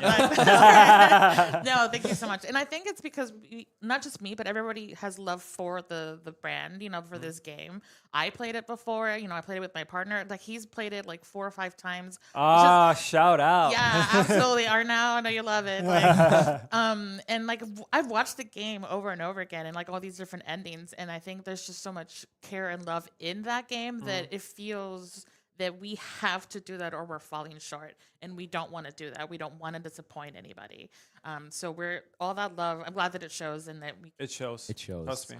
It really does show. Beautiful. Yeah, we leading up to the Kickstarter, it's been crunch time for us. We've been working hard. We've been working really, really hard, and just what I've loved about the team overall is everyone is just very dedicated and eager to raise their hand. Yeah. If somebody, and that's the biggest thing that we've been doing is like, we've been so busy prepping for everything. If somebody needs help raising the hand, and someone always on the team jumps is there. in. Someone on the team is there to help. Yeah.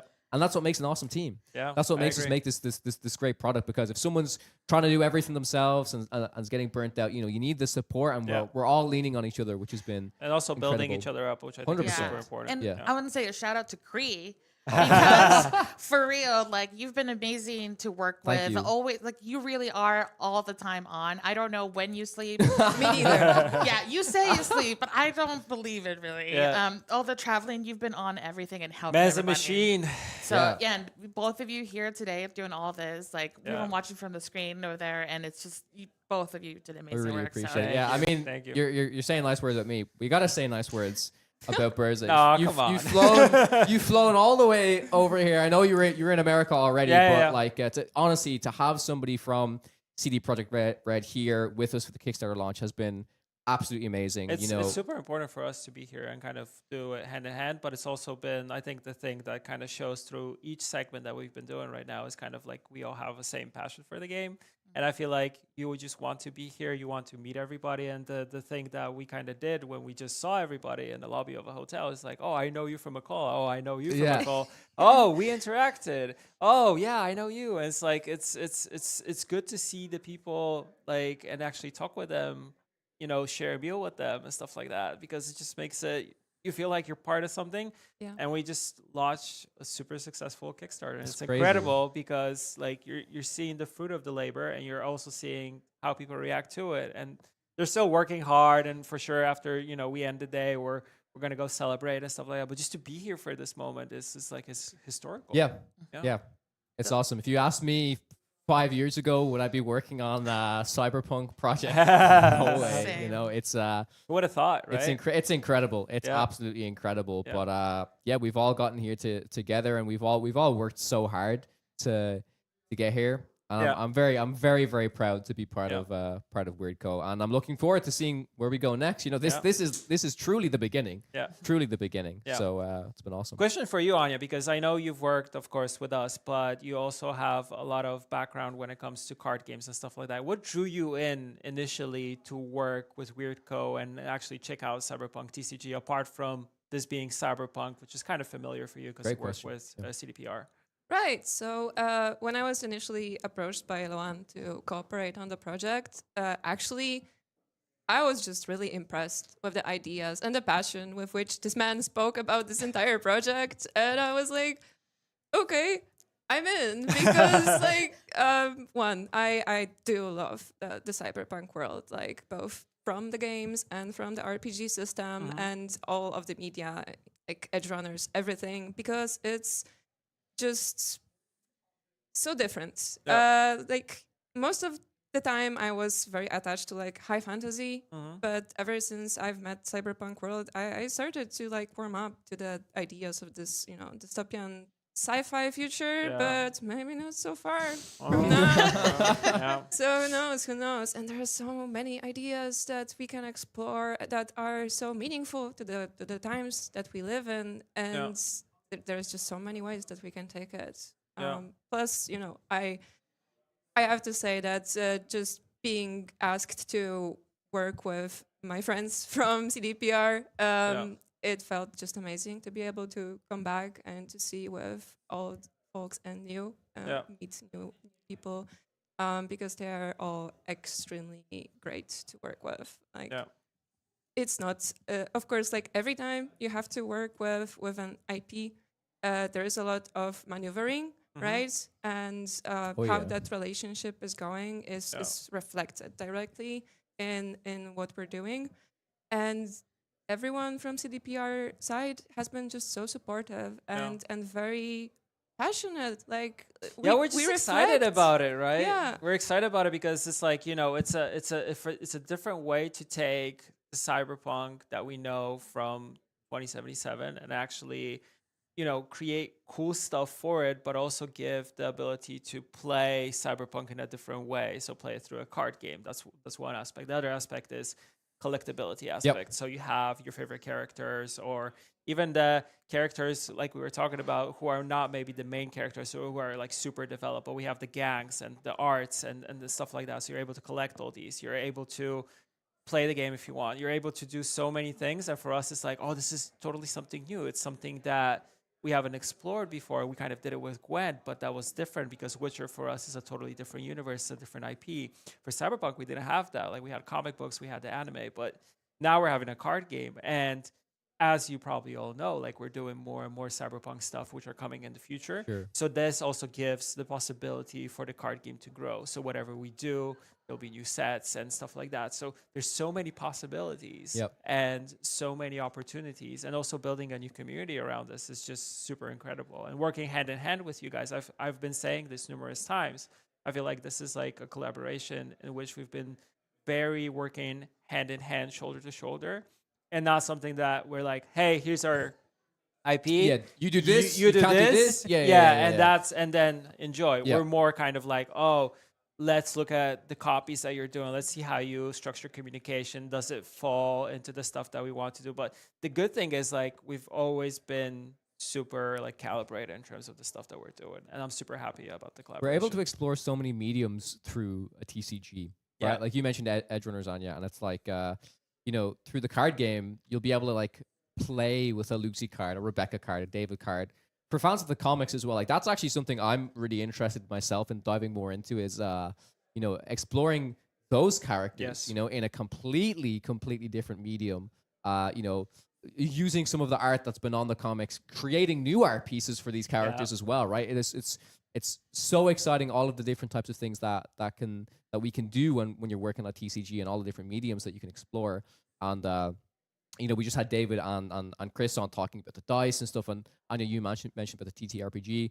It's so nice to have that as like a reminder of kind of the roots of where Cyberpunk came from. I think it's a really kind of the cherry on top, you know, to say that dice are such an integral, important, unique thing for our game, and it's where this world started. You know, yeah, it's beautiful really cool. because it pays homage to 2020, 100%. which is the game that was created by Mike Pondsmith, who we have a great relationship with.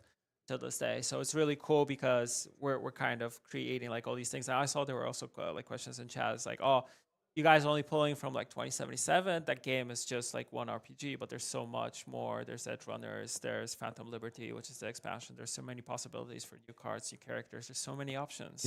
And so many like unexplored things that we could potentially do in the future.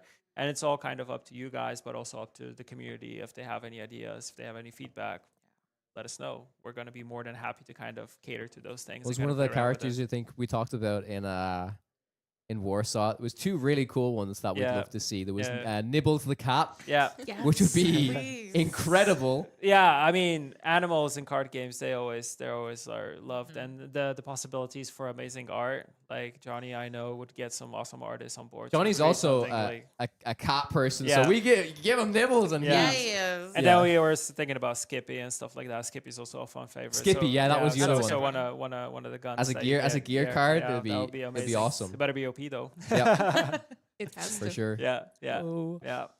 Cool. Well, yeah, I want to give you guys the opportunity to say some final words about maybe any shout outs to the stream or just like how it's felt to be here with the team. It's been an awesome journey, and I want to give you guys the opportunity to say any words that you have. Want to go first? Sure. Thanks. I definitely wanted to say one huge thank you to everyone that has been supporting us. Both yesterday's stream and today's stream, I've been kind of helping from behind the scenes. You've been helping me with the comments from the chat, sending them to my phone, and I've been like, sending in the comments, and I've been taking a ton of screenshots for the team about the amazing outpour of support that we've been seeing from everyone who's been watching and who's been commenting. It's amazing. I'm not sure if I have seen something comparable before, to be honest. Yeah, you said also the comments are very wholesome. They're very positive. positive. Very wholesome. And people are like, oh, they're super excited about the game, but they're also saying like, oh, it really shows that the people that are appearing on camera are also passionate about the game. So the whole thing is just like, we've been saying this, a passion project, a love project of everybody. So yeah, I haven't seen many other TCG companies some TCG companies do some awesome production things, announcing new sets, doing communication, and it's fun. But this today in particular has been awesome because meeting so much of the team and giving everyone a chance to speak about their role and what they've done has just been incredible. It might be not like super high production value, but the most important thing is it's genuine. It's authentic, real, right? It's just we're doing it for fun, for the fun of it. Yeah. There is heart in it. Yes. And Estefania, please. Yeah, I mean you kind of hit the head on the nail with that. Like, thank you so much for everyone who's shown us support. We are listening to you. We care about the product. We're not just putting things out to put out. Like, we all want these things. Like, we're making them, and we're like, hey, I'm gonna get that sample. We're like, hey, I want the stuff. We're like, these are really pretty. Like, I'm gonna back this. You're not getting like, no, I'm still gonna back this because I want to make sure that I get my stuff too. Because we are all loving what we're doing because we're all fans. Yep. So really, thank you to everybody out there who's enjoying the project and showing us the love. And thanks to the whole team, really on both sides. Everyone's been awesome. It's been great, a great journey so far, and I can't wait for more. Yeah. Well, thank you both for joining us. We're going to throw it to a quick break, and then we might have one last segment on with Nick from CDPR as well. Cool. Licensing. Awesome. Yeah, licensing. Let's do it. Let's do it. Thank you guys so much. Thank you. In the official Cyberpunk Trading Card Game, you and your rival are the leaders of legendary crews competing for control of Night City. Book your own gigs and steal your rivals' gigs to up your street cred. The first crew to start their turn with 6 gig dice becomes legendary and wins the game. Here's how to get the job done. To start, move all your gig dice to the fixer area, then randomize your 3 legends by shuffling them face down. Then shuffle the rest of your deck and draw 6 cards. Randomly pick who goes first. That player will start their first turn with 2 legends turned sideways to show they're already spent. And now, you're ready to play. Each turn starts with your ready phase. You'll draw a card, roll and gain a gig die. And ready your spent cards from previous turns by rotating them upright. Next up is your play phase. You might want to start by selling a card with the Eddy symbol, revealing it to your rival and then placing it face down in your Eddy's area. Now you can spend that and any other Eddies you have to pay the cost for other cards you want to play, like a program, which has a one-time effect, or this unit, which stays out on the field, or gear, which attaches to a unit or legend and gives them special bonuses. Whether face up or face down, your legends can also be spent to pay for a card, exactly the same as an Eddy. But when you're ready to add them to your crew, you can spend 2 Eddies to call a legend once each turn, flipping it face up. Legends are iconic characters from the Cyberpunk universe and powerful cards with game-changing abilities They aren't units by default, but you can call them to add a critical ally to your crew. Once you're done playing cards, it's time to go on the offensive and claim some gigs. You've got two options: attack an opposing spent unit or your rival directly. Spend one of your units to target either option.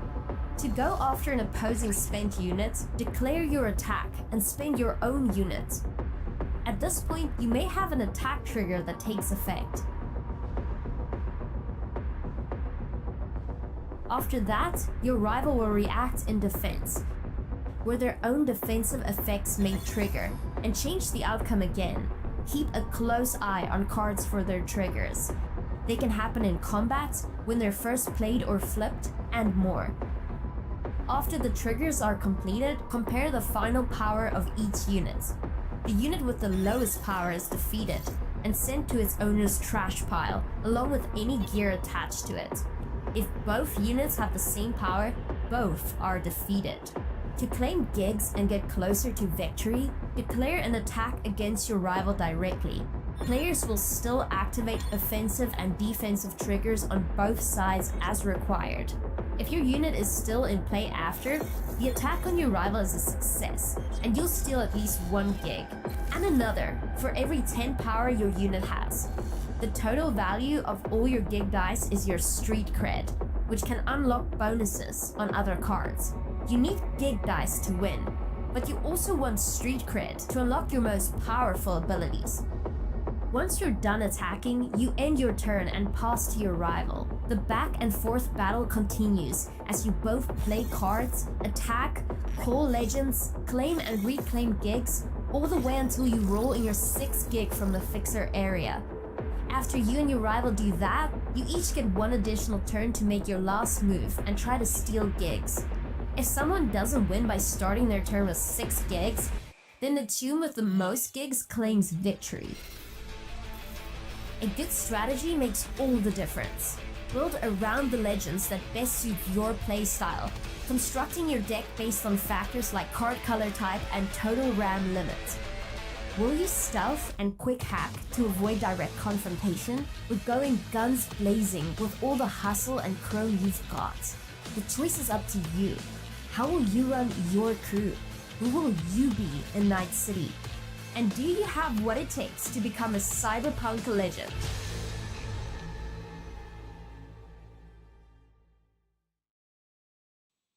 Welcome back, everybody. We Yes. are coming to kind of the end of the stream. Yes. But finally, there's 2 CDPR people in the house versus 2 Weirdco. Because normally it was just like 3-on-1. You were outnumbered the entire time, Yeah, right? thankfully everybody was nice. But, sure. We have Nick coming in. He's our global licensing director. Nick, thank you for joining us. I know you just ran into the building. Yeah. You're a man that travels a lot, but you take care of all our licenses. So anything that we do at CDPR. So it's awesome to have you here on the stream. Yeah, just got up the train from Portland, so Northwest. I had to come right on up here. This is super exciting. Awesome.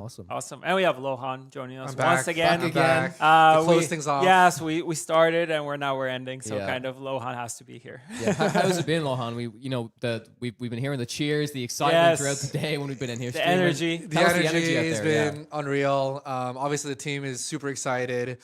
We're just overwhelmed by the support. I know everybody has a lot of questions. We're on top of the comments. If we haven't gone back to some folks yet, we're working on things. So the team is honestly we're very heads down right now. After the initial excitement on just like, okay, we have this comment and this comment, we got to get on top of that. And so the team is buzzing. Yeah, Awesome. yeah. Beautiful. We're at $5,392,746. Insane. Yeah. Absolutely amazing. crazy. 6,601 backers. We're almost at 5.5, so it's not a long way to go. Maybe we'll reach it before we end the stream. If not, anyway, we're like super thankful. Yeah, we can't all thank the community support. enough. It's The support's incredible. been It's amazing. mind blowing, and to be honest, I don't think we anticipated this. Like, this is crazy. Yeah. This Yeah. is unbelievable. Yeah, the velocity has just been insane. I mean, I think the second we announced the trailer, the reception was insane. Like the second we did that back in December, like the whole community seemed to have rallied around it, and it's just been. Awesome I mean, you to built see. the biggest Discord in the TCG space. I mean, Yeah. come on, Yeah. that's one of not the small. one of the Well, biggest, but yeah, it's still the it's- reception on Discord yeah. has been amazing. Yeah. So just to see the numbers today, obviously, I mean, Nick, we met almost 2 years ago now. Yeah, it's been a long journey, but Long- hey, but here we are. Here we are. Yeah, I'd love What to a hear day. a little bit of insight, if possible, Yes. about how this kind of collaboration started. If you guys are able to talk about it a little bit. Yeah. Yeah, I mean, you approached us like 2 years ago, Yep. and we had a good precedent in tabletop at that point, but really hadn't explored the TCG space. So, and you guys had a pretty compelling kind of concept to bring together, and we're very judicious, particularly in the board game space. So it took a while to get there and kind of get the whole team behind it, but I'm really glad that we really got the momentum, and you came from the proposal side of that and Yeah. everything, and kind of how it came together. Yeah, as you said, Nick, it took a little bit for us to get all the ducks in a row, but I think it all makes sense, now that we're sitting here, and we're obviously we came to you guys because we love the Cyberpunk IP, because we felt like the Cyberpunk universe deserves a TCG, and it's so gratifying to be able to sit here today and say, hey, we're taking another step towards making this a reality, and it's super grateful to be here. Yeah, we're talking about things like common values that we have between CDPR and WeirdCo, and the thing is, like, when we're thinking about this collaboration, the early beginnings, we're like, who are these guys? They're like a very fresh company, and they're trying to do something with an IP that we're very protective of, because it's important to us. We put a lot of love and passion and sweat and tears into Cyberpunk. So for us, it was someone who can take this, and a partner that can take this game and actually make it something that is really, really cool for us, that we would also want to play. But what we saw very early on is that we're speaking the same language. The passion is there. You guys also are like very hands-on, very open to listen to community, open to do changes on the fly, and not afraid of taking risks when risks are needed. And I think it's the same type of DNA that we have as a company. So that's why the relationship then Absolutely. just pretty much And had lift off. I think it's just like across the entire team, right? You have Johnny, I believe, was here earlier. He's working with the CDPR creative team very tightly. Yeah, with all the arts. I'm just seeing him like sending stuff over, and I'm in the channel with the artists. I'm just peeking through like, oh, this is cool. This is cool. This is cool. Yeah. And then we have Anya also, who's working with us on the communication side, but also with the franchise team and other teams within CDPR, the marketing team, the brand team.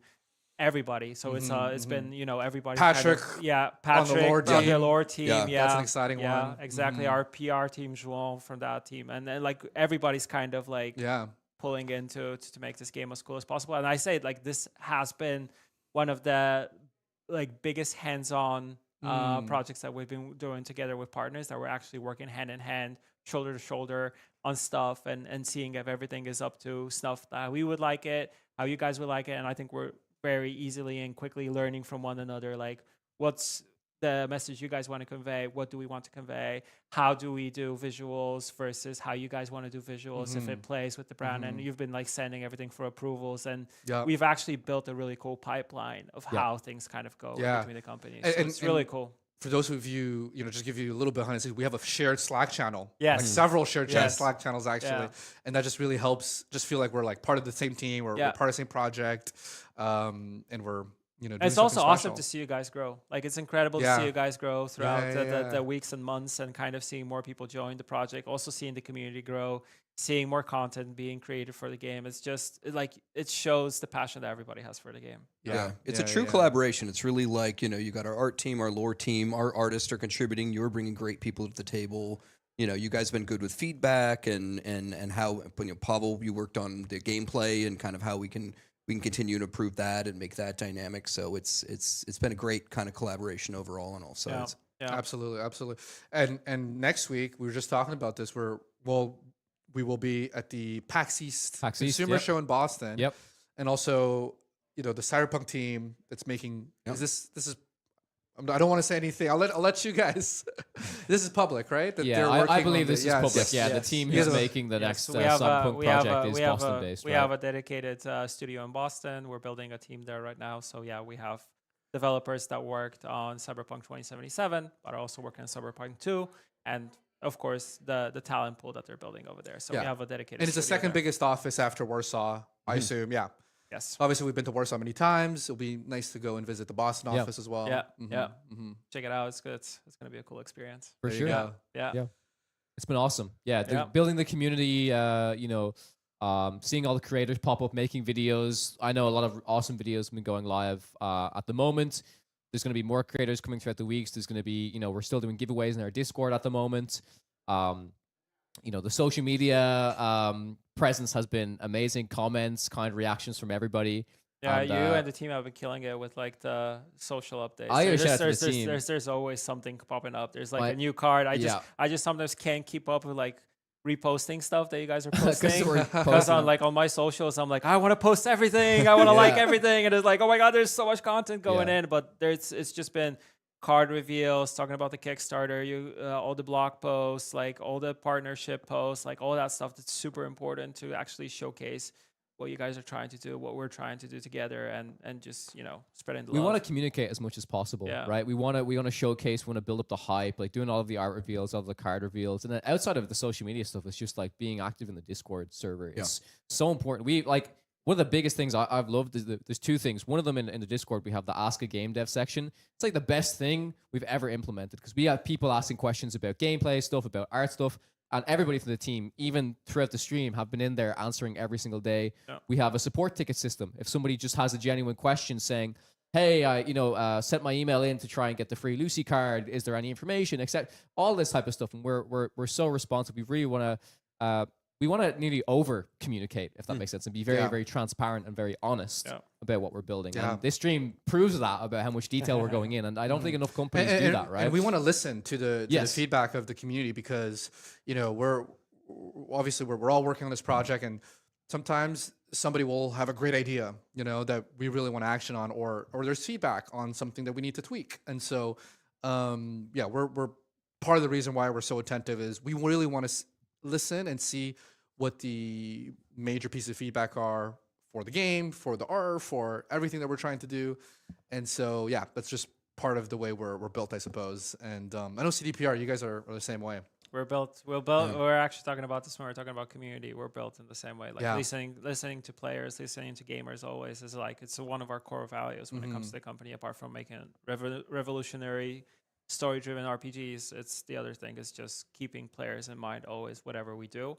And you guys do the same thing. And also just reacting to what players are saying and actually keeping like a line with them always open and saying like, hey, if you have feedback, let us know. If it's gameplay, if it's art, if it's accessories or dice or things that you're just thinking about, let us know because we might use some of these ideas. But, it's good that you're sending it to us. And it's not like, ideas are flying in and you guys are like, we're just doing our thing. Yeah, thanks for the feedback. See ya. One of the biggest things I really admire about both you and Elliot as our co-founders, Lohan, is that we want to reply to like everything. Everything. Positive comments, negative comments. We want to be interacting with everybody. We want to show how much we care. It's so important. Like liking a comment or replying to somebody, giving them the information can make their day. Honestly, it's so important that we keep listening to people. We keep taking on all of this feedback. And for me, as an employee of WeirdCo, when it comes from the co-founders, that trickles down to everybody else in the team. I think that's really important for how passionate you guys are about the industry too. And honestly, we couldn't do it without you, Cree. You've been awesome. Burza as well. You guys have crushed it on the stream today. I'm sure you guys are hungry and tired, but we were saying we hit like 3.5 million before lunch or something. But the energy has been amazing. Yeah. And we talked to the folks after their interview, and they're like, "Oh my God, these guys were so." Because some people are nervous coming on stream, and so they're like, "Oh, these guys took care of us. We gotta come on, of course, guided us. We do, yes." And so, well done, guys. This has been so much fun. Cool. It comes from a place of passion. Of course, again. We're having so much fun, and I feel like everybody brings their energy in, so it's kind of like lifting you up. Plus, the guys have been nice to bring us water and stuff like Yeah, that. they've been So keeping us hydrated. We're Awesome. hydrated. We're hydrated. Yeah. It's important. Yeah, Good, for sure. good. Yeah. Awesome. Well, I think that will pretty much close out Yes. the day. Looking at the Kickstarter final numbers right now, we're closely approaching $5.5 million, Yes. which It's is amazing. absolutely insane. We're at 5,457,539. And we've just hit. It's been 4 hours. Yeah. Only been 4 hours. What are the next stretch goals for people to We look can do it, forward yeah, to? yeah, Let's I just can- take I a quick can- peek if we don't Yeah, mind. let's do Yeah, it. so Let's do it before we 5.5 close million off. will be the next big one. I think we're going to be adding something to the Legend Pack, but then after that, it's going to be a big one. At each million, we kind of have something special. So 5.5, we're going to be adding Evelyn Parker. Cool. And at 6 million, we mentioned Beautiful this, enigma. we mentioned this Yeah. earlier. So at 6 million, we're adding the Nova Rare Saburo, Goro, and Yorinobu as box toppers to the beta booster displays. And this is something, honestly, a lot of people have been excited about. They've seen the alpha kits. They've seen these exclusive promo cards. And if you guys support the campaign, you'll have a chance to get these they're as beautiful. box You toppers. have to get They're those. incredible. Yeah. As the first product that we had for the alpha kit, the foiling on these was I was praising Matthew and Johnny. Yeah. They did a phenomenal job. Yeah. Honestly. And if you put them all three together, you get one Awesome beautiful triptych. art. Yeah. Yeah.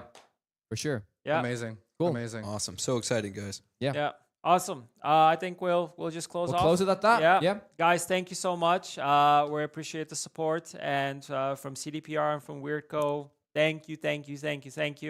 Thank you for joining us for the 2 days of streaming. I think it was so super fun. Really fun. We had so much fun with it. So Yeah. And we'll be back hopefully- soon with, we'll the, be back with the soon. more episodes of the Cyberdeck podcast. Exactly. Right? Check Yeah. that out. Follow us on YouTube. If you're watching this on YouTube, just hit subscribe and all that jazz. If you're watching on Twitch, remember to also subscribe and follow us. So Yep. there will be more updates. And Cree, you'll be in Boston? I'll be in Boston. I'll be in PAX Yeah, East. and Yep. I'll probably see you in Gen Con. So yeah. Thank you great, all. dude. Boom. Come say hi to Nick as well. right. Yeah, Yeah, we'll be I'll in be there as Boston well. too. Yeah, there we Sounds go. great. All right.